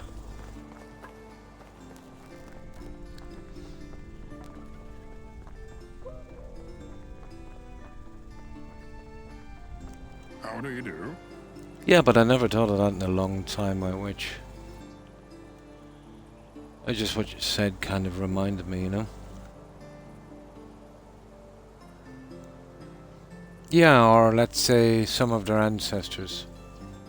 Oh, especially here, you know, being a small country, you wouldn't have to go back very, very far to be kind of linked to someone that was notable. Hmm.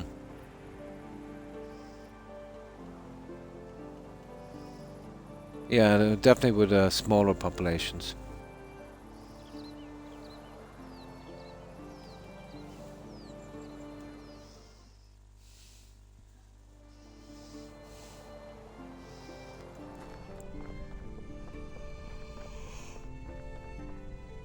Oh, yeah.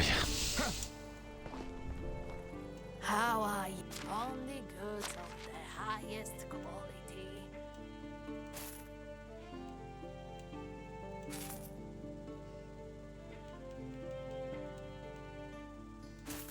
Be safe.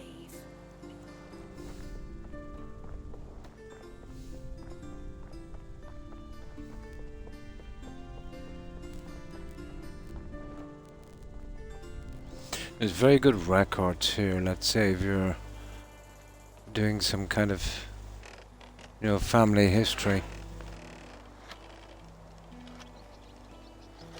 Reasonably all the way back to maybe the early 1600s. I have some errand.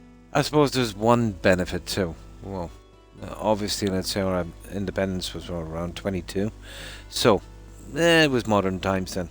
You know, it was better kind of information storage and that kind of thing.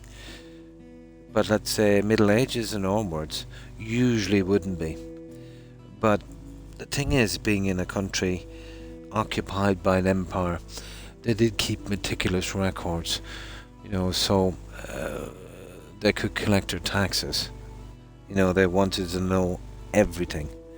Pretty much like a games company who would want to garner as much information as possible on their customers to try and sell them stuff. I suppose there was one good thing about it. So there's pretty good records if you're doing ancestry research. But if you're ever doing ancestry research here, White Witch, I'd be careful. There's a lot of charlatans, let's say, that would kind of lead you down the wrong path. You're better off doing as much research as possible and then going to someone reputable and kind of check their findings against yours just to make sure they're not jumping to any conclusions.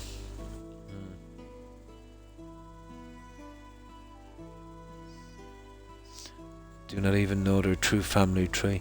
Well, yeah, it probably doesn't interest most people, you know. But here, as I said, in my country, yeah, you wouldn't have to go back far, you know, to, especially, let's say, because of the famine, that would have wiped out a large portion of the population. The rest would have emigrated. So, with a small population then, if you're going back, yeah, so you had a kind of small base then from, you know, the 1860s onwards. So, anyone that would have done anything notable in that time to here, it would be pretty easy to trace the family tree. I suppose that's one way of looking at it.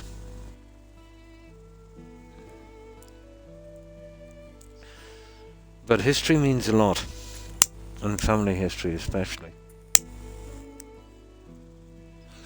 People need a sense of belonging, and it shouldn't be to an ideology, or it shouldn't be to politics, or even religion. It should be to family.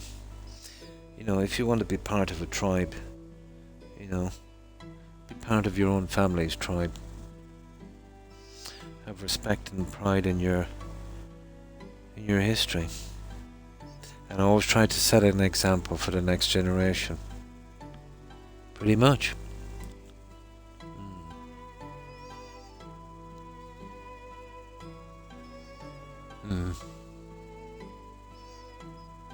I'm not sure about that one. The only thing I know of, the only time I've even kind of heard the word Grenfell would have been that kind of tragic disaster in the UK. I wouldn't be familiar with that, yeah. Ship, not familiar with it, no.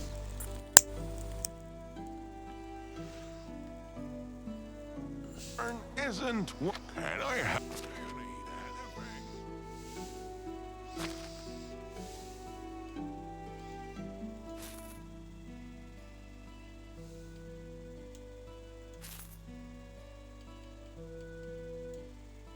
Oh, good luck.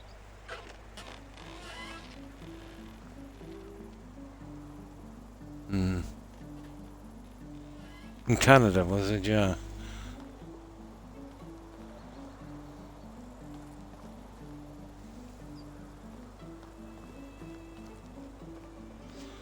Like even here, let's say, with a lot of people's surnames, you can tell some of their history. Like, let's say, in Gaelic, my surname would kind of roughly translate as Dark Stranger. And Dark Stranger was a term that the Irish used for the Danish Vikings, because of their dark hair, let's say, compared to Norwegians that would have fair hair and that. So the male side of my family anyway at that stage would, going back, let's say, to about maybe 1200 years or so. Obviously they would have married and integrated in with the local population. So yeah, a long history. You know, even a name here can, you know, shed light on someone's ancestry. Druid or witch, yeah. Yeah. Mine would be a reference to Danish Vikings. But this is very, very common here. There's nothing special about a white witch. The UK and Scotland would be the same. Like the Vikings here founded their capital city, Dublin. Gaelic Bollia Clia, and the Vikings called it Davina. All of the port towns, Waterford, you know, all of those places. That was founded about, well, I don't know, in 1988. They had a centennial thing, I think so. It would have been 988 they founded that, because it was a decent port for them to pull in. I don't know how long they were here before that. And even when they were pushed out of the UK, I think they were here for about another couple of centuries until we kicked them out in Clonturf. That was where Ivor the Legless was killed, and he would have been a son of Ragnar. Yeah, the same Ragnar from Skyrim, Ragnar the Red. So he was actually a character. Well, it's a kind of power thing as well. Druids were no better than priests. You know, it was a religion, and just like we're dealing with now. Maybe they didn't believe in that religion, they believed in whatever would make their situation better. So, yeah, they could have collaborated, of course. No different than what we're doing today.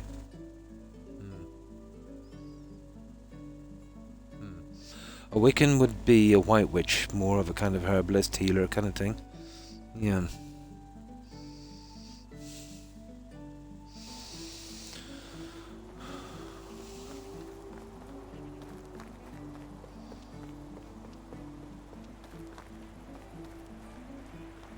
Well, the whole witch thing was kind of taken out of all proportion, really.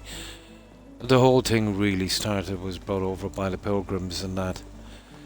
And basically here, everyone in Europe would have been ultra-religious. Again, spurned on by powerful people that wanted to take full control. Much like we see now in politics, where they would kind of set one part of the population against the other. So as I said, you know, things don't really change.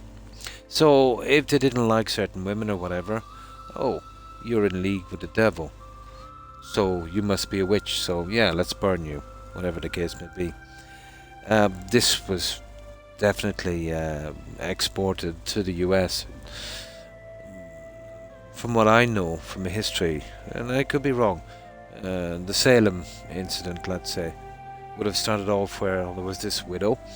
She had a nice bit of land, and you know, if she was to expire, the local council guys would get it. So yeah, she was a witch, obviously. And then that kind of hysteria really set in, so a lot of people were murdered. Most people would have been just mentally insane, and some people, let's say, would, you know, just have too many enemies. But yeah, that was just really as far as it went. You know, even the Druid thing, pretty much like religion, but their gods was something from nature. Yeah, I got better. Oh, Jaeger, I knew it. Yeah. Actually, witch stands for bartender, but instead of calling wenches, they call them witches. Later, well, names do evolve. Yeah, what original meaning of a word through the ages gets changed. Like the words, let's say, Chad. The words gay, for instance. Gay used to mean, you know, someone was happy and fun to be around and that kind of stuff. Now, if you say gay, people will assume that, you know, you like the same sex. The word Chad had about 3 different versions. Started off in the UK. It meant a kind of yuppie, kind of go-getter kind of guy. Then it went to something else, and I think now it's referred to on the internet as a kind of alpha male. That kind of thing. So yeah, words kind of get hijacked and get changed. So yeah, quite possibly. Yeah, and why they probably used witch, let's say, instead of wench. A wench would have been a kind of loose, kind of immoral woman, you know. So if they were originally called witches, that would be a nasty name to call someone. So yeah, you're in league with the devil, so you're a witch. So hang on, now we can't call those easy women in the local tavern a witch. So let's come up with another name. Let's call them wenches. Probably something like that. Or else they kind of went to their B name. And how have you been, Jaeger? Well, yeah, makes sense.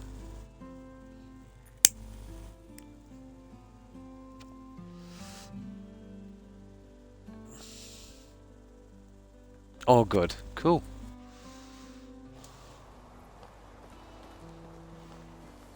how are you? Oh, hang on. There we go. Gustovia. Yeah, we're just doing our runs here, and I've got a good bit done on this. I'm taking my time. I still have a few games. Waiting for early next year so I can get my hands on either one of those consoles to access Steam, or maybe even the Steam machine. Although, to be honest, the VRAM on the Steam machine, I'm not sure, but I don't know. It'd be nice to get my hands on more of a library, to be honest. But for someone my age and the games I like, it's not a great platform for getting games. There's good games there, but just for young people like Elden Ring and that kind of thing. Better games on Steam. As a religious belief, yeah. Then you had, let's say, a lot of herbalists and stuff, and people that would kind of be more kind of into the old ways, especially when we, let's say, kind of approached into Christianity, where they would, use herbs and mosses and healing and stuff, and would probably be, pretty reclusive, and would still have beliefs in the pagan gods. They were frowned on as well, obviously, And then, let's say, when things got a little bit better and people weren't so paranoid about religion, it kind of turned into a kind of, well, yeah, you're a witch, but you're a good witch, kind of thing. And then Hollywood got a hold of it in books and stuff, and then, bang, here we are today. Yeah, let's say, modern medicine is basically being a herbalist as well. Most stuff is derived from, certain plants and things. Which in some cases, can be okay, but the major ailments we have, not so much, unfortunately.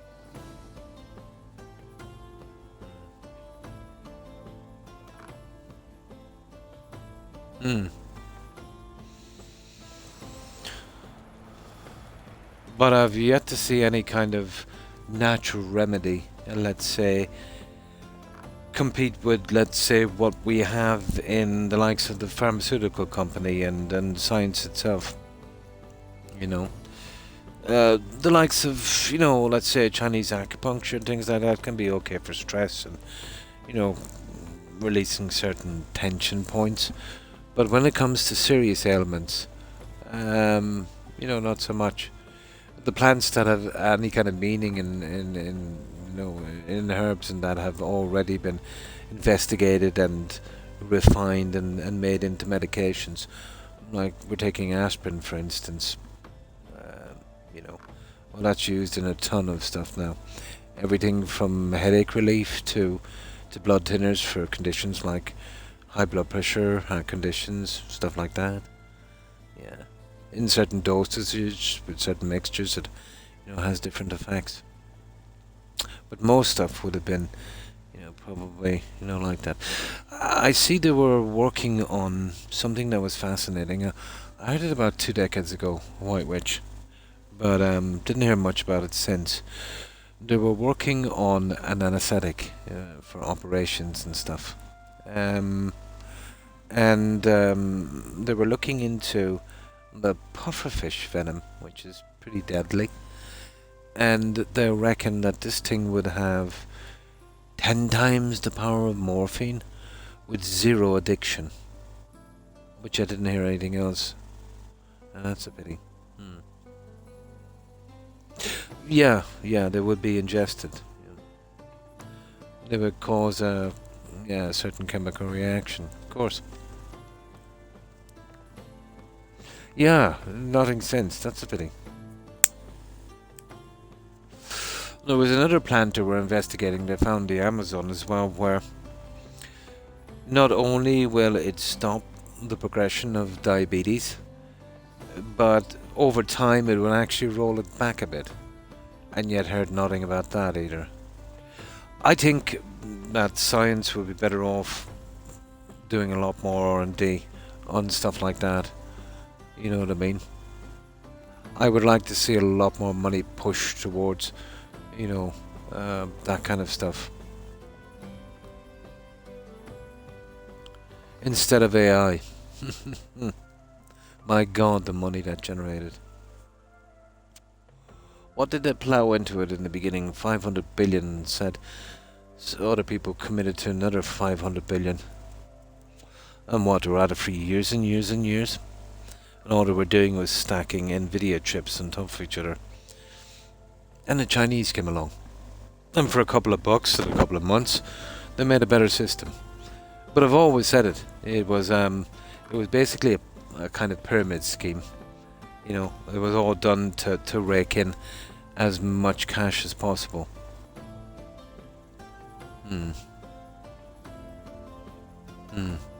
I would call that black market if an animal was used. I heard about that. But it was too deadly. Yeah. Well, animals are used in a lot of products, especially, let's say, the food we eat. I suppose we have to justify animals bred specifically for that. But if there was an alternative that was just as healthy as meat, I would take it. But I think as omnivores, you know, to go vegan and, you know, I think you're opening up a lot of issues for yourself. But it's a personal decision. Yeah, I'd like to if I could, to be honest, but I don't think I could. Until they come up with some kind of substitute, I suppose. Actually, to the contrary, there's been a lot of surveys done. They've had a lot of time to do it now. But, you know, apparently it's not a really kind of healthy way to go.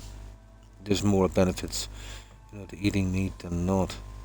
But everything in moderation, I suppose.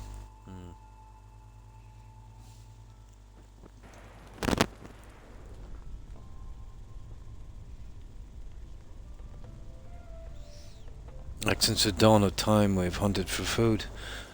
It's a natural progression in all species on this planet. If I were to say what I value the most in life, I would say. But it would be nice if we could survive long enough, let's say, where food wouldn't be a problem around the world, where you could kind of, you know, synthesize something that could be as beneficial or even more beneficial than meat. A way to eradicate, you know, world hunger and stuff like that. They tend to say that, you know, eventually population will kind of cap out and level out. This has yet to be explained to me.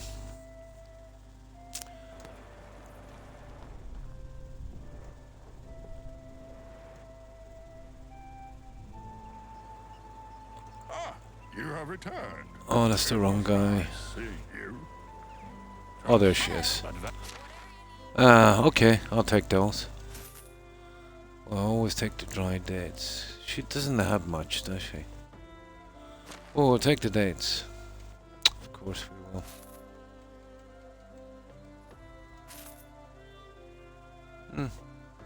That will do. Now, I think we better wait till morning, guys. What? Hang on, who are you? Oh, hang on, we might get them all here. We might be lucky. There's only 4 vendors here anyway. Best prices in the area. No problem, White Witch. Thanks for stopping in. Appreciate it. I hope you have a good rest and I hope you have a great day. Take care and stay safe. Bye.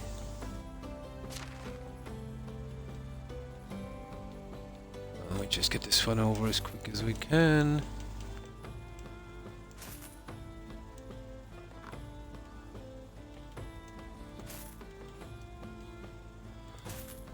So, alright, he's 1, so there's 4 of these guys here. Let's see if we can find them. That's 2. Trade is in my nature.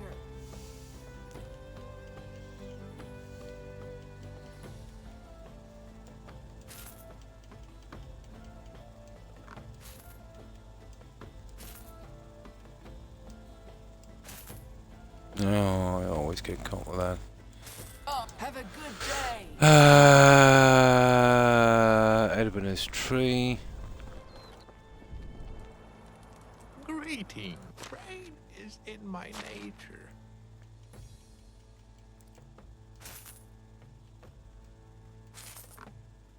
Be safe. Okay, where's the fort guy? It's the... it's that little lady, isn't it? King is so fond of you that maybe he'll appoint you his successor someday. Okay, let's see. I think he might be back. Here. That's someone in the corner there, is it? No. There she is. Can I help? Yeah, that's it. We got her.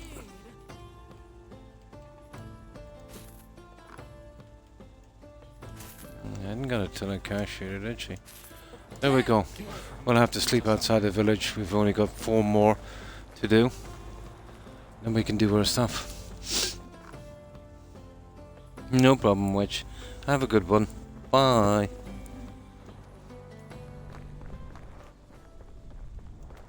Now.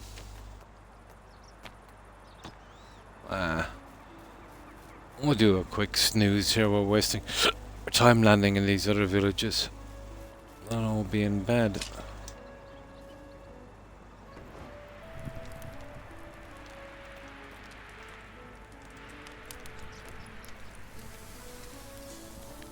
I suppose we'll do a bit of cooking while we're here. Why not?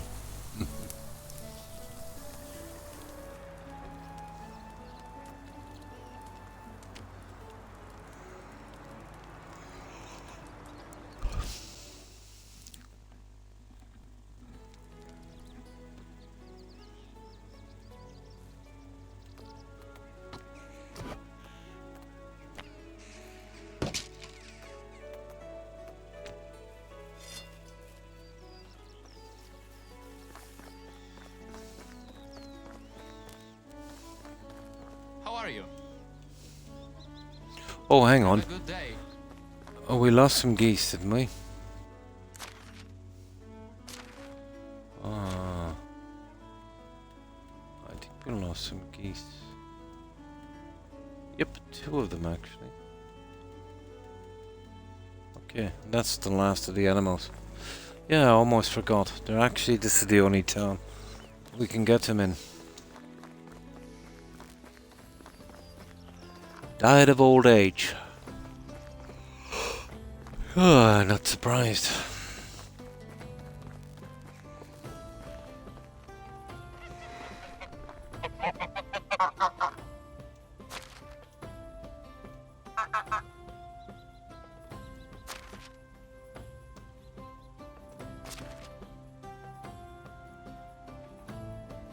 Yeah. Whatever. That would do. Right. That's all the animals replaced.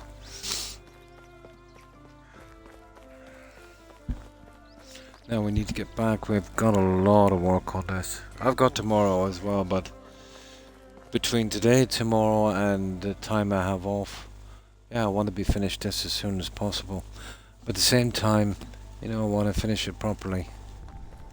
As I said, once I finish this playthrough, the chances of me playing this game again are How do you do? extremely slim.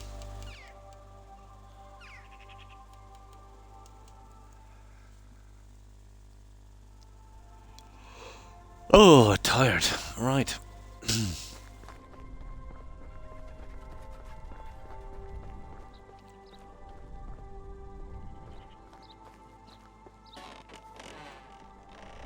What can I trade is in my nature.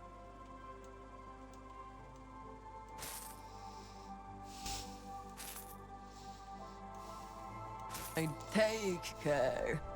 How do you... Hello, client. Welcome.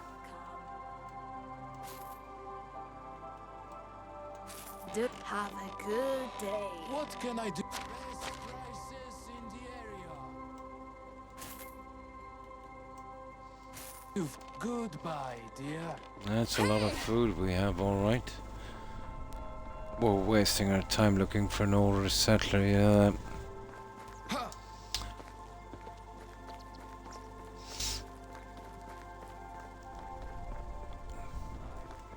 Now, 3 more villages.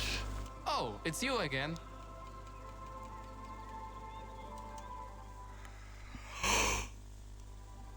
Oh my.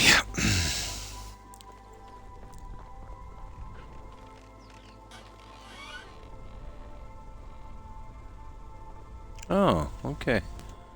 You're already in their spots. How do you do?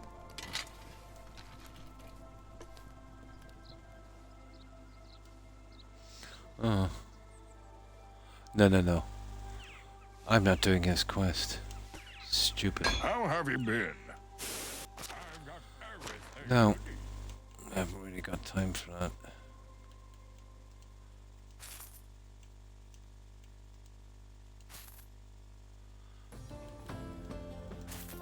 It was nice seeing you. Oh, the food is lasting for quite some time. Since before you could walk. Oh, look at this rot thing. I'm really gonna have to get rid of this.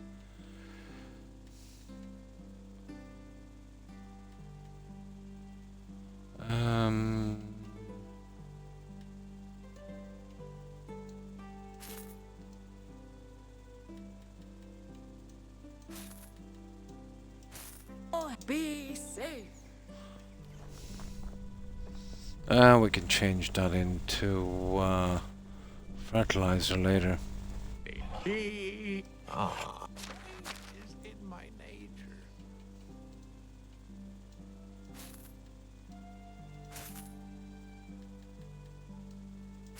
Farewell. How are you? I've been a vendor since before you could walk. Now let's see. Oh, the wheat bear. I was actually using that for decoration. Okay.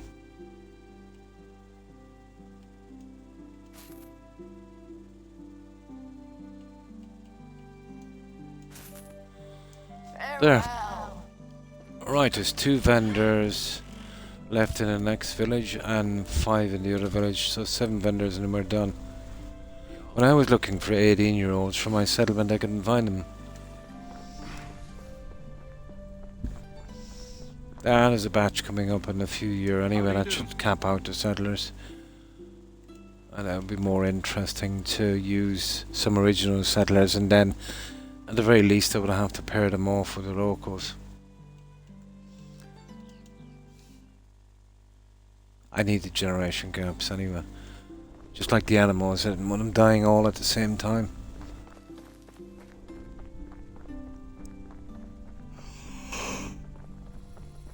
Oh yeah.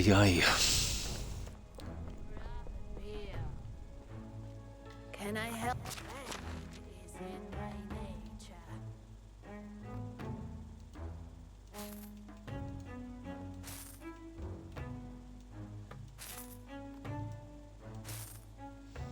Nice. Hope to see you soon.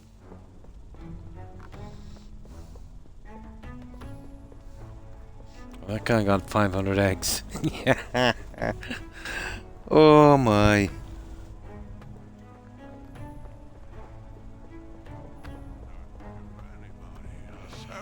That's a lot of eggs. It would be an accomplishment. Greetings. Best prices in the area.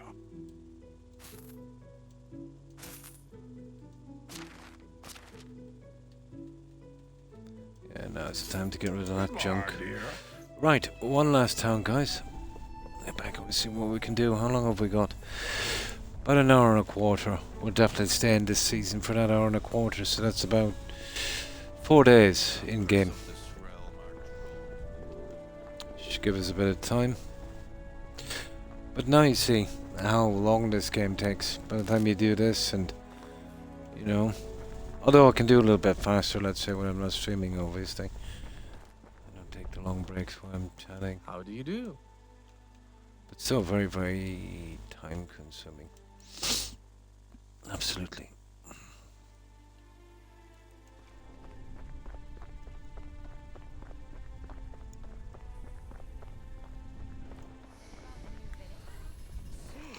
Probably going Oh yeah.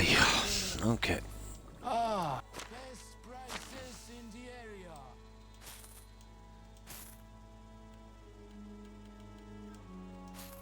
Farewell. A stone walls are great No. until you hit your toe against one of them. Can I?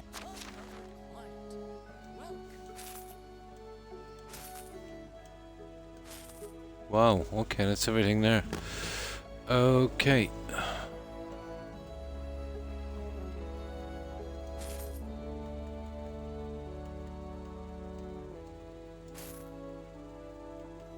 Oh no, I think that's the best we could do, is it? Yep. To see you soon. Let's see if we can find the other NPCs. Here we go. Greetings.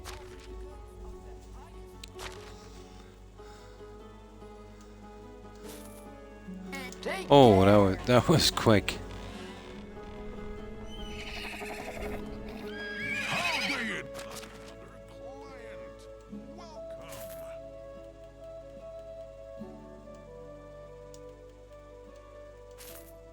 Farewell. Right, 2 more guys, then we're history. I'll get back and I want to start bringing in more of the plants.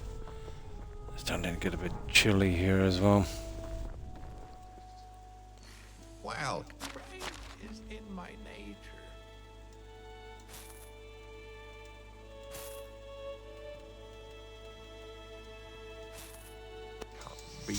Now, I think this guy has an easy quest. Let me How see. have you been? Yeah, this is just some ore. And the irony is he's literally selling the ore. That's called iron shortage, and he needs... It's anywhere from 3 to 5. What's this one? 3. How are... Let me show you my wares.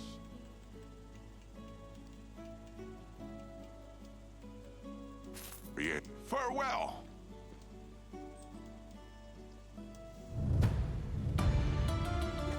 How do you...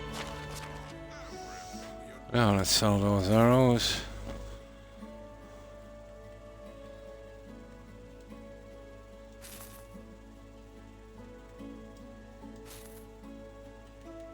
There, that's it guys. We got it all. We took every single penny they had.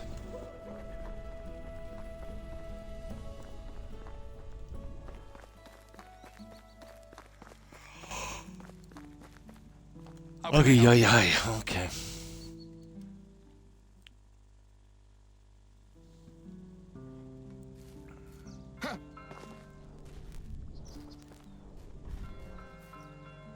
Yeah, I used Hibernia. I was trying to think up of a name.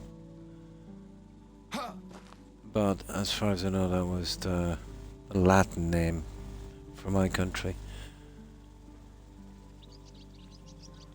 I think the first person to mention that, I could be wrong, was Julius Caesar. Referred to here as Hibernia because I think, what was it, Greek Latin, meaning cold, drizzly. He pretty much got it right.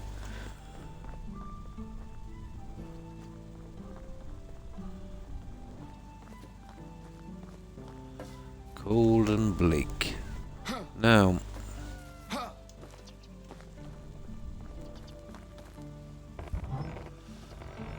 okay, let's see what we've got here. Yeah, it's this roadway here. I've got to sort it out. If I close this last piece, then I can kind of work on the rest of it. I still need a good bit of decoration through here. Yeah, that's easy, but I'll be going down a bit on this, so... Okay, would I go zump and then onto this? Probably. Will be the way to go. I'll have to hold it out at least one piece from here. Okay, it's awkward, but not impossible. And then I'd need something well, first things first, really. We deal with the immediate problem here. And I can really start shutting down this place. So let's see what the map looks like. Yeah, see, I've got that one there, so we'll be going zoom. I'll have to leave that little space like I did on these. That's funny. Oh, whatever. Oh yeah, second one on that. Okay. Okay, so we can touch on that. Apparently. That's funny, I thought I left a tiny space and that didn't make a difference, but I really thought I did. Okay.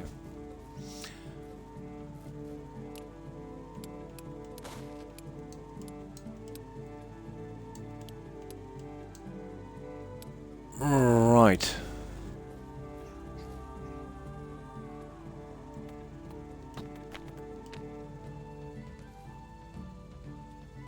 Oh, I see, right.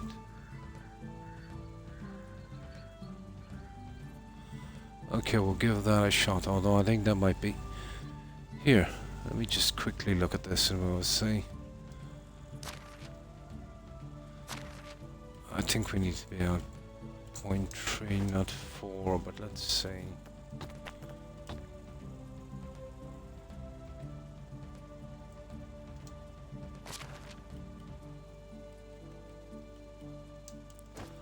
Let's have a look at this.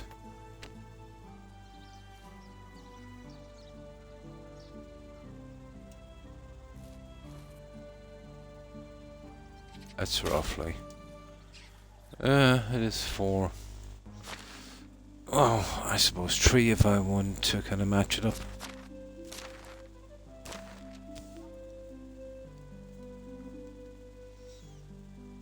Yeah, that would have been the kind of perfect spacing.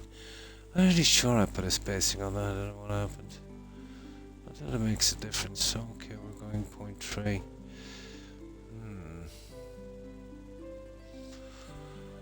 Right, okay.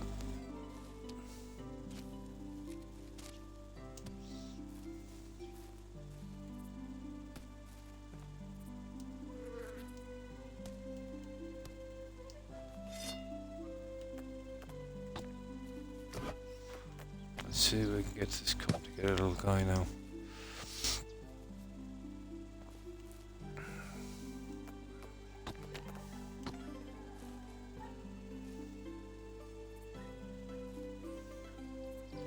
This would be by far the hardest thing here.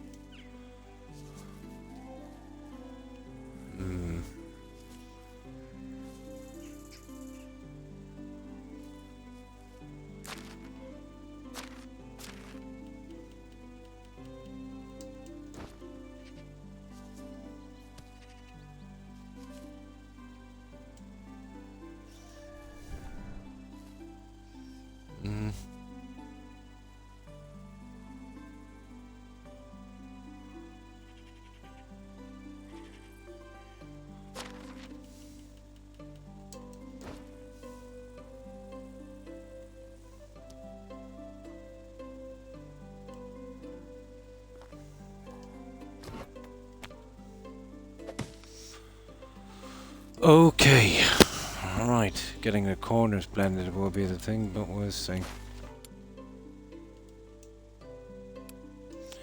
Now, we need to blend on that as we go back, so it will kind of look like this one here. Yeah, okay. Right, let's see. We'll obviously go too far, not enough on this one. But I'm guessing it would be... Well, that's as far as it lets us go. Oh, that would be far too much. It does push out a bit.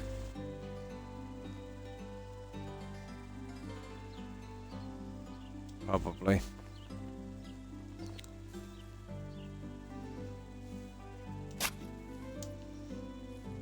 Now that should be perfect. It doesn't matter what it looks like, it's the map. Oh, that's not bad. That was a pretty decent guess, guys. Yeah. I could actually live with that. Now, guessing the piece on this is going to be fun. That's exactly what it will be. We'll have to just guess. We'll see how it looks.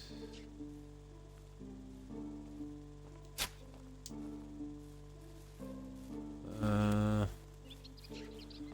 think a bit more to the side. You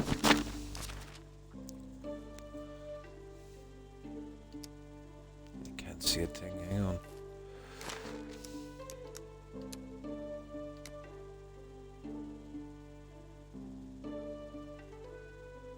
Yeah, you see just a fraction. Just a fraction. Here, let me see.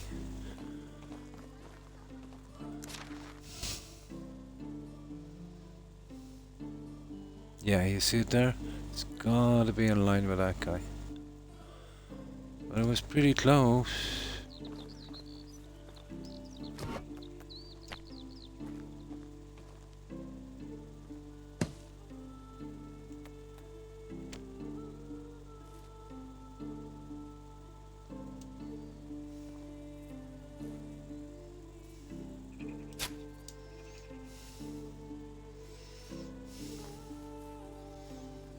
Well, let's see. Yeah, that looks about right. This line here is coming out a tad. Do you see it? I mean just a tad. That there.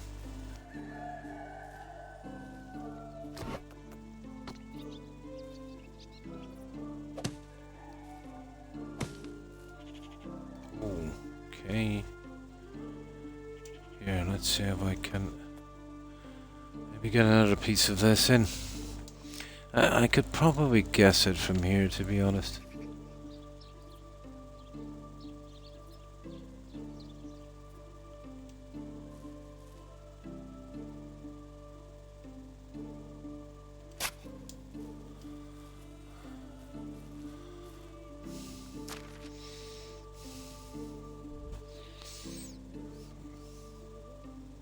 I don't know, I think it looks okay. Yeah, let's go down here and see. Well, that's the first big milestone anyway on getting this together. Yeah, that there I wouldn't pass too much heat. That's probably a plant. That's yeah.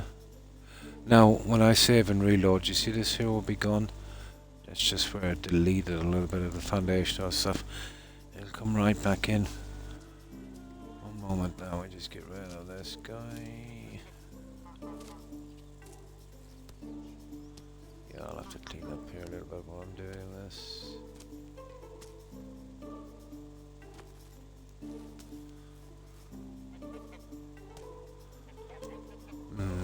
Right, let's save it and reload. But I think it should be perfect. I think we have a winner. Now while that's loading, I'll just get something to drink. That stupid blood pressure medication I'm on keeps me very, very dehydrated. I could do with a sleep after this, to be honest.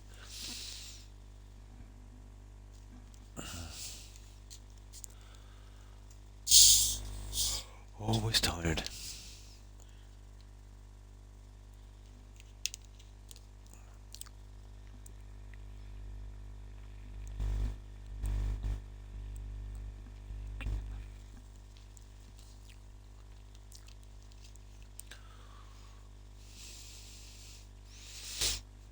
No.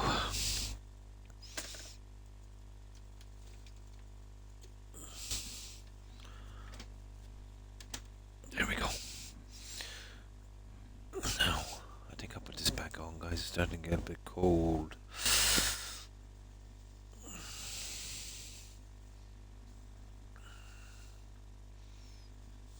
Yeah. Yeah. It's almost 7 AM here, so it is starting to get a little breezy, which is strange. At night it's much warmer.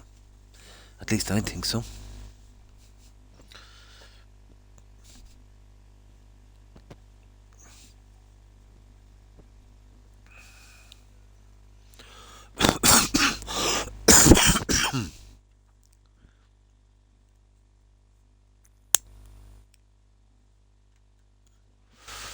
You'll see what I mean. It's just the foundation thing goes up for a second. Well, it clicks back in. Let's reload that up. Pretty much can't get rid of the foundational mark.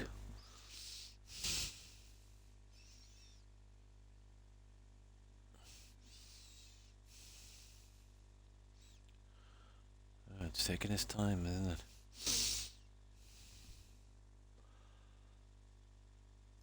Oh, come on, I've got so much to do.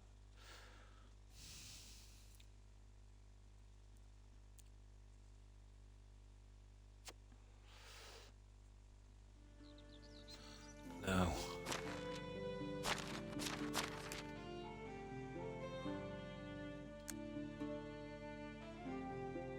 See what I mean? It's gone. And that one is gone as well, perfect. Yeah, it's exactly what we wanted. Now, eventually I'll have to come from here to here. That's gonna be the biggie, isn't it? The problem with the lines on this, if you go at an angle here, you'd imagine you get a straight line. No. Imagine that road in 5 strips. Like so. And as you turn, the first strip will just block over a little bit. And it comes out very, very blurry. So now we're going to manage this. Let's get this out of the way anyway. And then it will be pure fencing and decorating and that kind of stuff, and we can start to really have a look at this.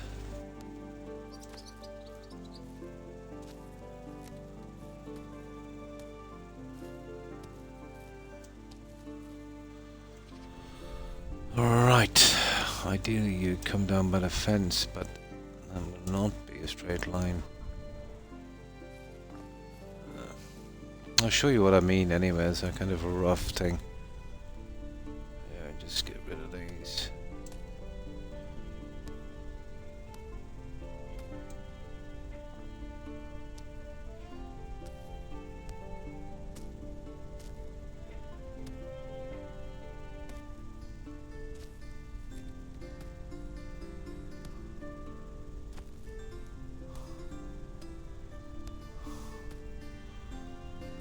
Pretty handy early game, but annoying once you've got enough materials.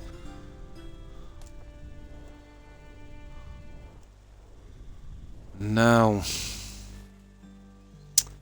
ideally you'd like to come from here,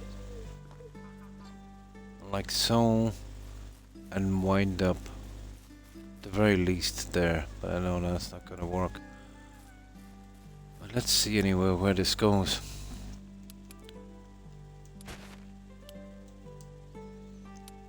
I suppose worst case scenario, I might be able to blend it back, whereas you could go like that and come across. We'll definitely section it off well. The rest is pretty much done. We'll fence that. I might go hedging on that. Maybe fencing. Let's see what a fancy fencing like. If the ground is flat enough, I doubt it is.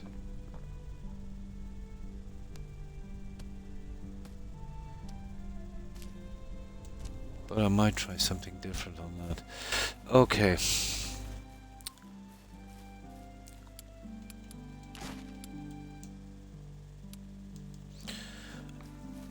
Let's measure this up. But basically I'd say we go about 2/3 of the way, even if that.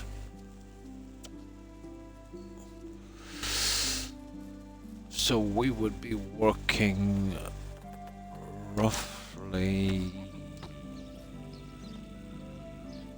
at best there. That's at best. See what I mean?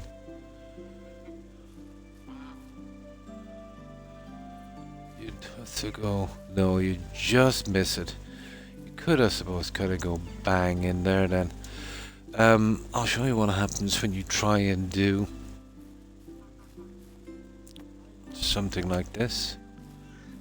It's kind of ridiculous. I don't know, we'll see what it looks like. But I think it's going to be a definite horror story. Ideally, that's what I would like to do. Yeah, look at that. That is brutal. Hang on, maybe it's not too bad.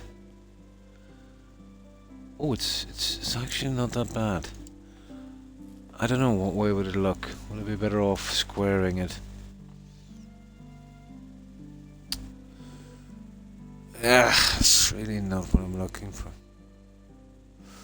I think my square thing would be probably a better one. I would definitely go with the way we've been going so far anyway. Alright, let's figure out which one is the right line. Okay.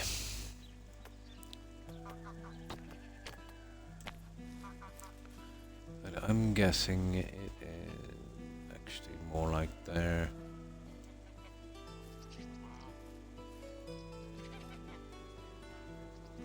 It's not going to give me much leeway, is it?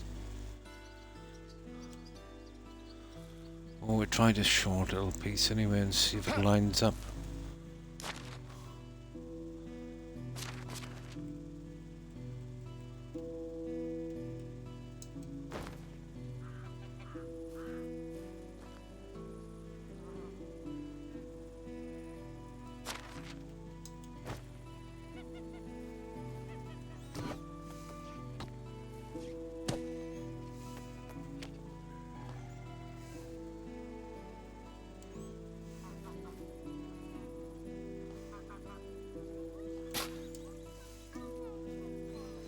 No, I think I'm right.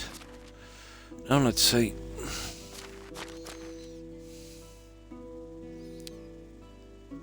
Oh. Okay, it's off. It's off big time actually. I don't know, I didn't think I had to go over another one, but it could be a problem. I think I've got a plan, guys. What if we went bang? Nah, that's a massive area. Okay, we got a small problem here now. Oh yeah, I can see it now. I can see it now.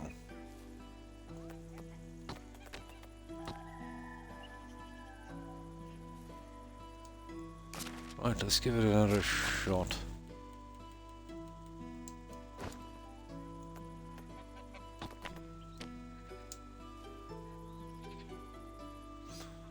Well, it's cutting into our space a little bit, isn't it?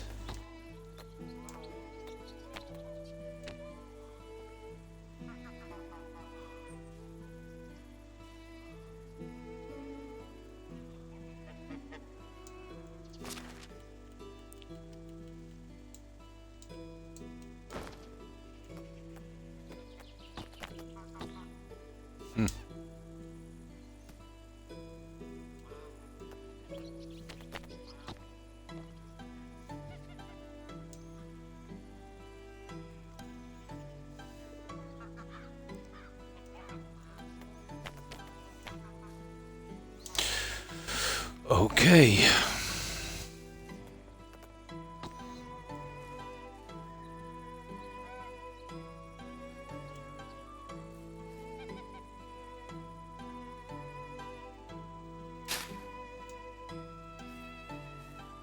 That should be it.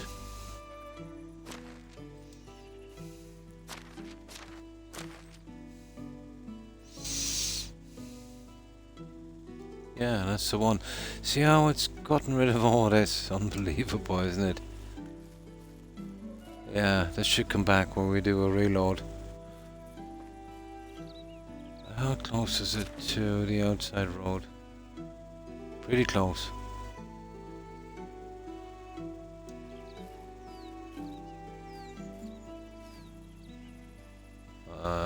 Pity. Okay, with something like this we would have to go right down here. Oh, look at this hill. That's gonna be horrible if we're going in with fencing. Here would be perfect. We will go right up, but yeah, we'll never make it. That little side one, let's see.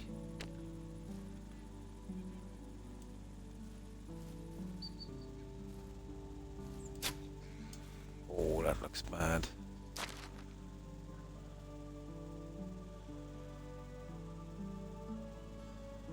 Yeah, it's just too messy.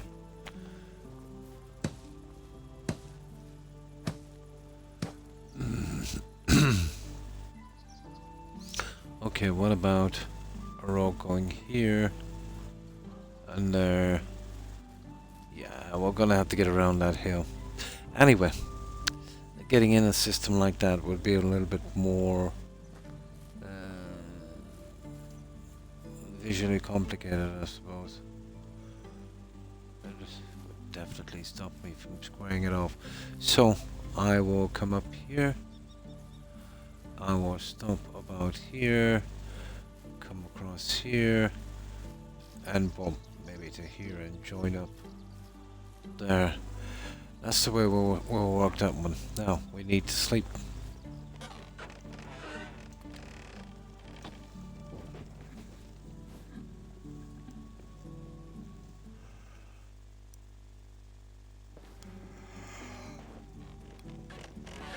Yeah.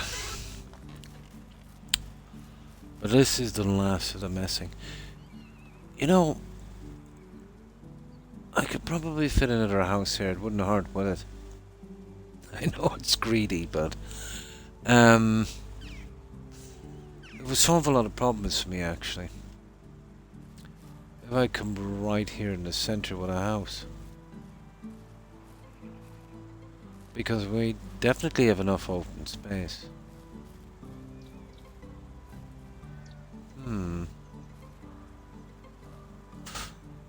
Well, once the road goes in anyway, we'll have a quick look.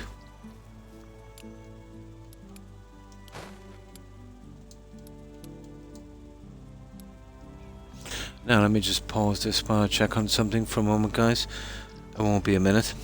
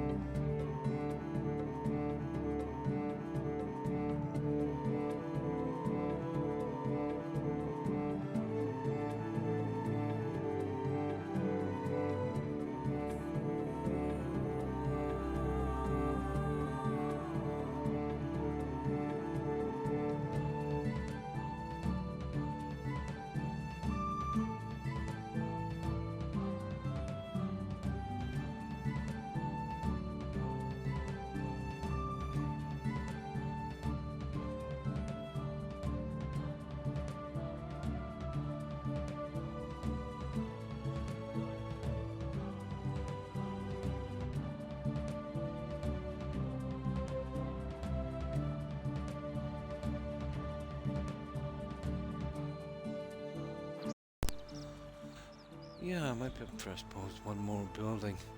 Depends. Like, we've way too much open space as is. Now, let me see.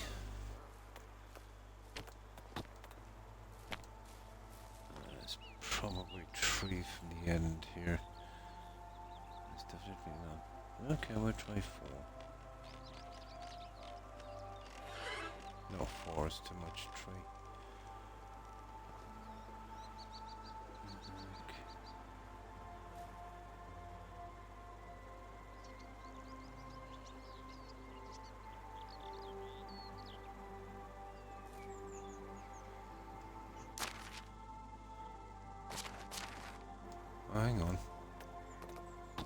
do the old way. I want to get past that stupid thing there.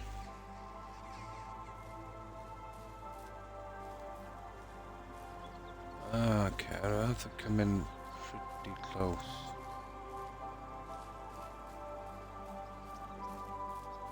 Yeah, I think that's roughly the one.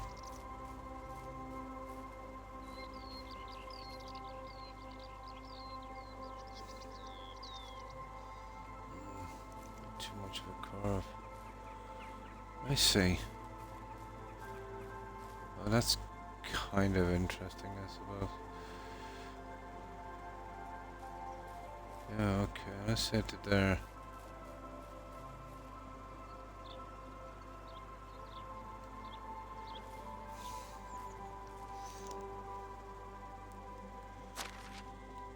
I can always trim it down a little bit if it's too much.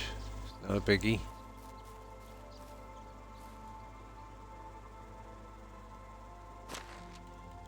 I might be a little short on this, am I?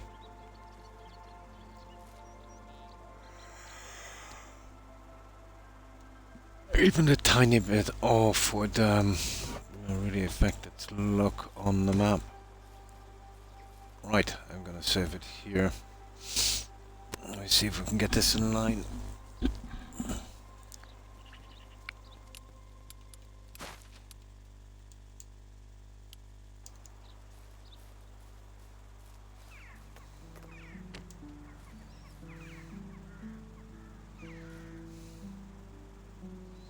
Ooh, I see. Fair enough.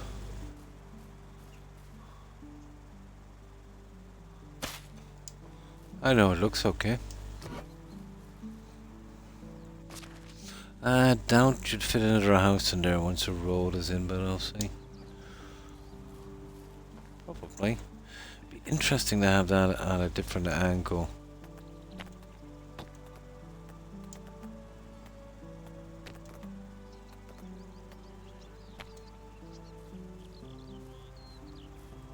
No, it's probably the tree that's doing that.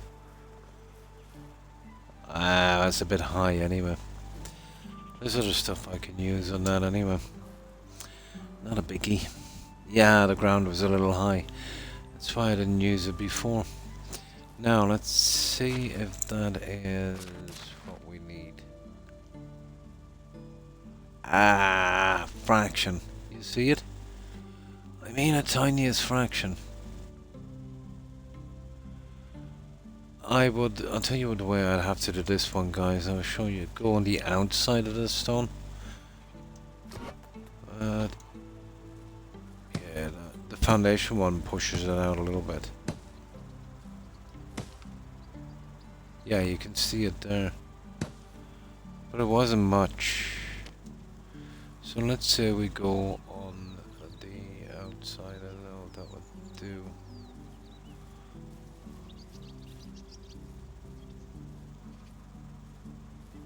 But worth a try. Let's check that.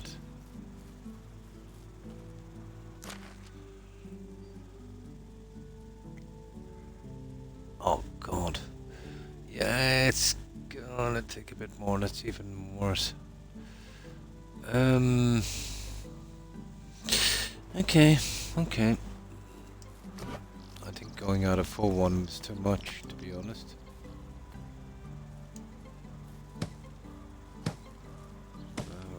Up at something here. Okay. Yeah, I think this would be too much. Well, give it a shot anyway. At least it'll give us a center point to work on.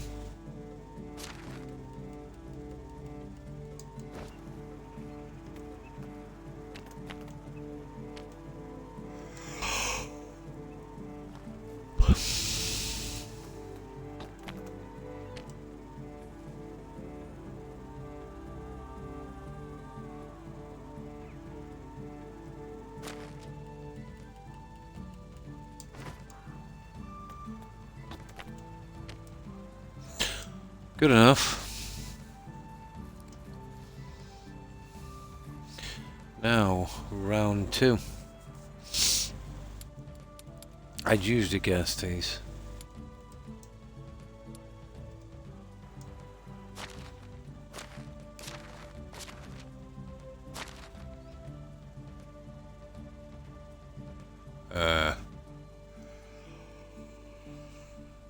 Okay.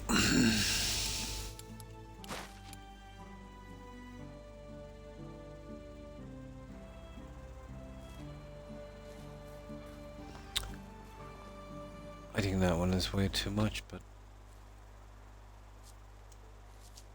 yeah, let's give it a little while anyway. We'll see.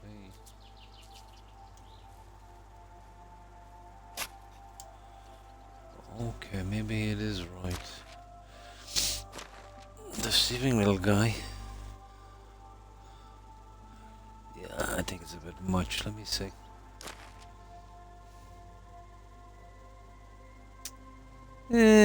Maybe not so much. Just keep it a little bit off center, I suppose.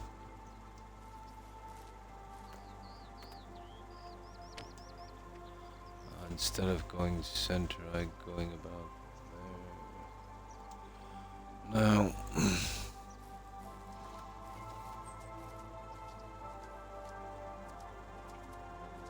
go on the inside.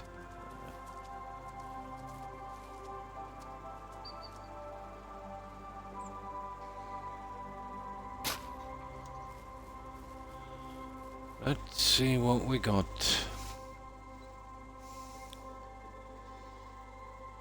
There we go. That kind of works, although that's looking a bit rough, isn't it? Yeah, that will come back in later. I'd love to get that kind of side thing going on this. I doubt it. It would definitely make for a nicer kind of fencing thing.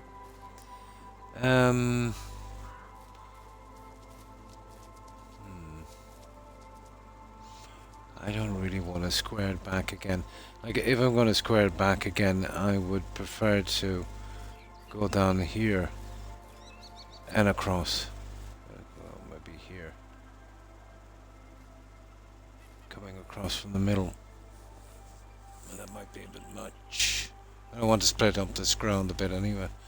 Give me an excuse to use the fencing and break it down into sections.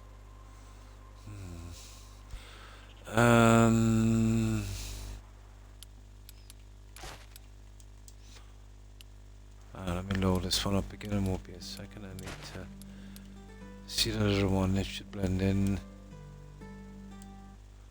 Yep. And we'll see. Wasting your time coming across at an angle.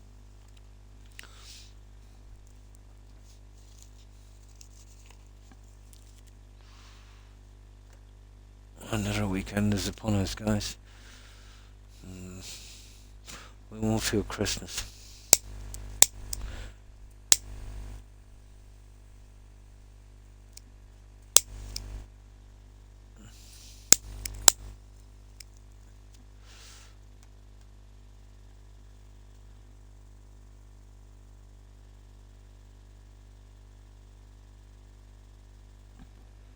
I think I'll put on the heater for a while.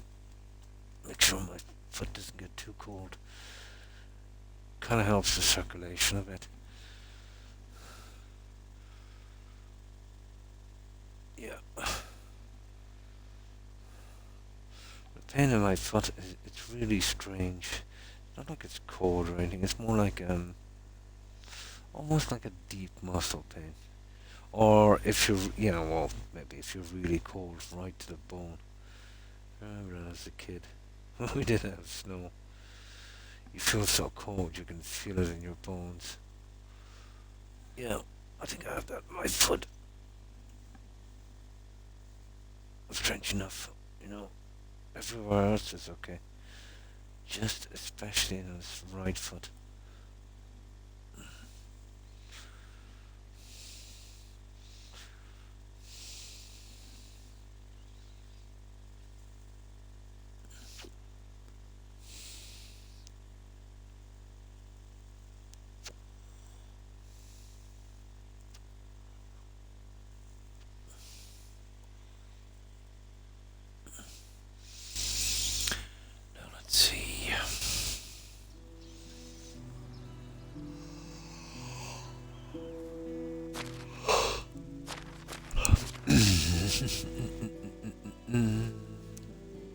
Yeah, that's okay.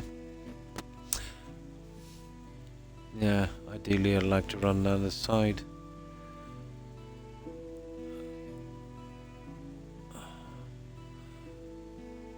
Well, honestly, the best way forward would be coming down the house and down here.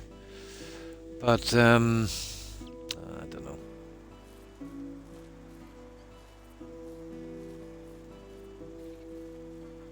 I think we might get away. If I can get a line running from this, I'll take out that little guy. It wouldn't be too hard to do. But it's worth a shot. I would actually prefer to do it that way.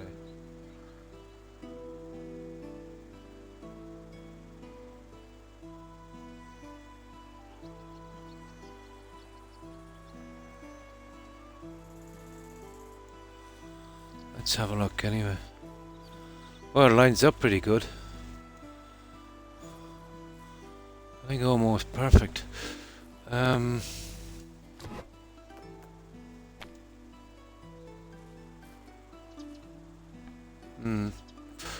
Worth a shot anyway, I would say.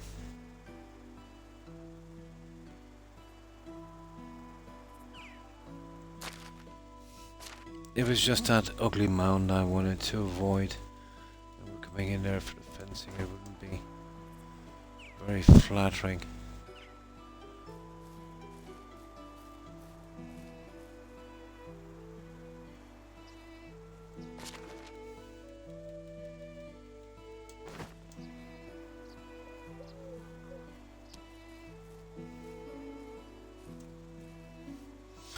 That looks good enough.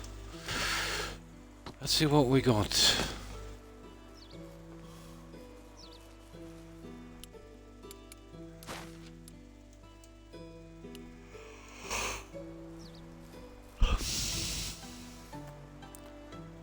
Oh yeah, if we do that, I'll have to come up the side, which will be easy. And then we'll just take off the appropriate one from there. Yeah, it's good I left those in place.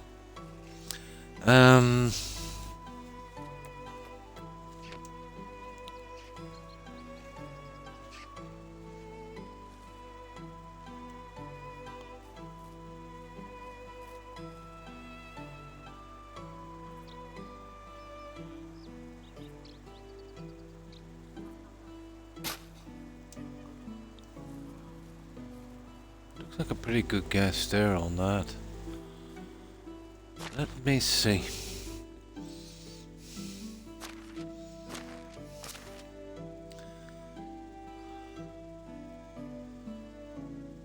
Oh, that's not bad, is it?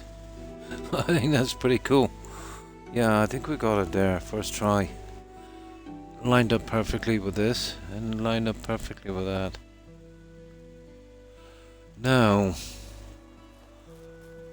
I'll keep it in reasonably close.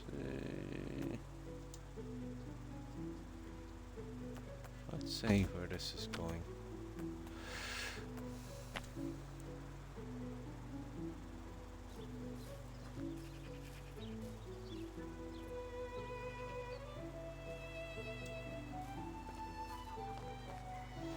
Oh, obviously different. I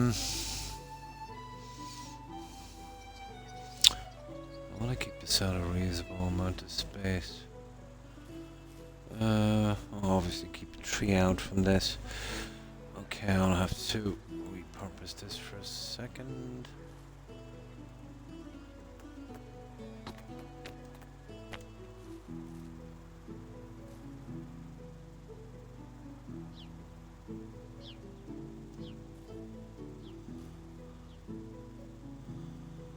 Oh, that's hardly tree, is it?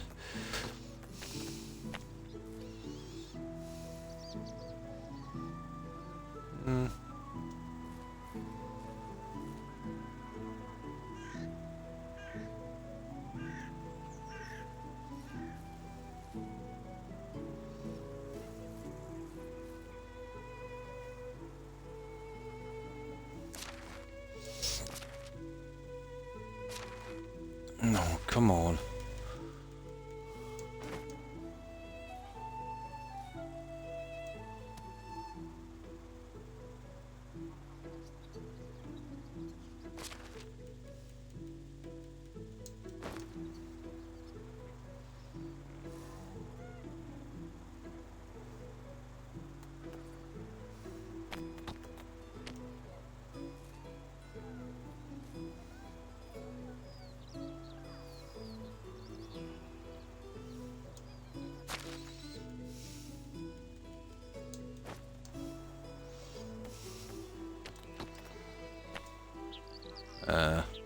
miles off.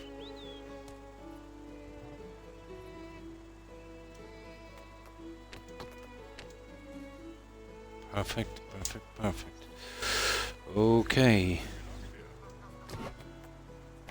Let's see how this goes. Do you believe I took the outside one?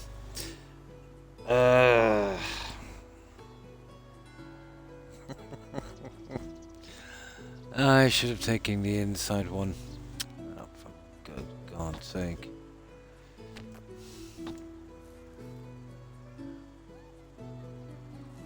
Yeah, it was that one there I needed. Stupid beyond words.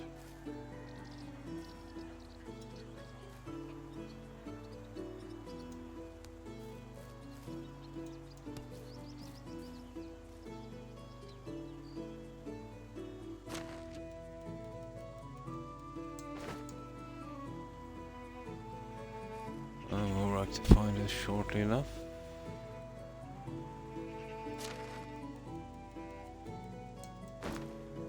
Yeah, that's good.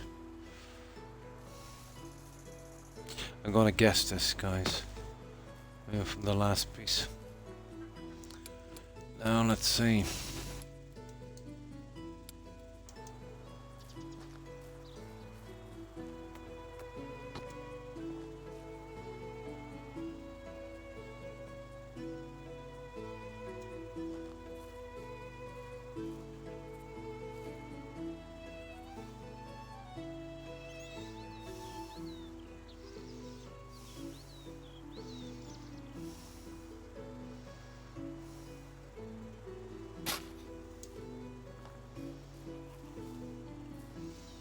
Yeah, once we take that little end off, let's see what we've got. Favorite moment, lighting. Yeah, lighting things up can be a pain in the backside in this game. You pretty much got to grid everything off. If you go at an angle, you remember that thing, Danny? In I'm sorry I missed your message. That thing in Valheim, where if you dig a trench, let's say to make a moat, if you kind of go to the side, it gets all jagged. Pretty much the same on this. Something got to do with the grid it's done on. You can't really go against it. And the grid on this would be going in. You can see the direction it's going in that way there.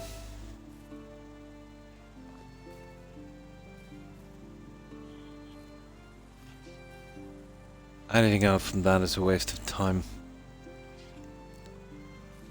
Not that much of a problem in Valheim unless you're putting up a moat. Then it's a massive problem. Here it's a massive problem on the roads. Kind of on the roads too as well, but let's say out from a base I wouldn't do much roads, and you know, nothing like this. This is okay, but the grass in Valheim is a bit... it's really fake looking. So I'd try and do a courtyard, so never really had to put a road at an angle. Too much, at least.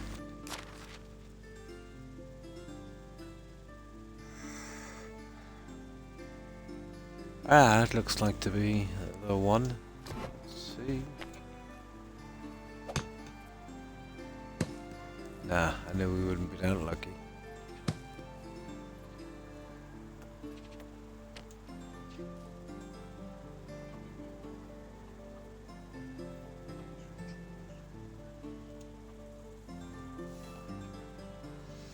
Yeah, we just might get away with this.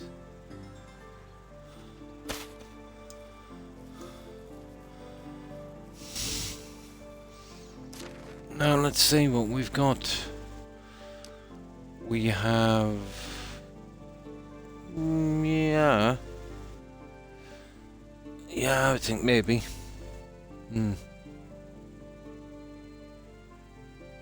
That would be interesting, alright. Yeah, absolutely. Yeah, that's... I don't know, it looks a bit... No, that's just me. Yeah, that's about right. Okay, I think we got it, guys.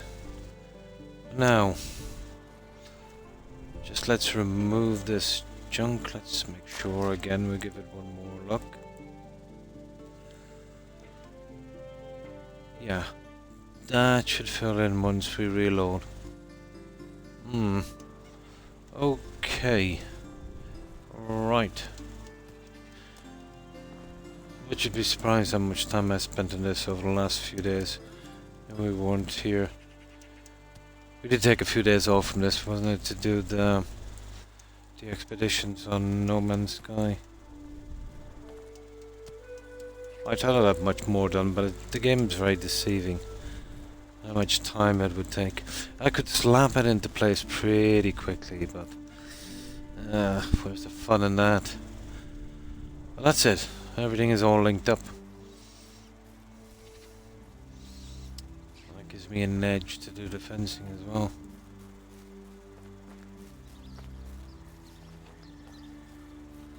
Yeah, pretty much. Okay, let's see.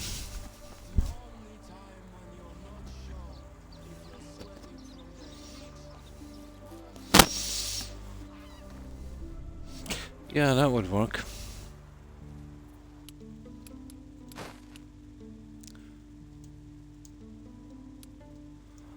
There. Okay. Yeah. Okay, we'll load it, but that should move out. It's just a temporary thing. Now while that's loading, that will give me a chance to get something to drink. But we've only got 20 minutes, guys. There's some little cleanup I want to do on the fencing. But yeah, if I get a few hours today, I'll come in today, and I might have a little bit done by, when I'm back early tomorrow. Well, I'll be back in what, about 18 hours? Yeah. Yeah, Monday afternoon, or what? I start. What time is it? About 1:30. We finished about 7.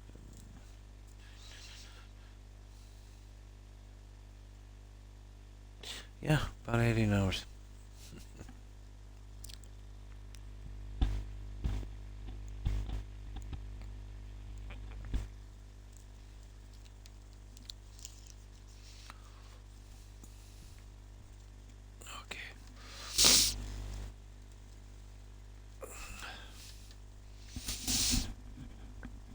Hopefully get the plants in here and the fencing.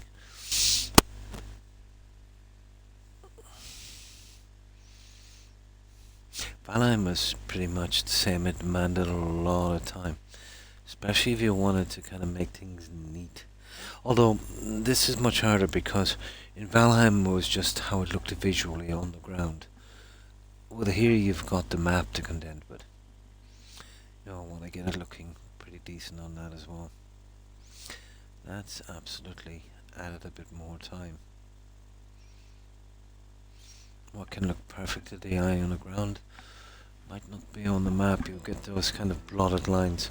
I've seen a few players that say play with some bases, and when they quickly looked at the base on the map, like the lines were off so bad it was almost painful to watch. And here we're not too bad. You got a pretty decent line on all of this. That was that was hard to do. That little bit there. But the ground was reasonably flat, so I got away with murder on that one. What's going on here? Oh, there's still a tiny bit to go, guys. I think we're... Oh, is it here we're pushed out? Where are we pushed out too much? We're pushed out too much on one of these. Here, let me stand up. No, it's the edge of the house, guys. This one is not right. Okay. Oh, it looks okay. Weird. I got that pretty dead on. It's probably the hill that's kind of... Yeah. Oh, it's done alright. Okay. Now I took the stones off. That's going to be a bit of a problem, isn't it?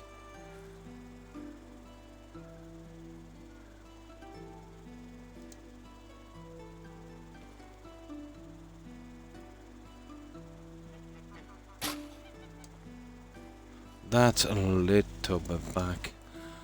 I know. What is it looking like? come on.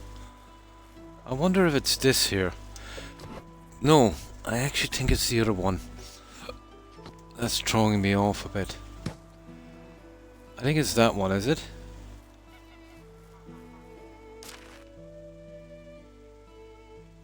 Oh wow, it is. Okay, let's load up again. Sorry about this, guys. I would have to take out this piece. That's the one that's giving me trouble. That'll be easy enough to sort. Yeah, I think I was pretty spot on with the other guy. Although both might have to be removed now because I was lining one off the other. Okay. Hang on, let's see. It's the ground. Even if you get it perfectly. So you gotta have it a bit off to get it look perfect on the map. Get it looking perfect on the map. It's anywhere where there's a kind of raised height. Especially those smaller hills. Nightmare.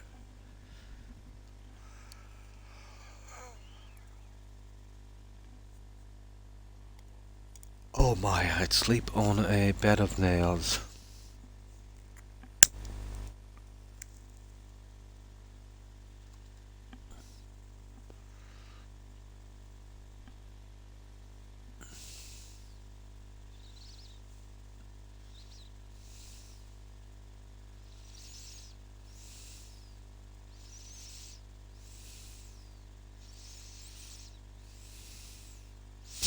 This is fixable. It's just annoying if I have to load up.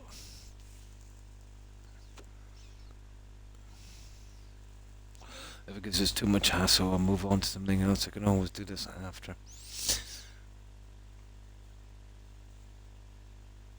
I usually nitpick a bit when I'm almost done.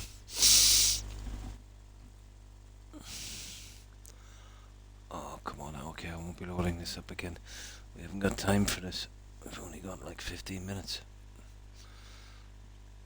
We can move on to other stuff that requires our attention.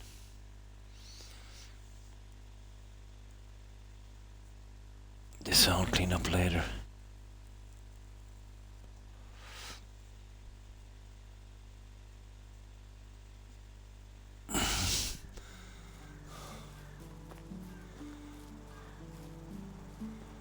It doesn't look off, does it?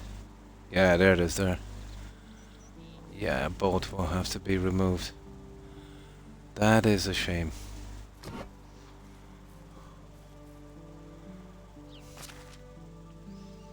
I wonder how that happened. If it's just a tiniest bit off the last one, I will always take the hit anyway.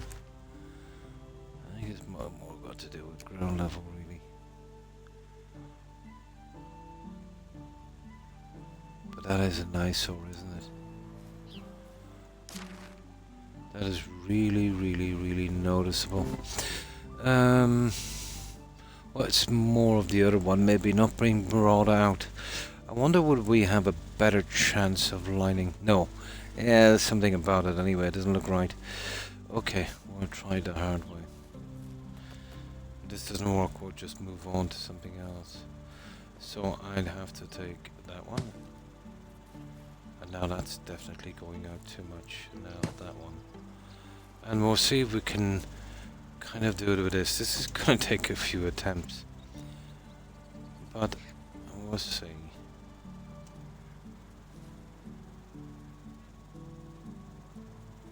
Yeah, this is going to really take a few attempts. Oh, that does not look right. I need it to come further. Let me see. Horrible. Yeah. Okay, I'll keep guessing for a little bit.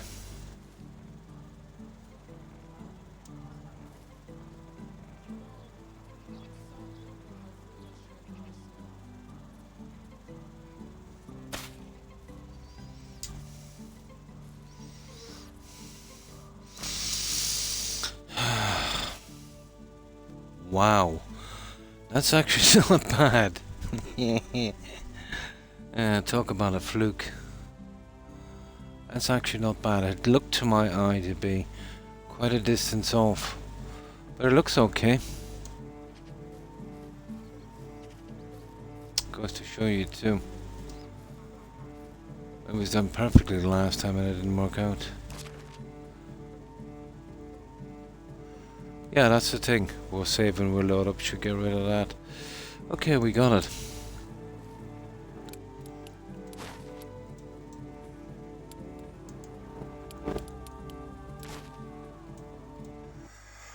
Oh, we should have enough time to maybe get a few fences in. Line them up at least.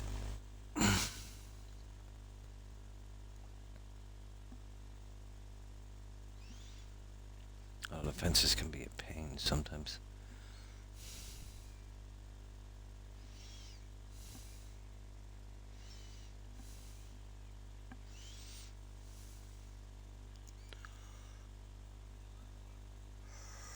Oh, I'm so tired.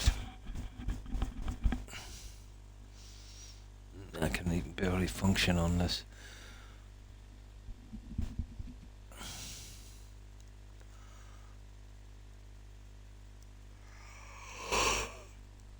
Oh.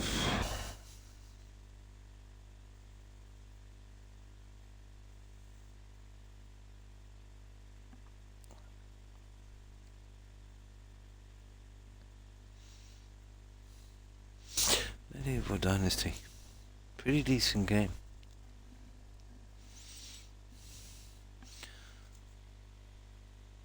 I remember when this was in development, I was looking at it on YouTube. It's obviously PC only. You know, it was pretty basic. They were showing a town and you know, they were going into photo mode. I didn't think there would be this kind of, you know, NPCs and this kind of interaction. I thought it was more, almost looked like a strategy game, to be honest. You know, in early development. Well, this was done with the Unreal 4, apparently.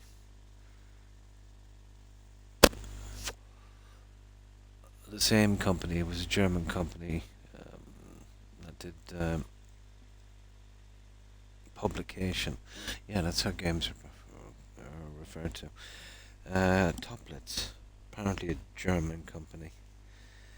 So they did the publication of this on the Unreal. These guys, the devs, were RenderCube. They worked on this. There was some pretty sound work on this. So Toplets came out with a similar one, but the twist was it was, you know, kind of Japanese medieval. Apparently that didn't go down so well with people like this. It was a bit janky, I think. But not the same kind of mechanics, not the same kind of building. I forget the name of the guys that, yeah. I do remember RenderCube, it keeps coming up in this game. But it was different devs. They had a strange, kind of silly sounding name. Not that RenderCube is, you know, the most complicated. Yeah, eventually remember it. Now let's see.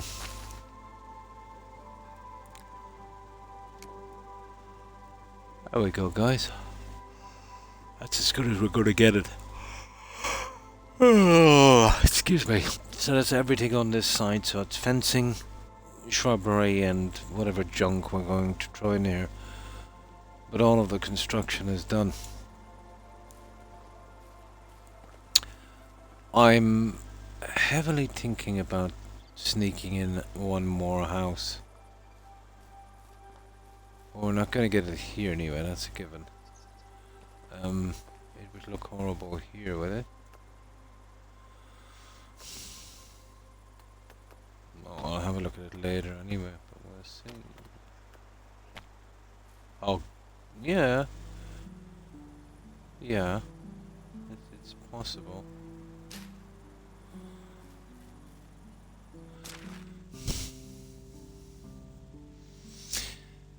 Yeah, if I could get this house smack on this, would definitely take that mean look from it, wouldn't it? Here, let's see. This would be worth investing my little time I have left. I always have room for another house, although it's another decorating nightmare, but still. And if it fails, we can easily just get rid of it.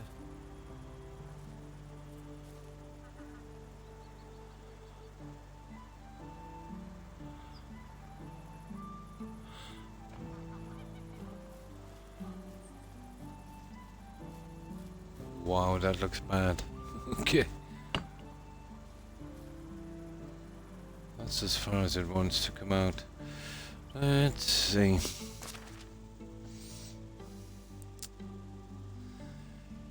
You know, guys, it's not that bad looking. If I give it a tiny twist on the left, I think it will blend. I won't know until I reload. Yeah, we can have that. Tiny twist to the left.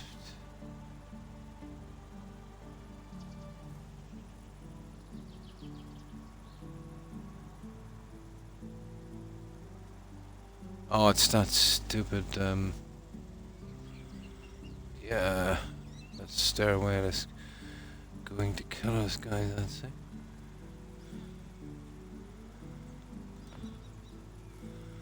Interesting. Let me see. God, that's horrible.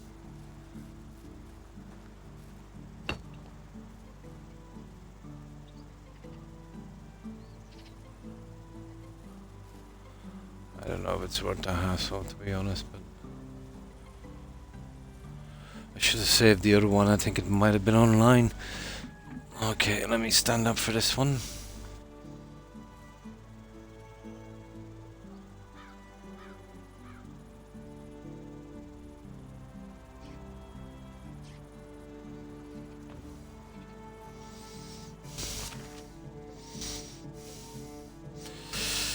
That looks reasonable. I think when reload this will blend in perfectly. You know, either way we can just scrap it and get it out of the way. It won't affect anything.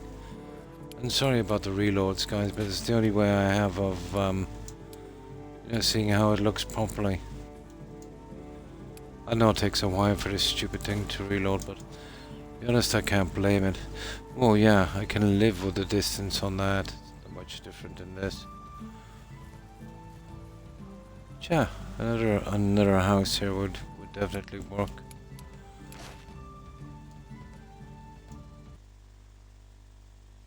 That's 45 houses. That's kind of excessive.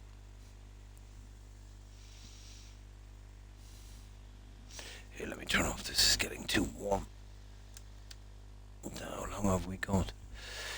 A few minutes. If this works out, I'll give it a quick mashing together and we'll see how it looks. It's not like it's permanent anyway. We can always remove it later if we want to. It's a problem.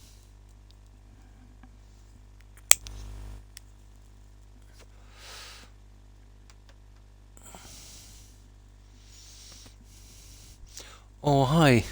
Hi, Game Reports. And how are you? Just getting ready to raid. My apologies. Raid and run, buddy. Have a good night. And thanks for raiding. Appreciate it. I hope you have a good rest. Yeah, I'm just about 6 hours and I'm absolutely wrecked. It's the guts of 8 AM for me. We had a long one on this. I'm just getting you know, some of the last design things out on this. Kind of nitpicking it, you know what I mean? I appreciate it. I hope you've been having a good week. Oh, hi Arch. How are you?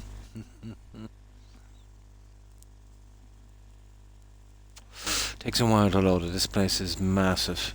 But I will show you around, and if you wish I'll show you the one I finished on the other map. So I'll play through on the Oxbow map and the Valley. I think I'm done after this. It's a great game. It's a nice building game, but you know, once you got all your achievements and done the 2 maps, you know, maybe if I'm still around in 5 or 6 years, I'll give it another shot. Oh, that's good to hear. Yeah, not too bad. Just very, very tired. Let's see if this one works, guys. I think it should. Yeah, there we go. That's a little bit better. So that's 45 houses. Yeah. So this is what I've been doing on this arch. This is on the left hand side. This place is even bigger than the last one. I'm impressed. Yeah, I'm still working on little bits and pieces here. This Unreal 4 can take a lot of abuse. I do it in layers and then eventually I'll finish off the really minor decorations. But I need to get some kind of spread on this and then, you know, work it in layers. I just built that to remind me I actually have them. It won't be going there.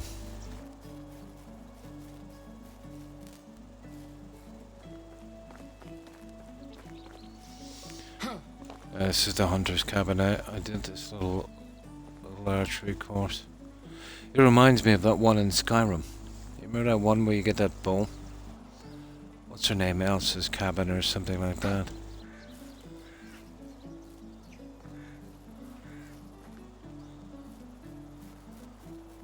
But this is a biggie. This place is huge.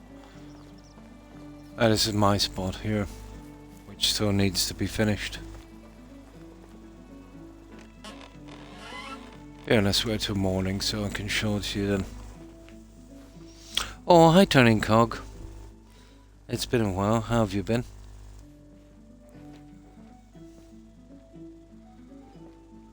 So something like this. It still needs a lot of decoration.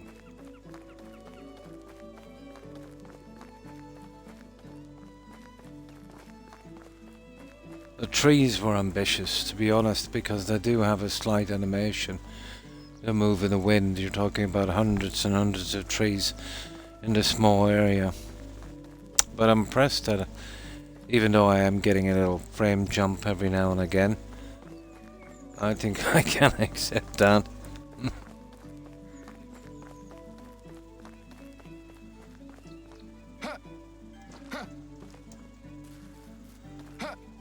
But this place is massive.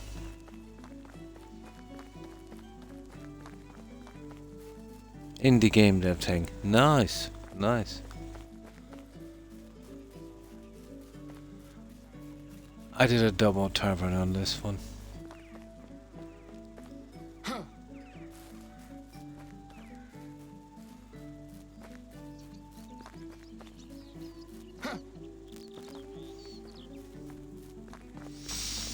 This is taking a while to put up.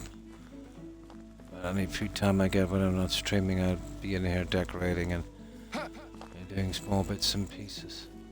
This one we called Hibernia.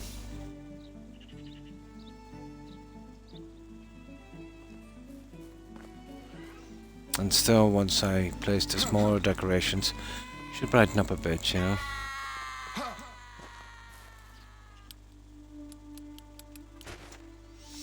So this is what we got. This place is an absolute monster.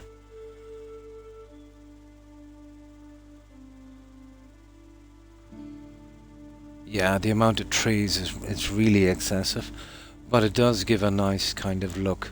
But it is a trade-off. It looks a lot better on the ground, you know, like more like a kind of wooded kind of village. Whereas if I didn't have so much trees here, we would get a way better shot from the air, you know.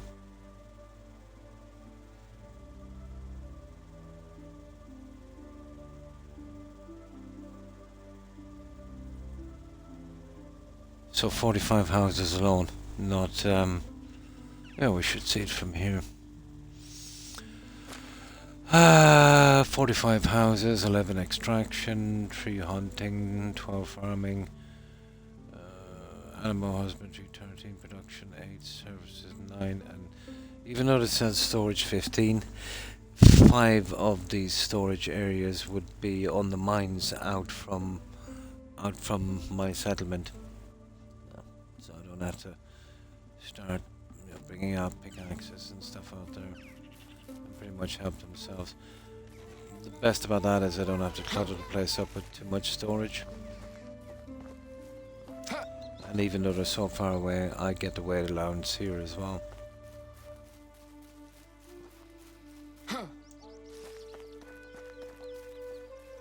This I'll have to work on later. As I said, just doing it in layers really.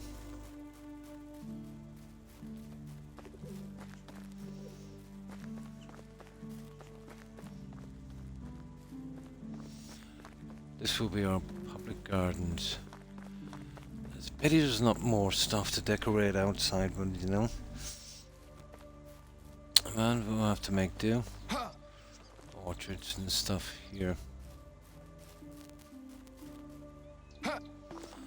Obviously, the road is here, so as you can see on the map, we're over here. So obviously I had to go with a pyramid shape because of this, and then just match to the other side really.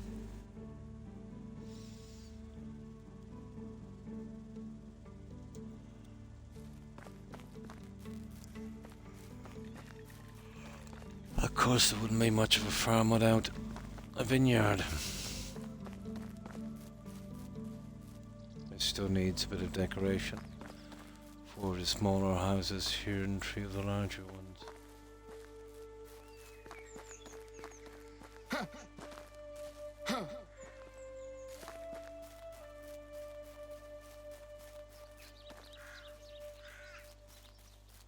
Oh yeah, and of course, the animals.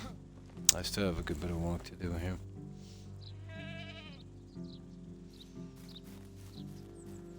But I'll get to it eventually. It's just a layout work I'm still working on, and then when I get the fancy, I'll really just do something here, and I'll keep doing it in layers until eventually there's nothing left to do.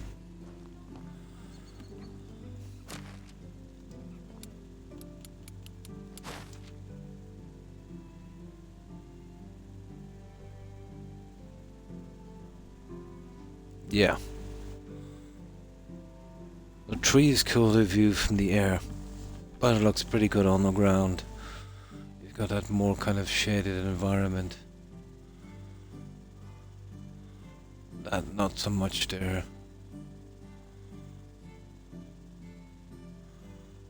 A nice splash of green here and there.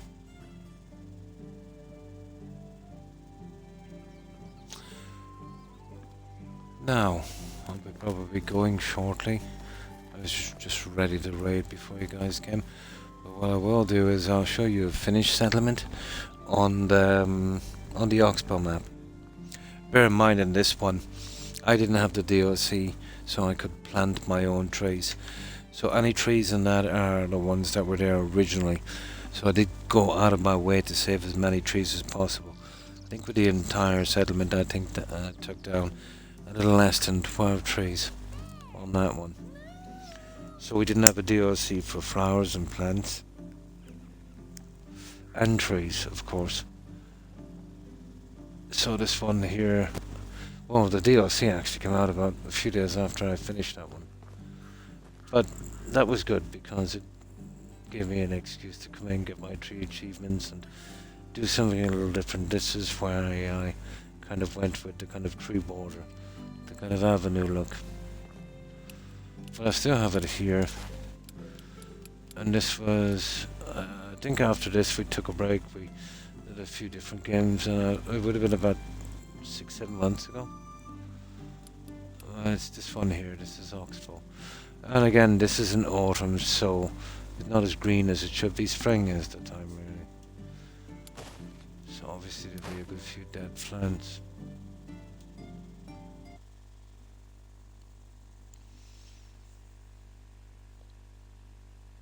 And this is that little waterfall area in a mine outside Oxbow. Probably the most scenic, but extremely hard to build on. It's out from one area of flat land that I did a large orchard on. The rest of it, not the greatest for building.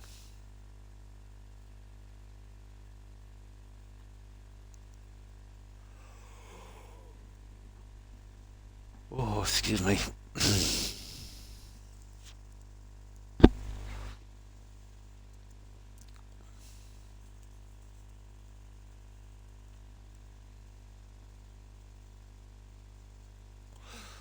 after this I'll probably do Mirage or actually a Fallout 3.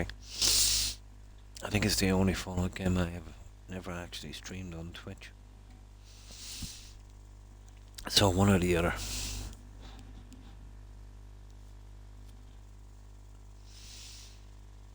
Yeah, it takes a while to load up. I just wanted to finish the best I could do it anyway.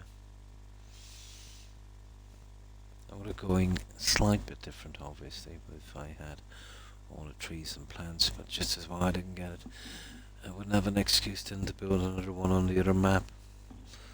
Well, not to that detail anyway, but this I did go the more kind of military fortress, kind of like with the palisade wall. You see how open this is? Because I couldn't plant trees. But it does give a good overhead view.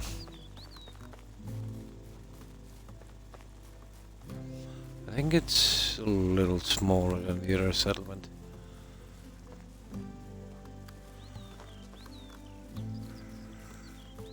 Two taverns here, but they're split up. This is the smaller one.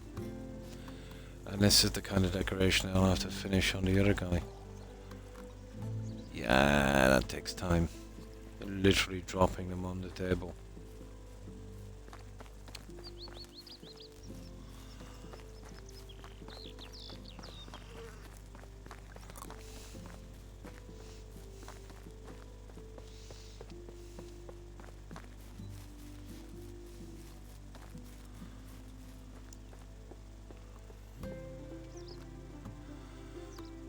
So this is what it looks like on the map.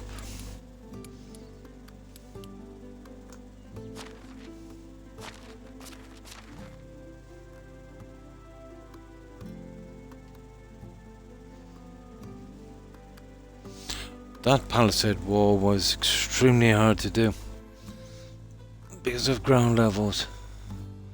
Large orchard, most of the production, all the fields here and the farming kind of industry here. Of course that's in Gaelic, but it's English translation roughly. Translated would be far from home. Yeah, my pronunciation of that might not be the best, but it's Fala Abalya.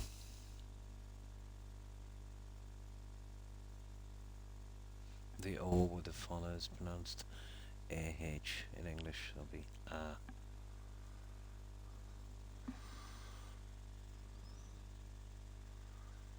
So that's that one.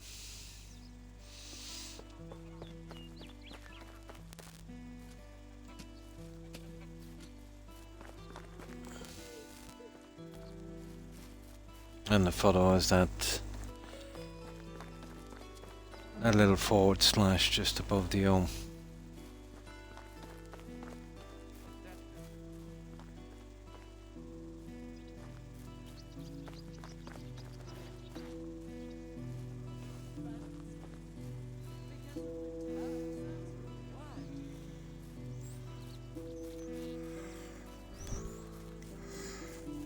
But this place did have a lot of unique features, but as I said, it's a pity it's not spring.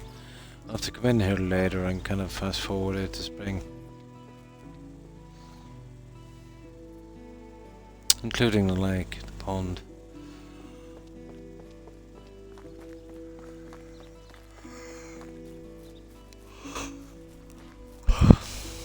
But definitely my favorite view in this settlement would be probably from here.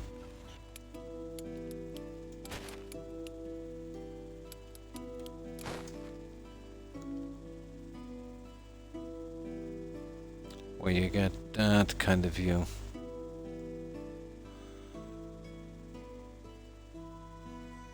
This is what I'm saying about the other one.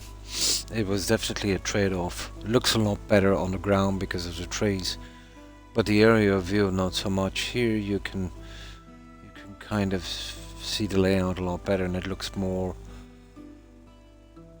used, I suppose would be the way to pronounce it. You get that kind of more of a classic view.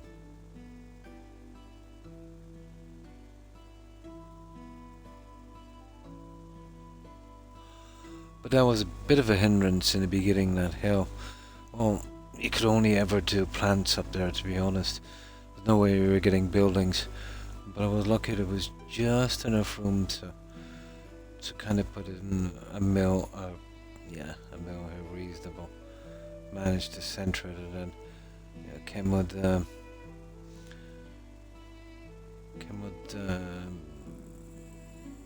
vines and stuff on one side, and then the orchard little system in the centre. So all of the kind of growing stuff up here, except for here obviously, large orchard, animals and stuff here, and most of the production stuff is out there, and that kind of thing, and no, the various things.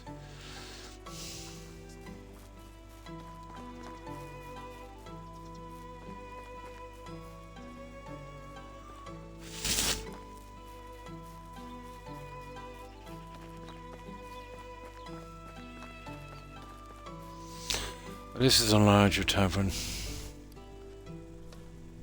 Our king will go down in history. The hand placing is a pain in the backside, to be honest, but it's still less complicated than Oblivion. At least here the objects are not all top heavy.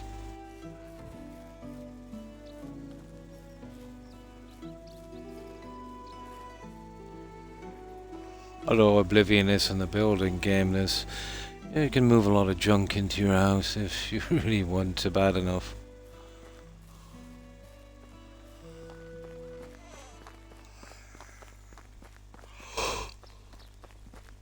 Oh my. Yeah, mine here.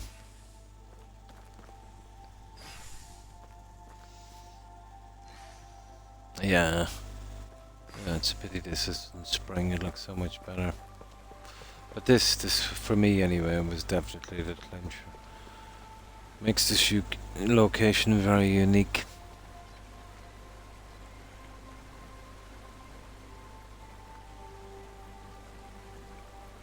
And this is the original bridge, so the bridge and that road. And that was the only thing that was here when we got here first. Kind of started there, and then just eventually kind of spread out to this entire region. And of course this is my house.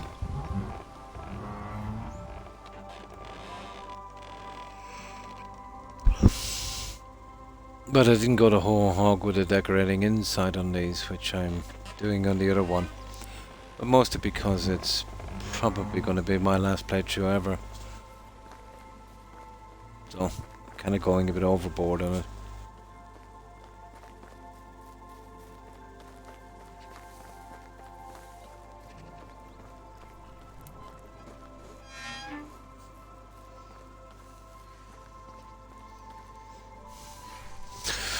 God, I'm so tired I can't even see straight. Yeah, about 3 hours sleep today.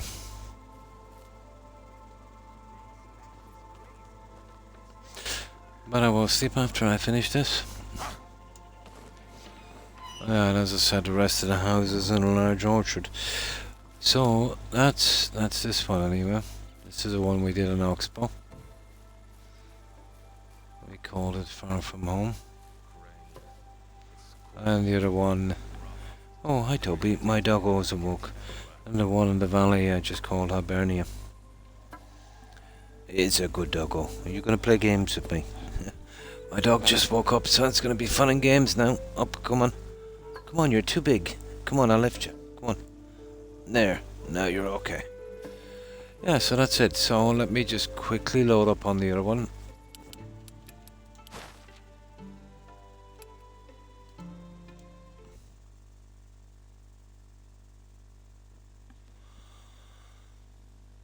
Yeah, pretty decent game, to be honest. I was pleasantly surprised.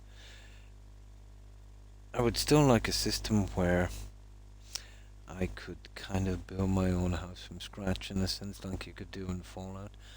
and they'll have that kind of pre-made thing, and then you just build it up, kind of similar to the kind of Skyrim kind of hardware home, except here you can pretty much place it where you want, which you can't do on the other one.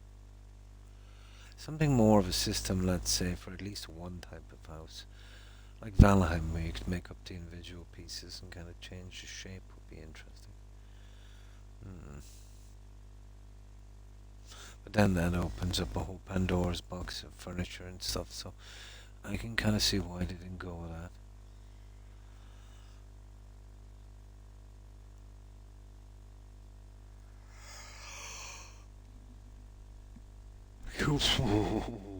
Okay.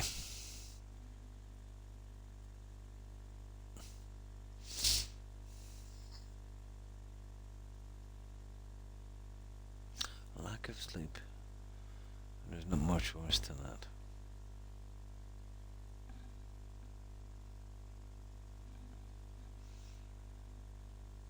It should take a little while to load up, I'd say.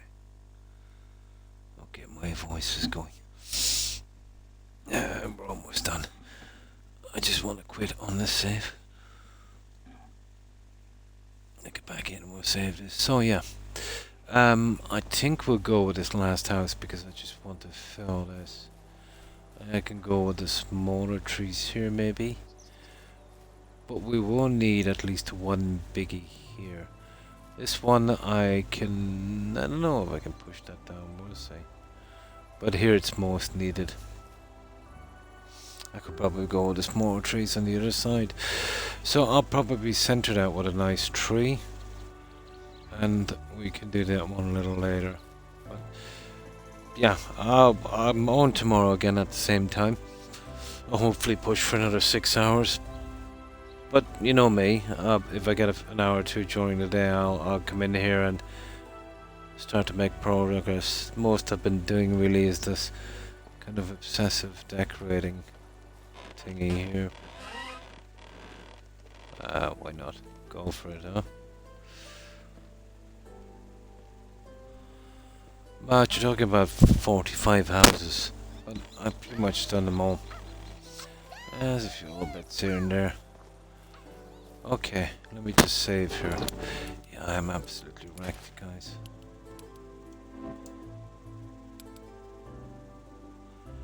There, so that's me done. Thanks everyone for being here, for watching. I appreciate it. I will be back tomorrow at the same time. About 1. Oh, goodbye, Corin. Thanks for being here. Have a good one and stay safe. Yeah, back tomorrow at the same time. I stream about 1:30 AM my time. GMT. I think in Eastern US I would be 5 hours ahead, so it would be about 8 or 9 PM Eastern Standard Time in the US. So yeah, back tomorrow again, and then the usual off till Wednesday again, Wednesday morning, my time. Give me a little break. Trust me, I need it. I'm getting so many medical appointments these days, it's just not funny anymore.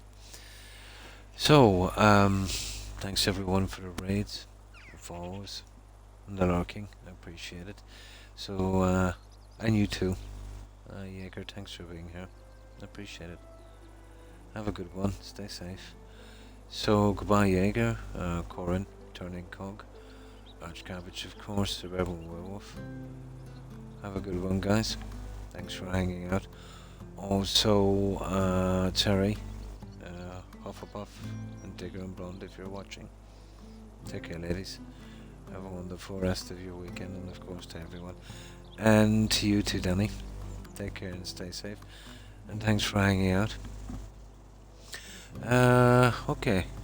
You know me and my memory, especially when I'm tired, so I'll just go through here. And of course, thanks again for that raid, Board. I appreciate it. I hope you have a wonderful weekend. And of course, to White Witch, have a good one. And we mention Jaeger? Let me see.